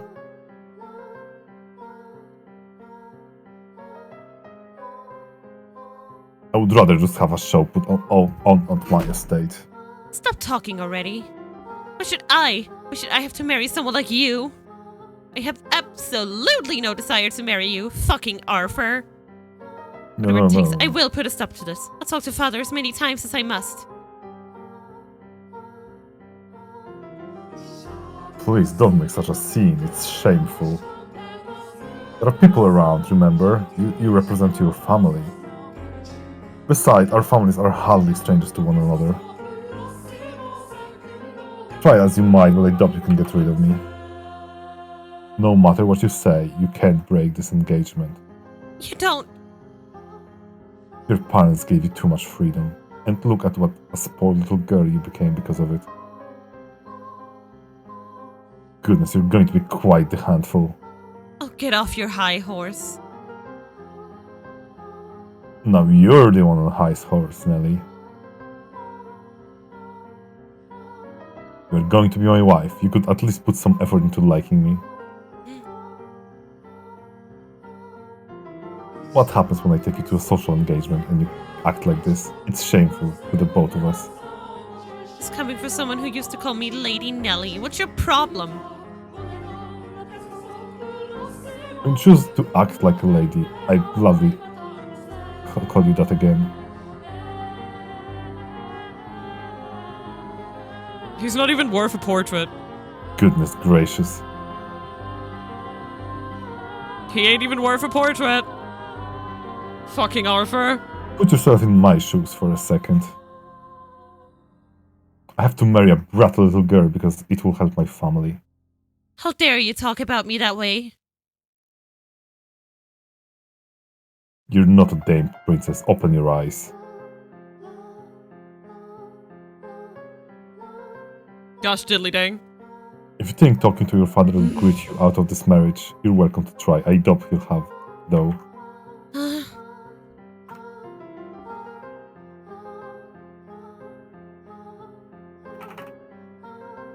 Otherwise, you can just go complain about it to your friends.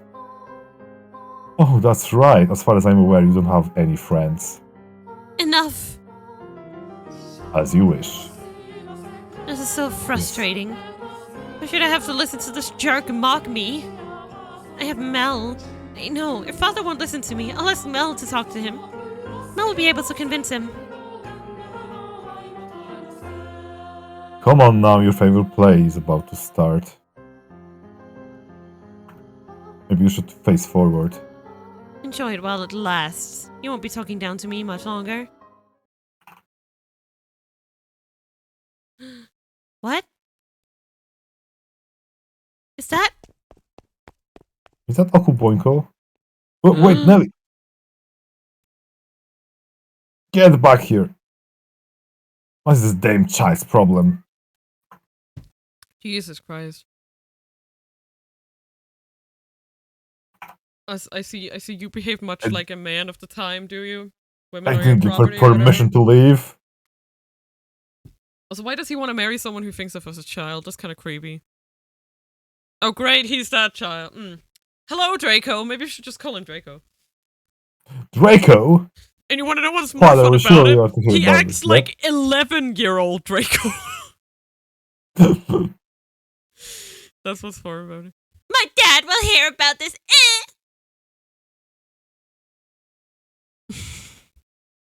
I cannot have the robots making any more fool out of me.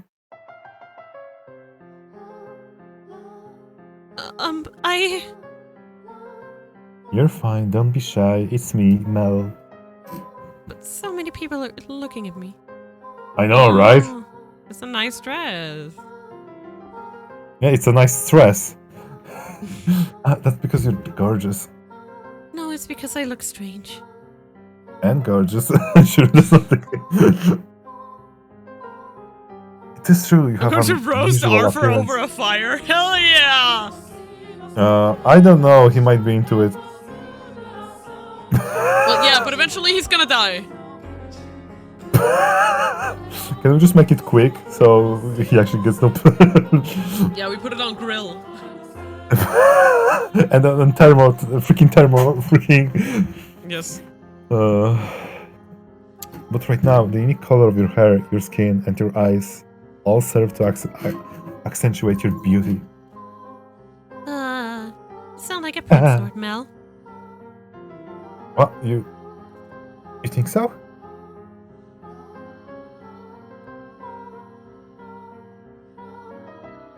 I mean, I did say I'd be standing prince for you, but... I think you're a wonderful prince, not just a stand-in. Which makes you my princess then? I don't... You're supposed to say, yes, I am there. You're going to make me sad.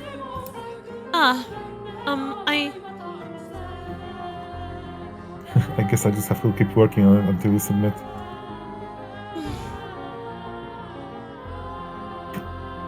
Oh, hey, the play's about to start. What am I supposed to be doing? Nothing in particular. Just sit back and enjoy the show. Oh, but there's one thing. Yes? If I start dozing off, could you wake me up? Here, this is a bonk machine. This is a freaking She just big gets him this stick. comedically huge hammer. Yep, boing. Boink. Ah. Huh? What? Dearest Mel. Oh boy. Oh boy. Nelly? Dearest Mel, why are you... What are you doing here? I asked her to join me. It's nothing to get worked up over. It is! It absolutely is! How many times did I ask you to come with me and you wouldn't? You don't even like theater, dearest Mel, and you brought her? You're right, I'm not especially fond of plays, but I wanted her to be able to see one. Why are you making such a big deal out of this, Neely? She's not suitable for you. What? She isn't good enough for you. Why would you choose her? She's Um, creepy and you have no idea where she came from. Don't talk about her like that, Nelly. But you don't even know who her family is. I do. What? Lord Mel? It's fine. You just stay quiet. Like the other maids, she comes from a respectable house. I looked into it. However, the circumstances prevent me from telling you what house that is. No, you're lying. It can't be. She doesn't act like a lady. She lacks etiquette and she probably can't even dance. Well, I mean, Mel can't dance either. Is he? Mel is none of those things either. Like, you expect me to believe someone like her is from a good house? I will say, Nelly, you're also not very ladylike, I have to admit. Yeah, I was going to say, Nelly, you are like freaking... I love Nelly, but also...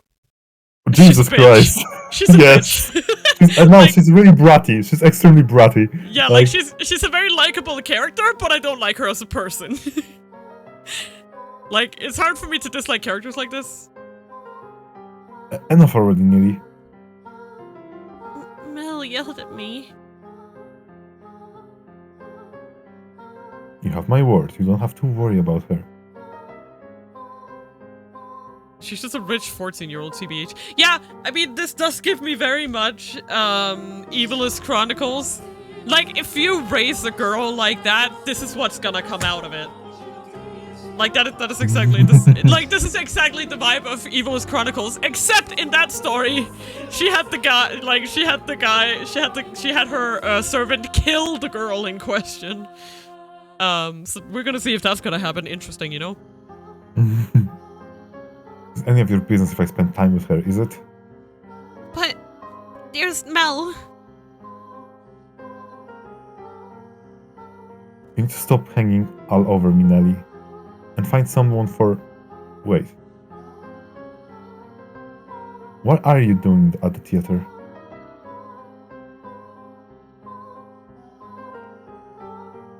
Are you here alone? Oh yes, dear Mel, about that. I have a favor to ask of you. I've been waiting to talk to you about this since yesterday, but I haven't seen you at all. Settle down, Nelly. What is it? Father had me engaged without consulting me. And he picked Arthur! Fucking Arthur! That disagreeable little... Oh, right, that. I already know. What? I heard it from Father. That reminds me, you didn't show up at breakfast this morning. I see now, it was because of your engagement. Dearest Mel. Is that who you're here with today? In that case, you should get back to him, rather than waste any more time with us. You knew I didn't want to get married, Mel, so why? Why didn't you talk Father out of it? Because it's your time, Nelly. If there's someone else you'd rather be with, then, well, you can try persuading Father, but... You're the only prince for me, dearest Mel. And a prince always grants his princess's wishes. Doesn't he? I just wanted you to say you'd do that for me, dearest Mel. Lady Nelly, you stay out of this. It's all your fault. It's all because you showed up and played your little tricks on him. I warned you about this rat, dearest Mel. She's not suitable for... I told you I had enough already. Yeah. How much longer are you going to continue acting like a child? I can deal with you being spoiled of a girl, but how dare you be so derisive to someone else? Yeah, exactly. It's like there's a point where like personalities like her crosses into straight up like abuse of other people. It's like he's right. It's okay if you're selfish. You can be selfish. Being selfish is not necessarily a bad thing, but you can't extend that to then deride to be mean to other people. That's the thing, right? Because being selfish is actually important to take care of yourself. A certain degree of selfishness is required to retain your sense of self. But this is just not it. Mel hit me. Lord Mel. Go on, the show is about to start. These people are giving us dirty looks. Pretend you're betrothed now. I would apologize to him afterwards as well. You said you would always be by my side. That you would always be my prince. Time for make-believe is past, Millie. Hello, RJ. Welcome. We're just having a vibe. Just The house in Fata Morgana. Yeah, I get that. Oh no. Yeah, it's fine. Yeah. I'm not defending the slap. Yeah, okay? That was not what this was about. That was not what this was. I'm just saying he's right for putting her in her place, but he didn't need to hit her. No one should hit anyone, okay? Yeah. Just to be very specific, that's not what I was talking about. We're not defending Mel. We're just saying that's what Nelly doing is Yeah. That Nelly was also doing a bad. But yeah, no. No. This is a bit of a situation. Basically, no, don't worry, I didn't think Yeah. I was. Okay, I just. So we're not misunderstanding that, yeah. Yeah. Just to be completely clear, nobody should slap anybody, okay? But maybe if they like it, then yeah. But... yeah, maybe if you're into that kind of thing, they're definitely both wrong. Yeah, but yeah, like it's consensual. But okay, RJ, it's very hard to explain to you, but like the guy and then the girl on the left, they're siblings, and she's like, my brother will always be my prince, but she's like in her teens now and it's getting a bit old, right? And it was getting kinda in a weird place when they It was kinda getting like... in a weird place where it's like, I will never get married, and now You are she's only gotten one for me. engaged. Yeah, now she's gotten engaged on her because her father engaged her to fucking Arthur, which is a guy she hates, but don't worry about it. She got engaged to a guy she hates, and she's run from him. England. Yeah, 1600s England, and she's run from him up to her brother because she sees her brother with this girl, which is it's a long story, but they're in love. They want to get married. They want to find a way to get married. It's a bit complicated, but they're in love. That's an important part. And she got really mad about it, and she's like, "You can't marry that bitch! She's a fucking sewer rat, ugly ass bitch!" Basically. And Mel, in response, took the less high ground and decided to slap her. Now, the things he said are not wrong, but you shouldn't slap people. That is wrong.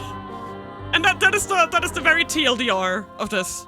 Is that she's angry that he's in love with someone and she has to marry someone she doesn't like, and she's being extremely selfish and a bad person, and he is being equally a bad person by slapping someone in the face like a dumbass. And the girl is just watching on in horror. As these siblings. Yeah. Anyway, that's it. Resume. Get back. Resume. Let's keep going. Yeah, we can. I read that too. Okay. No! I refuse to believe it! We know! I have it! It's a... Nelly!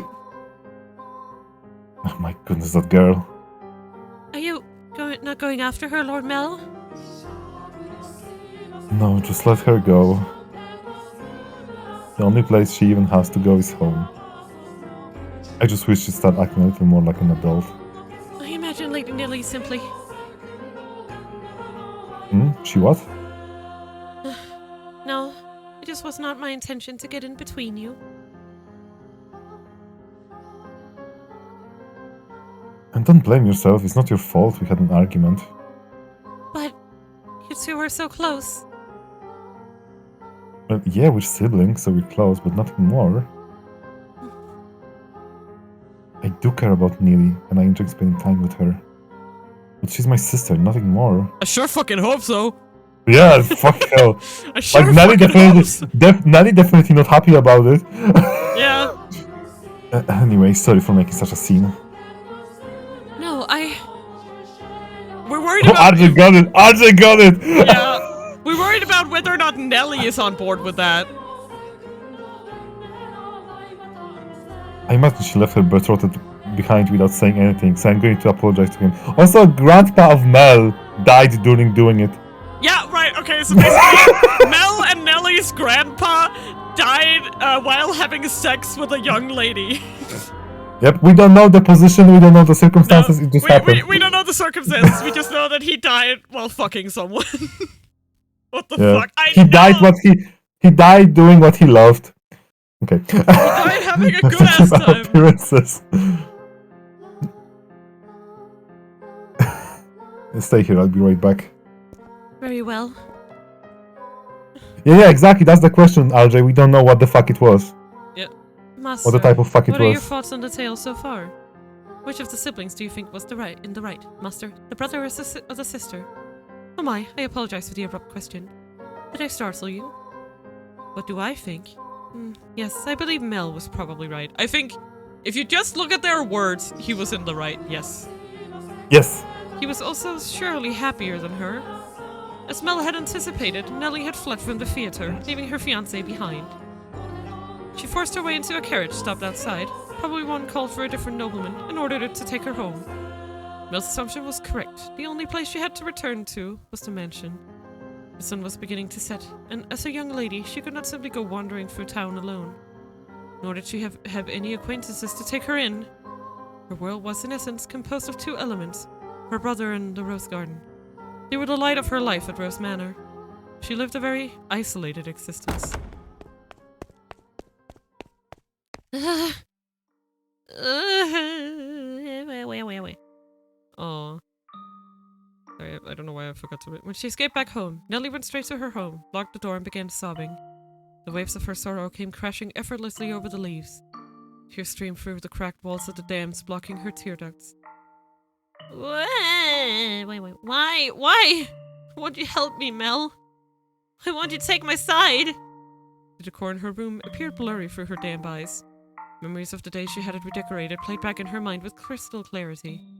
She told me she had no feelings for you. That liar! That liar! She let her emotions run wild, breaking glass craftworks, silver plates designed by famous foreign artisans, flower vases, all sorts of things.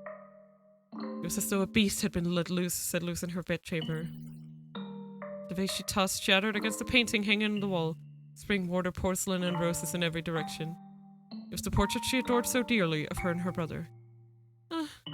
And what happened appeared to be to her like a metaphor for her life. The frame fell off its mounting and came crashing to the floor. Nellie darted over and scooped it up. The frame had broken, but the painting inside was unharmed. Oh. Aww. The two smiling children were still the very image of happiness, inseparable siblings gently holding one another's hand. My princess no more. Though in her present state of mind, that image of happiness brought her nothing but misery. And the worse she felt, the more frustrated she grew with the smiling girl and kind boy of her past. The princess is no more either. You're not a princess anymore, Nellie. Some other woman has taken your place. I trusted you, Mel. I believe you would always be there for me. This painting is nothing but a lie. It's not the real Mel. It's not the real me. It's a big fat lie. A lie. Aww. I wish this painting never existed. It was never made. That I never had a brother. Oh god, maybe she is gonna get him killed. God damn it. This painting. I know, right? In a fit of emotional distress, she scratched feverishly at the painting she once considered precious. She put more force into her fingers than she, or perhaps anyone might have imagined she could. Flakes of paint began falling off the canvas, and in time she noticed something peculiar. Huh? What? Is this writing? Something's hidden beneath the paint? Just a little more. A date. Where would that be hidden? What could it be for? Completed? Completed? May 1587? 1587. She read aloud the faded, scratched-up handwriting. After staring blankly at the text for some time, the color in her face began to drain. What is this? How? How could this have been painted 16 years ago? I wasn't even born yet then. And Mel would have just been a baby. Is this not me? Is this not Mel? There's some more writing. Urged on by her rapidly pounding heart, Nellie furiously scratched away at the painting. Even as her clean pink fingernails were soiled with fragments of paint and blood, she did not stop. She was so overwhelmed by trepidation that she could not stop. She had a horrible premonition that something was about to happen. Something indescribable, incomprehensible. This is how I envision your son and our unborn daughter might look several years from now. Your son and our unborn daughter. So this was a painting of the future. And it really is of me and Mel. No, use your head, stupid. I'm only 14. 16 years ago, I would not even have been inside Mother. But then who is this? Who is that holding Mel's hand? Who is that with my brother? Or there has to be... Ow! Oh god. Found it. There's more writing. You have to know what this is. Calm down, Nellie. It's nothing to get worked up over. I'm sure it's nothing. Calm down and read. There's nothing to worry about. For an unborn child... This is what the writing on the painting said. If your unborn child does not have your hair color... Oh no. Then you will probably not be able to take her in as your own. Oh no. Oh no. Oh no. Oh no. That's why the mother was so kind to her. She is of distinguished blood, but this is a problem. Oh no. Oh no. Oh no. Oh no. Oh no. I will be punished, and my life made miserable. And so I pray that this child might have flaxen hair. Oh no. Though it is a sin to wish she has in her a trace of me? No, is it a sin? I do hope it is a girl. What am I reading? Words. I don't get it! Someone tell me, what does this mean? A painting from 16 years ago. Hair color. Sin. I do hope it is a girl. Oh, and then when she scratched, the paint underneath is white. Oh dear.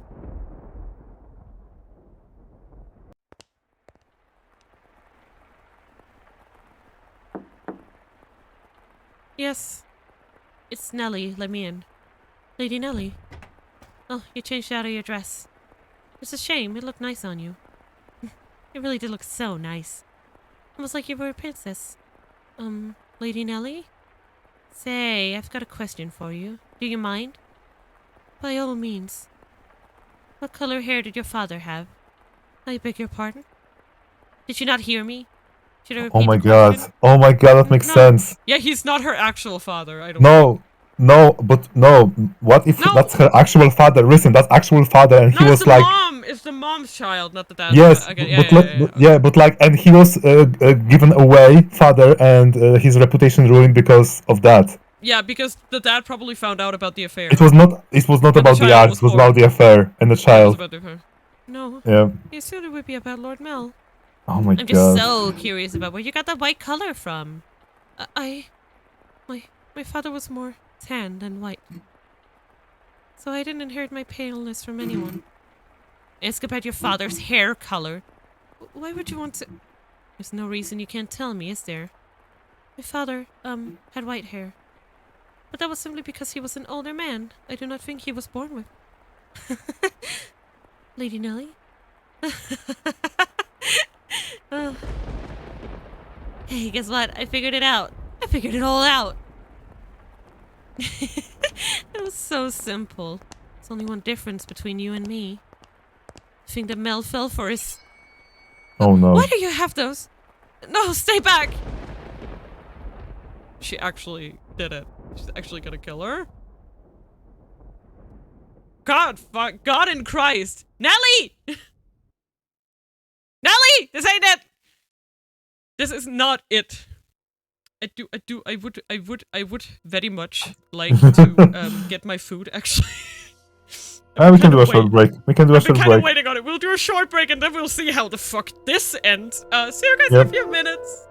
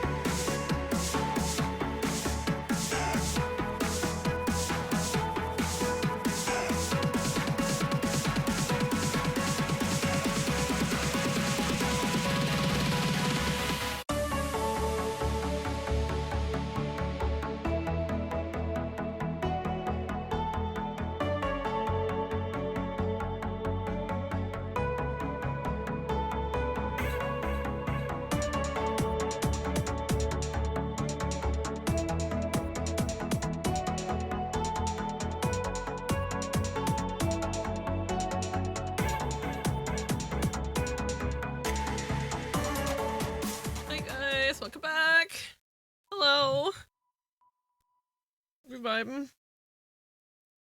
Mina did not have an accident. That did not happen. No. R.I.P. Mina's Pepsi. Okay. Let's keep going before I get any more sad about it. That's such a waste of money. I'm so sad. We have finally reached this point in the tale, Master. If your memory has been refreshed, then we can return to the mansion immediately. Very well then. If you insist, Master, we shall proceed with the story.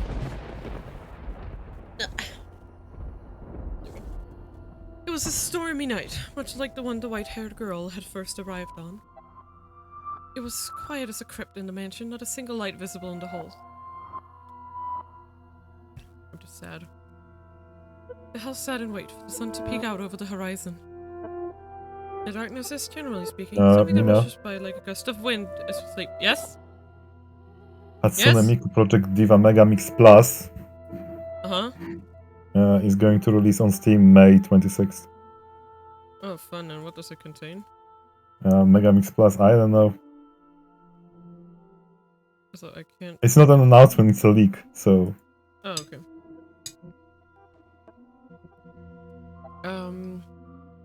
You know what that means? What do you mean? Like there'll be more songs? Mods. Ah. The flaxen-haired young man, too, lay in bed. Pale blue moonlight sporadically streaming through the gaps in his drawn velvet curtains as he attempted to submit to slumber. He was having difficulty drifting off, but as time trickled onward, he drew closer and closer to the arms of Morpheus.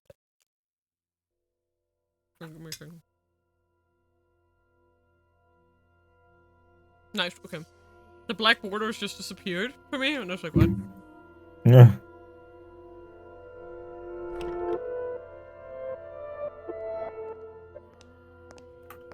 I think someone who will actually kill you is coming this time, Bill.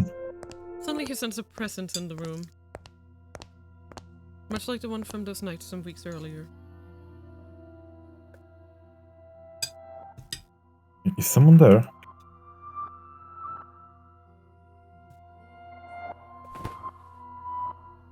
Answer me.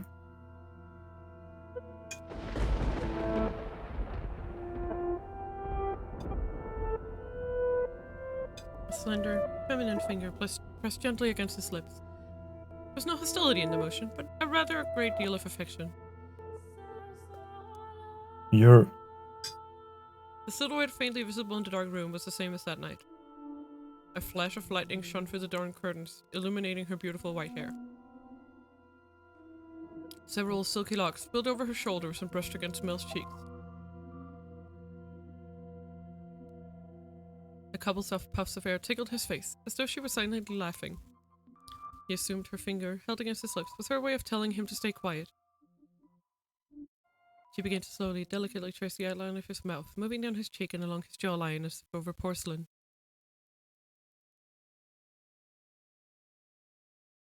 You're rather more forward than I remember.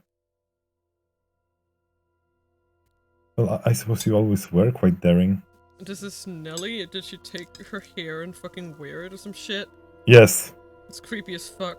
Because they think they are the same, the only difference is the hair. No. But you think then that she killed her or cut off her hair? What do you think? She's probably alive. I hope so too. This isn't the first time you've sneaked into my bedchamber. But no matter which of them it is, it's still weird. Oh yeah. I guess it's not as weird if it's the white-haired girl, because she doesn't actually know. Oh my god. The boy said in an attempt to conceal his surprise. Do you remember the night she came to exact revenge on him for her father? Indeed, she had proven herself to be a rather bold girl once already. I'm upset about my Pepsi. It's dark. I can see you very well. Why don't I light a lamp, or perhaps we could open the... Before he could finish, the white-haired girl sealed his lips with her own. In the near total darkness of his bedchamber, the two shadows appeared as one.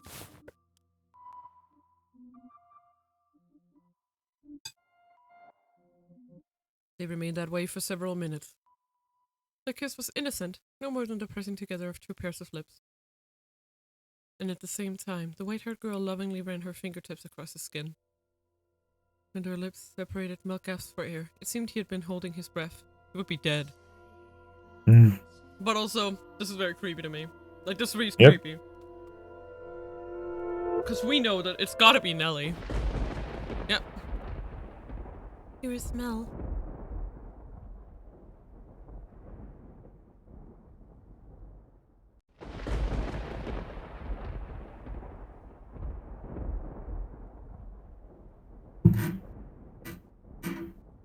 But that's gotta be a very quick way to that was world's quickest wig. Nothing. He could not speak. The silhouette hanging above him was certainly the white-haired girl's. Or was it? Because his next words were, Get off me!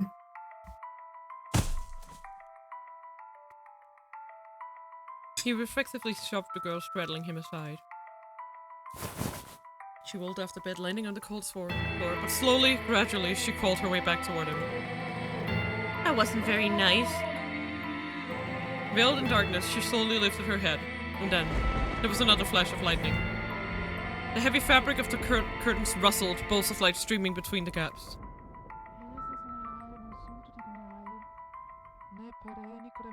Her flaxen irises glimmered, though in the bluish-white light, they took on a twinge of an almost golden glow. No need to be so rough. This isn't the first time she's visited your bedchamber, is it, Mel? Or did I not kiss you the same way? Tell me, how does she run her fingers across your skin? What does she do when she nuzzles up to you? Stop this madness, Nelly. Why would you do this? Because you like white hair, don't you, Mel? You like white hair, which is why you fell for her, isn't it? So if I have white hair, then you'll fall for me too. Why didn't you use bleach? Then I can be your princess again, dearest Mel. What are you even talking about? He could not What are you escape even from talking her. about, Jesse? He could not escape from her. From his sister's piercing gaze. Why? What happened? How could she? Questions crashed into the young man's mind like waves in a stormy sea. But none of them found answers. They simply caused him further perplexity. Your hair. What happened to your hair? How did you get that color? Oh, this?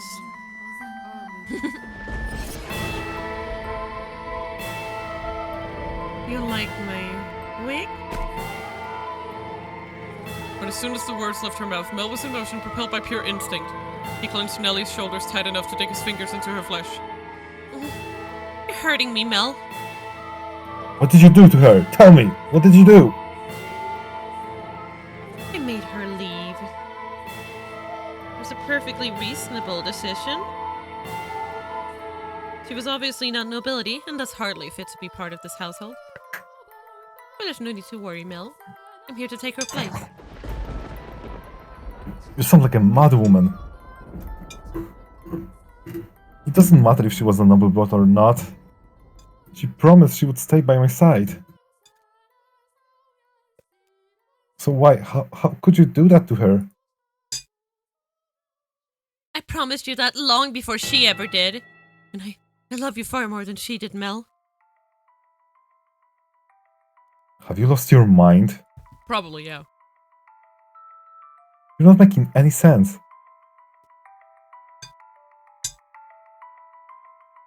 Where is she now? What is she doing? It's always her with you. What more could you want from me? Tell me, what does she have that I don't? What do I have to do to get you to focus on me and only me? We're siblings. Don't you understand what you're doing? Oh, I understand it quite well. Far better than you do, dearest Mel. Even I know that a former queen was executed for it. But if we don't get caught, there's no problem. Yeah, Nelly, are you saying you always felt this way about me? Oh my, you didn't notice, dearest Mel. You truly are a dense one. I am surprised. I guess romance just isn't your strong suit. But you've noticed now, haven't you? You know exactly how I feel about you, right? Quit it. Enough. Don't say anything else. I will say I'm surprised there were no red flags before this.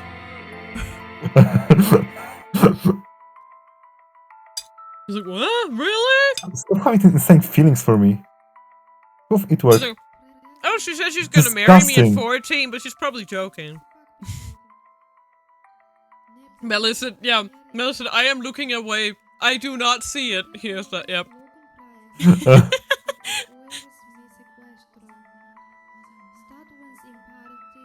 What are you laughing about? Poor Mel, content in your complete ignorance. Alright, I'll tell you everything. Mel, you can only love blood-related women. Huh? What? Yeah, she's going to tell her that, yeah. His cackling sister appeared. Oh, yeah, but like, how Yeah, does what? those two things scan? Because he was into somebody that was related to him, that means, you know. So that means that now that means that's the only thing he can do? Listen, Nelly is I not don't see exactly it. sound of mind, okay? Her arguments are not exactly the best, okay? I'm just saying what... His cackling sister appeared to him like some kind of inhuman life form. Her actions and incomprehensible exclamations slowly drained him of his strength.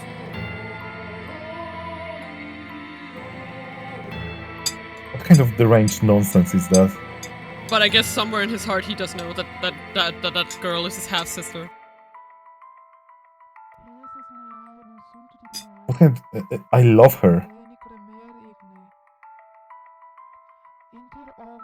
She's... Your sister, Mel. very funny. How far out of your mind have you gone, Nelly? Poor Mel. Do you honestly know nothing? Say that her father was a painter? He painted pictures for a living? What of it? For a time. Sorry. I need my nummies. For a time, her father painted for our family. You've seen the picture before, dearest Mel. The one hanging in my room of the two of us. It was painted by her father. He did a good job, didn't he? I kept asking and asking until you finally agreed to hold my hand. And how did you feel about that? You were rather embarrassed, weren't you? Do you remember that day, dearest Mel? You couldn't possibly remember it. But there's a chance you might remember this. Before we moved to this mansion, we had a painter with white hair. I don't remember any such things. It was long ago. A painter in the service of the Rose family. But the painter did something very, very bad, and because of that, he couldn't remain a part of our household. You know what he did, Mel? He lay with Mother. My father was chased from your house. If the child had been born with flaxen hair, then the painter would not have been thrown out. The baby would have been accepted as part of the family. But that wasn't how it turned out. The child had white hair. She didn't look like she carried the Rhodes family blood. But see, Mother had me. That I'm here is all the proof you need. The girl born 16 years ago didn't have flaxen hair. Up until his last breath, he was only ever concerned about me. He held me in his arms and ran his hands through my hair, an apologetic look on his face. You're talking total nonsense. What am I actually doing? I'm sorry, Mel. You're having a bad time.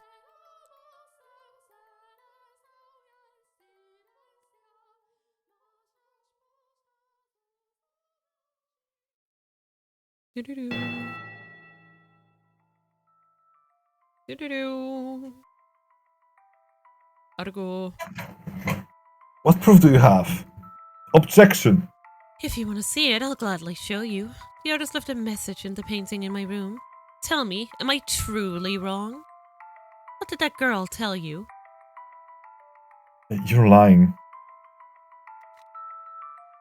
What part of it is a lie, Mel? Everything I'm telling you is the truth. Why don't you go ask Mother? I'm sure she would throw quite the fit. Mother wouldn't. The mistress does not send me away when she saw me. Quite the opposite. She took me in as a servant. It never made sense to me. Why would she hire a maid she knew nothing about, someone who just showed up at the door one day? And when I asked Mother to make her my maid, she stubbornly refused. From a good house? Don't make me laugh. If she were really nobility, she would have given us her name. But Mother was so desperate to cover up her mistake. That doesn't make any sense. I'm sorry, Mel. But it does make a lot of sense.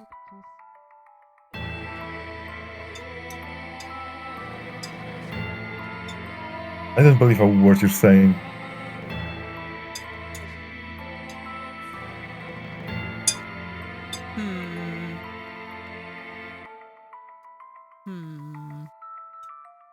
Doobie doobie doobie doop.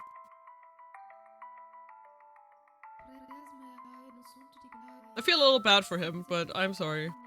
It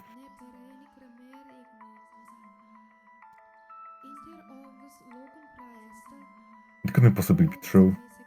But definitely is sorry. Wouldn't it be nice if you could bury your head in the sand? But Mel, feigning ignorance is a sin. No! I refuse to believe it. No! Oh God! No!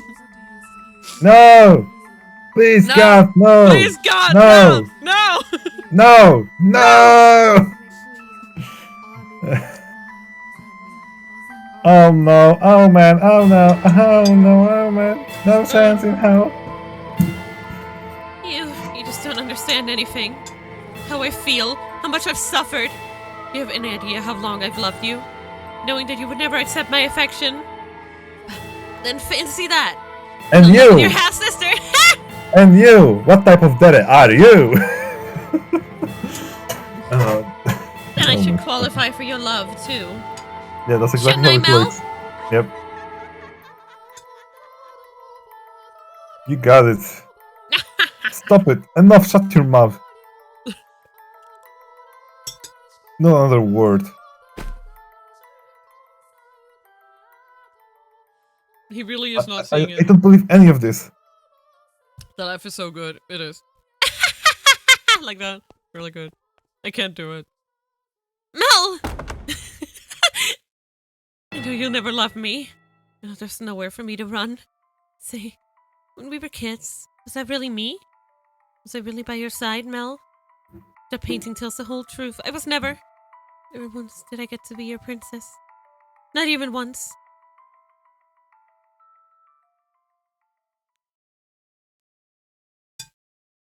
Dearest Mel, everyone just loves to dote on me. They're always telling me how pretty I am. Mother does, father does. You know the mates do too. I can do anything I want. So for me, acting like a spoiled child is the only form of rebellion I have. I don't have the kind of freedom that you do, Mel. I'm just a doll for the family to play with. When I have visitors, it's only ever for show. So it's not my fault that I don't have any friends. Dearest Mel, you're the only one who's ever cared about me more than anything in the world. Dearest Mel, I always knew how I would react if you fell in love. I would cry my eyes out. I would envy her to death. I would get angry as a bull. But eventually, I would have given up. I knew I could never have it my way after all. My feelings would never bear fruit. So why did she have to be your sister? Tell me, why? Yeah. That is a good question. Oh, dearest Mel, here you are again reading such hard books. Your eyes will go bad if you spend too long staring at pages. Holy fuck, Nelly, I had just the weirdest dream. It felt like freaking... I'm still Oh my reeling fucking after God. it, man. Jesus Christ, what the fuck was that? It was so fucked up. You know, about your princess thing, I think we need to stop it. Yeah, that's not Yeah. a good idea. I think we should stop it now, yeah. Yep. Mm-hmm. It's fine, Nelly. It's not like I'm reading 24 hours a day. No, that's not good enough. If your eye go bad, dearest Mel, you won't be able to see me anymore. Like, is any of this for real? Way too much. Is any of this for Majide? I have been having this weird thoughts lately. Isn't you're fine as well, my princess? Your hair glimmering like a sun, and your beautiful smile. I can see you clearly and that will never change. Plus the skies are clear today, so you're even more radiant than usual. You know, this is my favorite season. Winter's cold and there's so much rain, I can't stand it. But as it gets closer to my birthday, the clouds go away, and I just adore the sun. Ah, yes, it's almost your birthday, isn't it? Have you decided what you're going to ask Father for? Not yet. I want pretty dolls and shoes with sparkling gems. And I also want a pretty dress like the ones Mother wears. At least that flunk is asking a bit much, even for Father. But dearest Mel, Hmm? I already have what I want the most. Oh no. So the truth is, as long as I have that, I don't need anything else. No. Nope. You do need something else. Definitely. Yep. Surely. We absolutely need something else, yes. Yep. Mm-hmm. And what would that be? The hairpin they bought for you the other day? Or maybe the song they had written for you last year? None of that, dearest Mel. Then what could it be? I'm really curious. What's that so valuable She needs to friends you? and therapy, I know, right? Right? That's a secret. It has so many secrets, I just don't know what to do. Say, dearest Mel, would you run your fingers through my hair? Just for a little bit. What's getting into you, Nelly? Are you so hungry for attention? You saw all that of a sudden? flash, right? No. Please, dearest Mel. Oh god. Keeps Oh, coming. Nelly, what am I going to do with you? Come over here.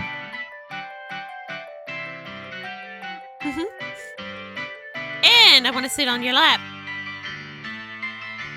Yes, as you wish, my beautiful, beautiful little princess. I was like, I can only say that Mel was kind of enabling it. Say, dearest Mel. Nina!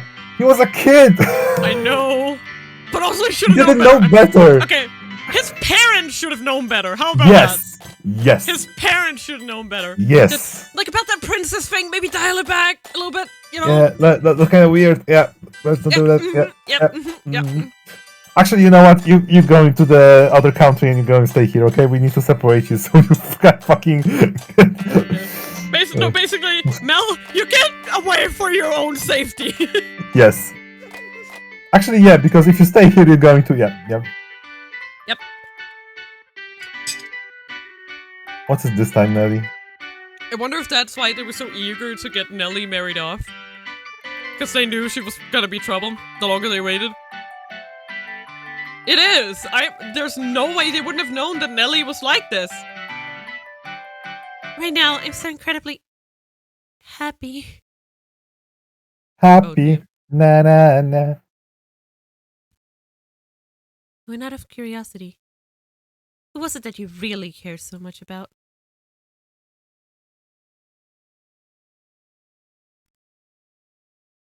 Oh dear.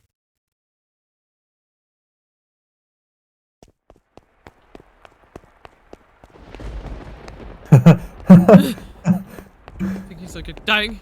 In a fevered frenzy, Mel fled from the mansion. Even in early summer, the night was cold. And to make matters worse, raindrops pelted him from head to toe. But that caused him little discomfort, for a far greater maelstrom of pain rampaged within his breast. At night, the town took on a different appearance. Not simply for lack of illumination, but the people active within it as well. It's not a suitable place for a young aristocratic man to go wandering unattended. The darkness is not only the abode for devils, but of beggars, thieves, criminals, and all manner of things undesirable. But But despite that, he continued to run, knowing not where he was to head. Simply went where his feet took him. And where he arrived was the church.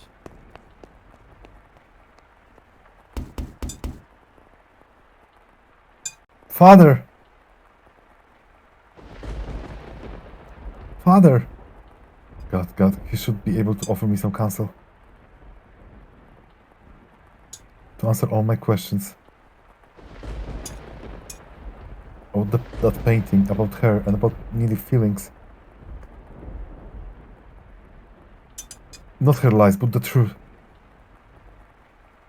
Please open the door. Man, you're in for a rude awakening, my boy. Open the door. But as you might expect, the door was locked, and the priest showed no sign of responding to his calls. The sound of the pouring rain drained out everything else. I mean, maybe he asleep, you know. Yeah, forever. Yep. Nelly, damn it! Nelly? What did you... Oh, Nelly. Oh, Nelly, did you murder You the silly little priest? goober. You silly little goober.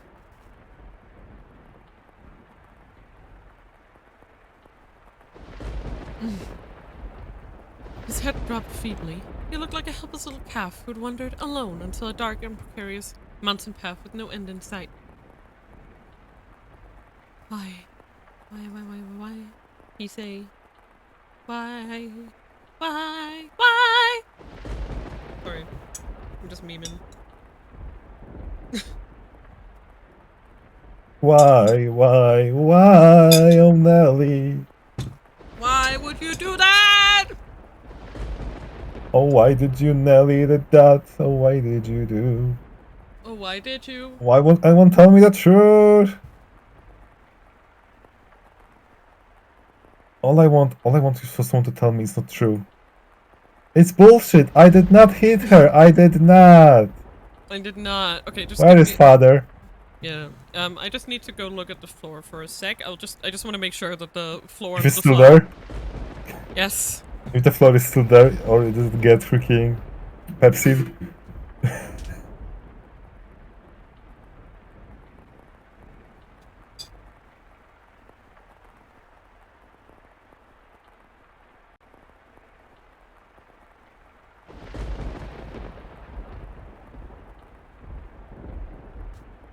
Which movie? Hi! Coco, welcome! Hello. Waka. Hello, sorry about that. I had an Ahoy. accident earlier.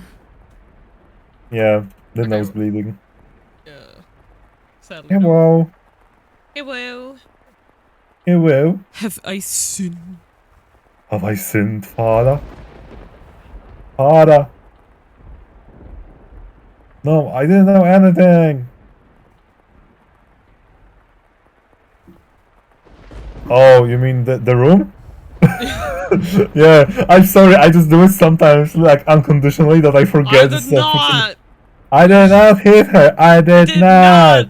I did not try to fuck my sister! I did not! It's bullshit! I did not hit her! I did not! Yeah, so, you're coming in a kind of a weird place after everything has been... No, it's fine. It's fine, don't worry about it.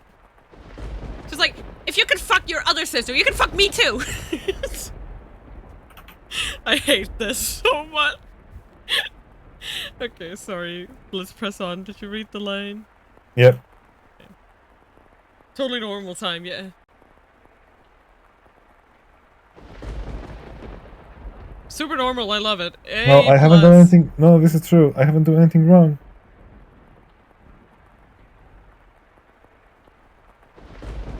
I am not at fault. Am I? Nevertheless, Tell me, am I preachy? Am I preachy? Am I? Nevertheless, his sister's claims and her laughs continued to echo within his head. In his head. If he truly believed it to be false, he would have gone to look at the painting. That he could not was an indication at that this uncertainty had a painting, Ralph. stronger grip on him. Fragmented images of a white-haired painter flooded through the back of his mind, but he desperately shoved them aside. Okay, now he's an atheist. What a Is he god gonna- is the church? What a good is theology? What a good is a god? You know, maybe he should move to, like, Germany and become a gay cowboy. Maybe that's better. I think Oh, that the might be cowboy! Do you want to go to Brockwood Mountain with me? Howdy there. What? Something moved near the boy. It stood immediately behind him and grasped his light red dressing gown. Maybe that's better! Yeah! He'd been so consumed in his own world that he had not noticed the person's presence until they were close enough to touch him. But who are you? Standing there was a beggar dressed in tattered rags. He's still begging at the church? The hooded beggar tentatively extended his hand toward Mel, pleading for relief with sad, slender fingers. Were he a generous young man, Mel would have given the beggar something. Were he generous, of course. Lord! Get your filthy hands off me. I have a damn thing to give you right now. Don't you dare touch me. Oh boy. Suddenly, Suddenly, the beggar's head turned upward. my eyes catch the beggars. Her hood fell back, revealing a hairless head, Why? and a pair of red eyes gazing bitterly. There was a familiar, distinctive glimmer at Mel. Red eyes. She immediately covered her face and turned to run. It can't be. The beggar that's always been here was a... But you said yourself that they would not survive much longer. How could you be certain she was the same beggar? Oh, wait! Wait for me!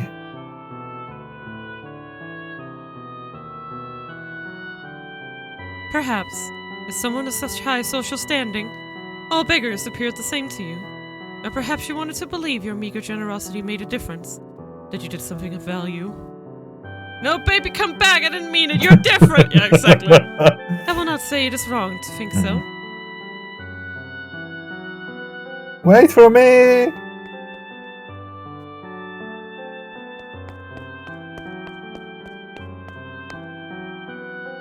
Just after the fleeing girl, I shout for her to stop, she continues to run. The rain is so heavy, I'm afraid I may lose her. I'm terrified. But I didn't do anything wrong, did I? Did I? Am I preachy? I'm begging you, please stop. I just want to talk. She comes to a stop at the corner. Please do not go It's not around good. this corner. Ooh. But it's you, isn't it? I'm sorry. Are you apologizing? What I said back there was terrible, and for that I'm truly sorry. I didn't realize it was you. But if it had been any other beggar, you wouldn't have cared. God damn it, stop twisting it! Please come back to me. If you're concerned about social status, I'll figure something out.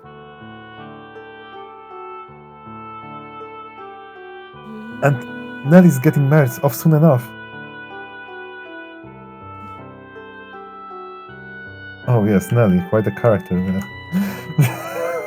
And did something horrible things to you. That's one way to fucking put it. She lost her mind. She was talking nonsense. But don't worry, she'll be out of the picture soon enough. I'll make sure you're safe. Say something, please. Are you angry? You're angry, aren't you? I am not angry at you. I am not. Did you know everything? Did you come to our house aware of everything? What? Did you? Tell me please, the priest isn't around and everything Nelly says is a lie. You're the only one who will tell me that it's not true. What are you? Our relationship. I don't understand what you're saying. You know the ship of a relation? No. That's setting sail? No! I see. You don't know. You don't know. She doesn't know! She doesn't know. She likes critical information. It's for the best.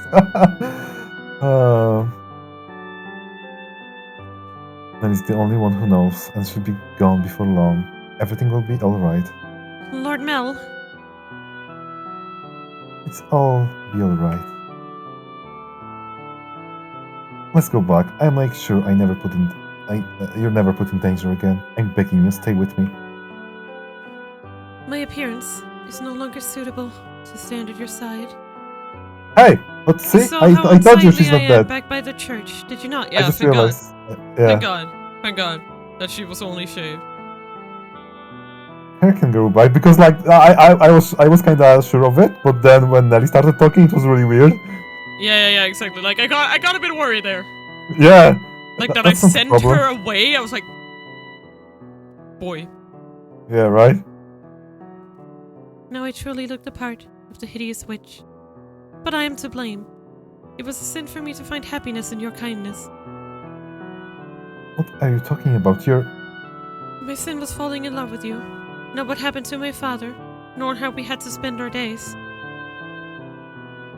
There's no sin in that, said Mel. We have our whole lives ahead of us. Don't we? With enough time, the whole traumatic mess will be behind us. Things will only get better from here.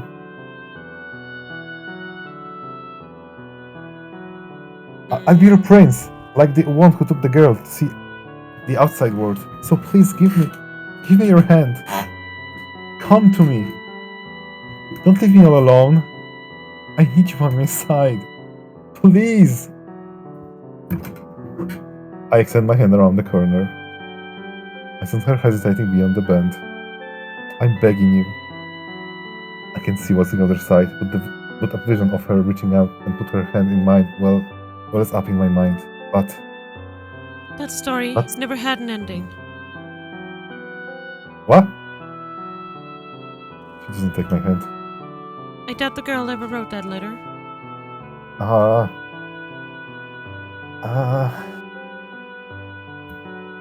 She's not there when I turn the corner. Why? How did the things end up like this?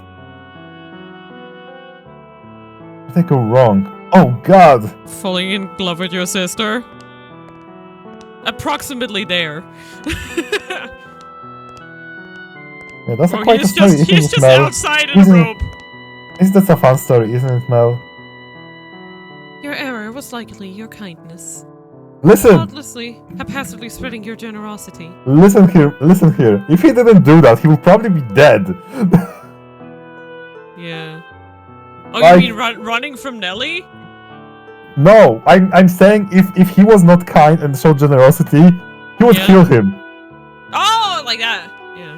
You know, that's what I'm saying here, because Well, I mean, I guess in a way, I think Mel might be wishing that he'd been killed at this point. yeah, of course. Oh, I'm not denying that. to I'm him, just he's like- saying that Yeah. the maid presents the alternative of him dying. Yeah. But that generosity came from your own desire to avoid pain. Oh, For your own happiness. Yeah, like the way that he behaved there is like his generosity was little more than like a soothing gesture. I can agree kinda, with that. but also like I don't blame Mel to act like that after what happened. I would be a mess. Like, Yeah. Yep. like if it was Beggar or just anyone, I'd probably react similarly, you know? Yeah. Because I would just not want to be bothered by anyone. Mhm. What should I have done? I can't take this. Everyone was happy. Well, beside Nelly, but Nelly used to laugh inside. She once meant the word to me. Then it got weird. Then it got weird. How did things end up like this? It's like, oh yeah, we kinda wait, we into oh fuck. It's not my fault. I didn't do anything wrong. I did not hit her. If you pretend like nothing happens, then perhaps they can go on smiling in your head. So if you reread the story, you'll notice how Mel just kind of ignores or runs from all of his problems and has no sense of accountability except when it's convenient to him. I know! Yeah. Like, he is so, like, whatchamacallit? Immature? I don't know if that's quite the word. But yeah, he's very immature for his age.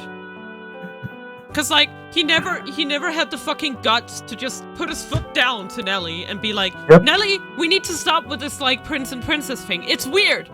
He could have said that many times. I understand when you're like, when they were kids, like, oh, they were just children. But like, Basically, he anywhere was like, in his teenage years, he Yeah. could have been like, Nelly, this is going a little far. You know, I understand he would have waited until she was a teen, but she was 14. Back then, that's basically an adult. Back then. Why did he not put his foot down to her earlier? I don't understand. it's almost, you know, it's almost like I like those people are humans. Yeah, no, but what I'm saying I is know, that right? it is his fault to a certain Of extent. course. He did not do anything wrong. But regardless, you must follow the path you tread. It is your path alone. The path you chose when, in that moment, you decided to run. Make the wrong choice in those moments, and you shall find yourself on the road to ruin. I would have better off not knowing. Better off in the dark. I just wanted those tranquil days to last. They were supposed to last forever. At some point, your childhood must come to an end. You heard that, Nelly? Thank you. No, you really need to hear this, Master Mel. And that ending may not be the one you anticipated. I can't stand this world. You yearned for a world that would treat you with kindness. What should I do? That's what I have done. Someone please help me. You should return now. If you spend too long out here, you're liable to catch a cold. Now let us return to our own time.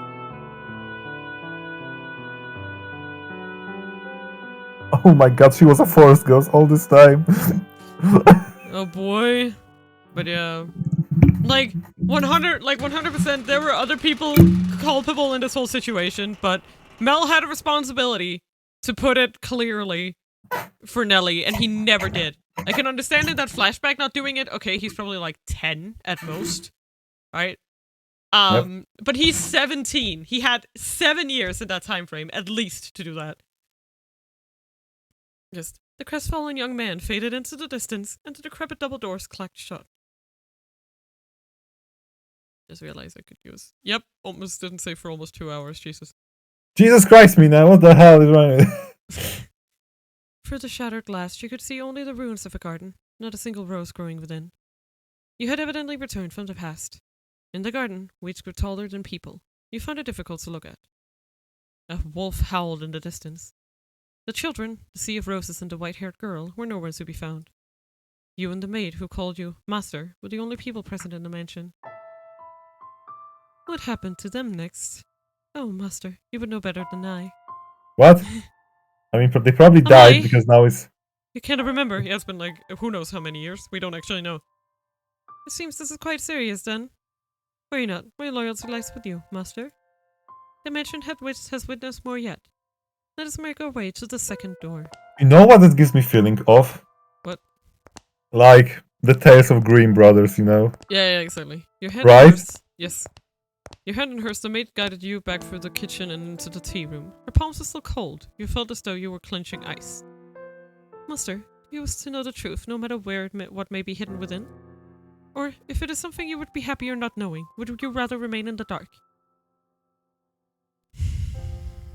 That is actually a kind of difficult question. Because I can understand wanting to remain ignorant, but at the same time, at some point you just have to come to your reckoning, no matter how painful it is. Because that's the problem, because you never know what you know... like, you can say all you want, I was better off not knowing, but in the end... You can never make a conscious decision to be sure that is the right one about knowing someone you don't know about, you know? No. Because I understand, you don't know what it will cost. There are some things in this world people don't need to know. But to some extent, you can't keep running from everything forever. You can't keep closing your eyes to everything forever. It's very but not like it is, but it's difficult because, like, yeah. Yeah. Oh, is that so? I wonder about their father. Yes, the flaxen-haired sibling's father. Do you think he knew about the white-haired girl? I mean, he Because would you have also to. like you could also like remember because like no people are not similar. Some people cannot handle some stuff, and Yep. some would like Yep. If he did, then perhaps he allowed her to stay because of how deeply he loved his wife. Or maybe because he did not want people to find out about her. I expect he too experienced many different emotions, but those pages of his story remain untold. Their parents likely had a turbulent tale as well, but theirs is not of consequence. To whom? I could not tell you. But yeah, it is quite that.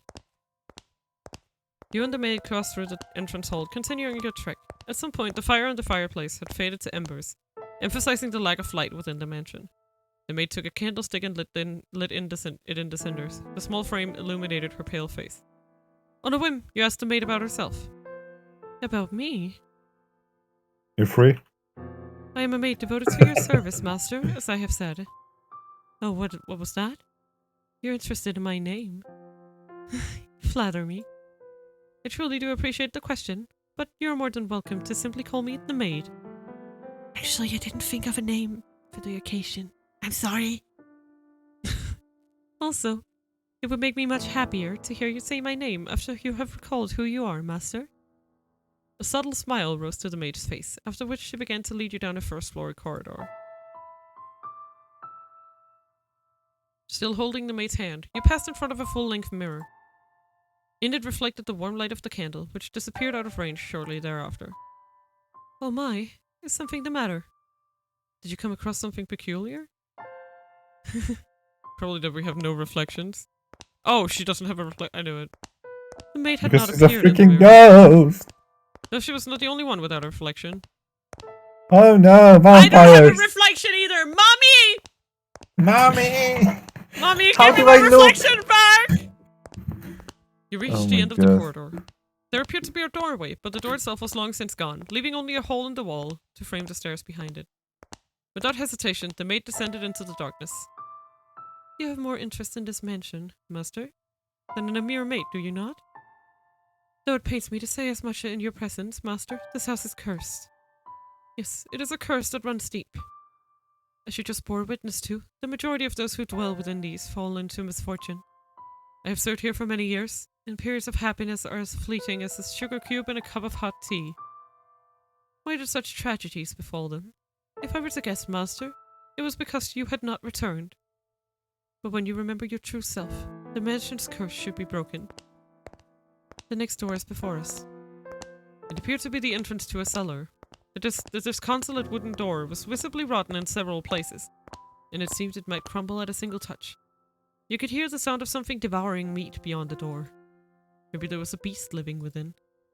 Before you had the chance to say you thought it was dangerous, the maid opened the door with a chilling smile on her face. Your first impression was that it smelled of blood. Dun! Oh dear. A whole ass beast, is it?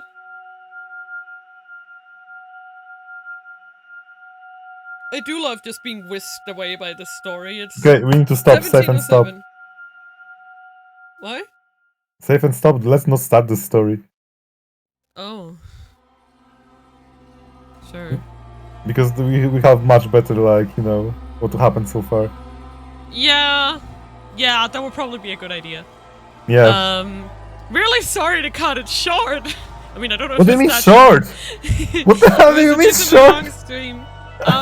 I wanted to thank you for being here today.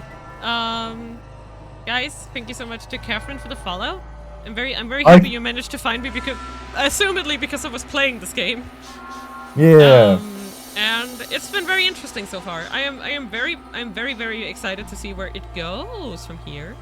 I think we are going to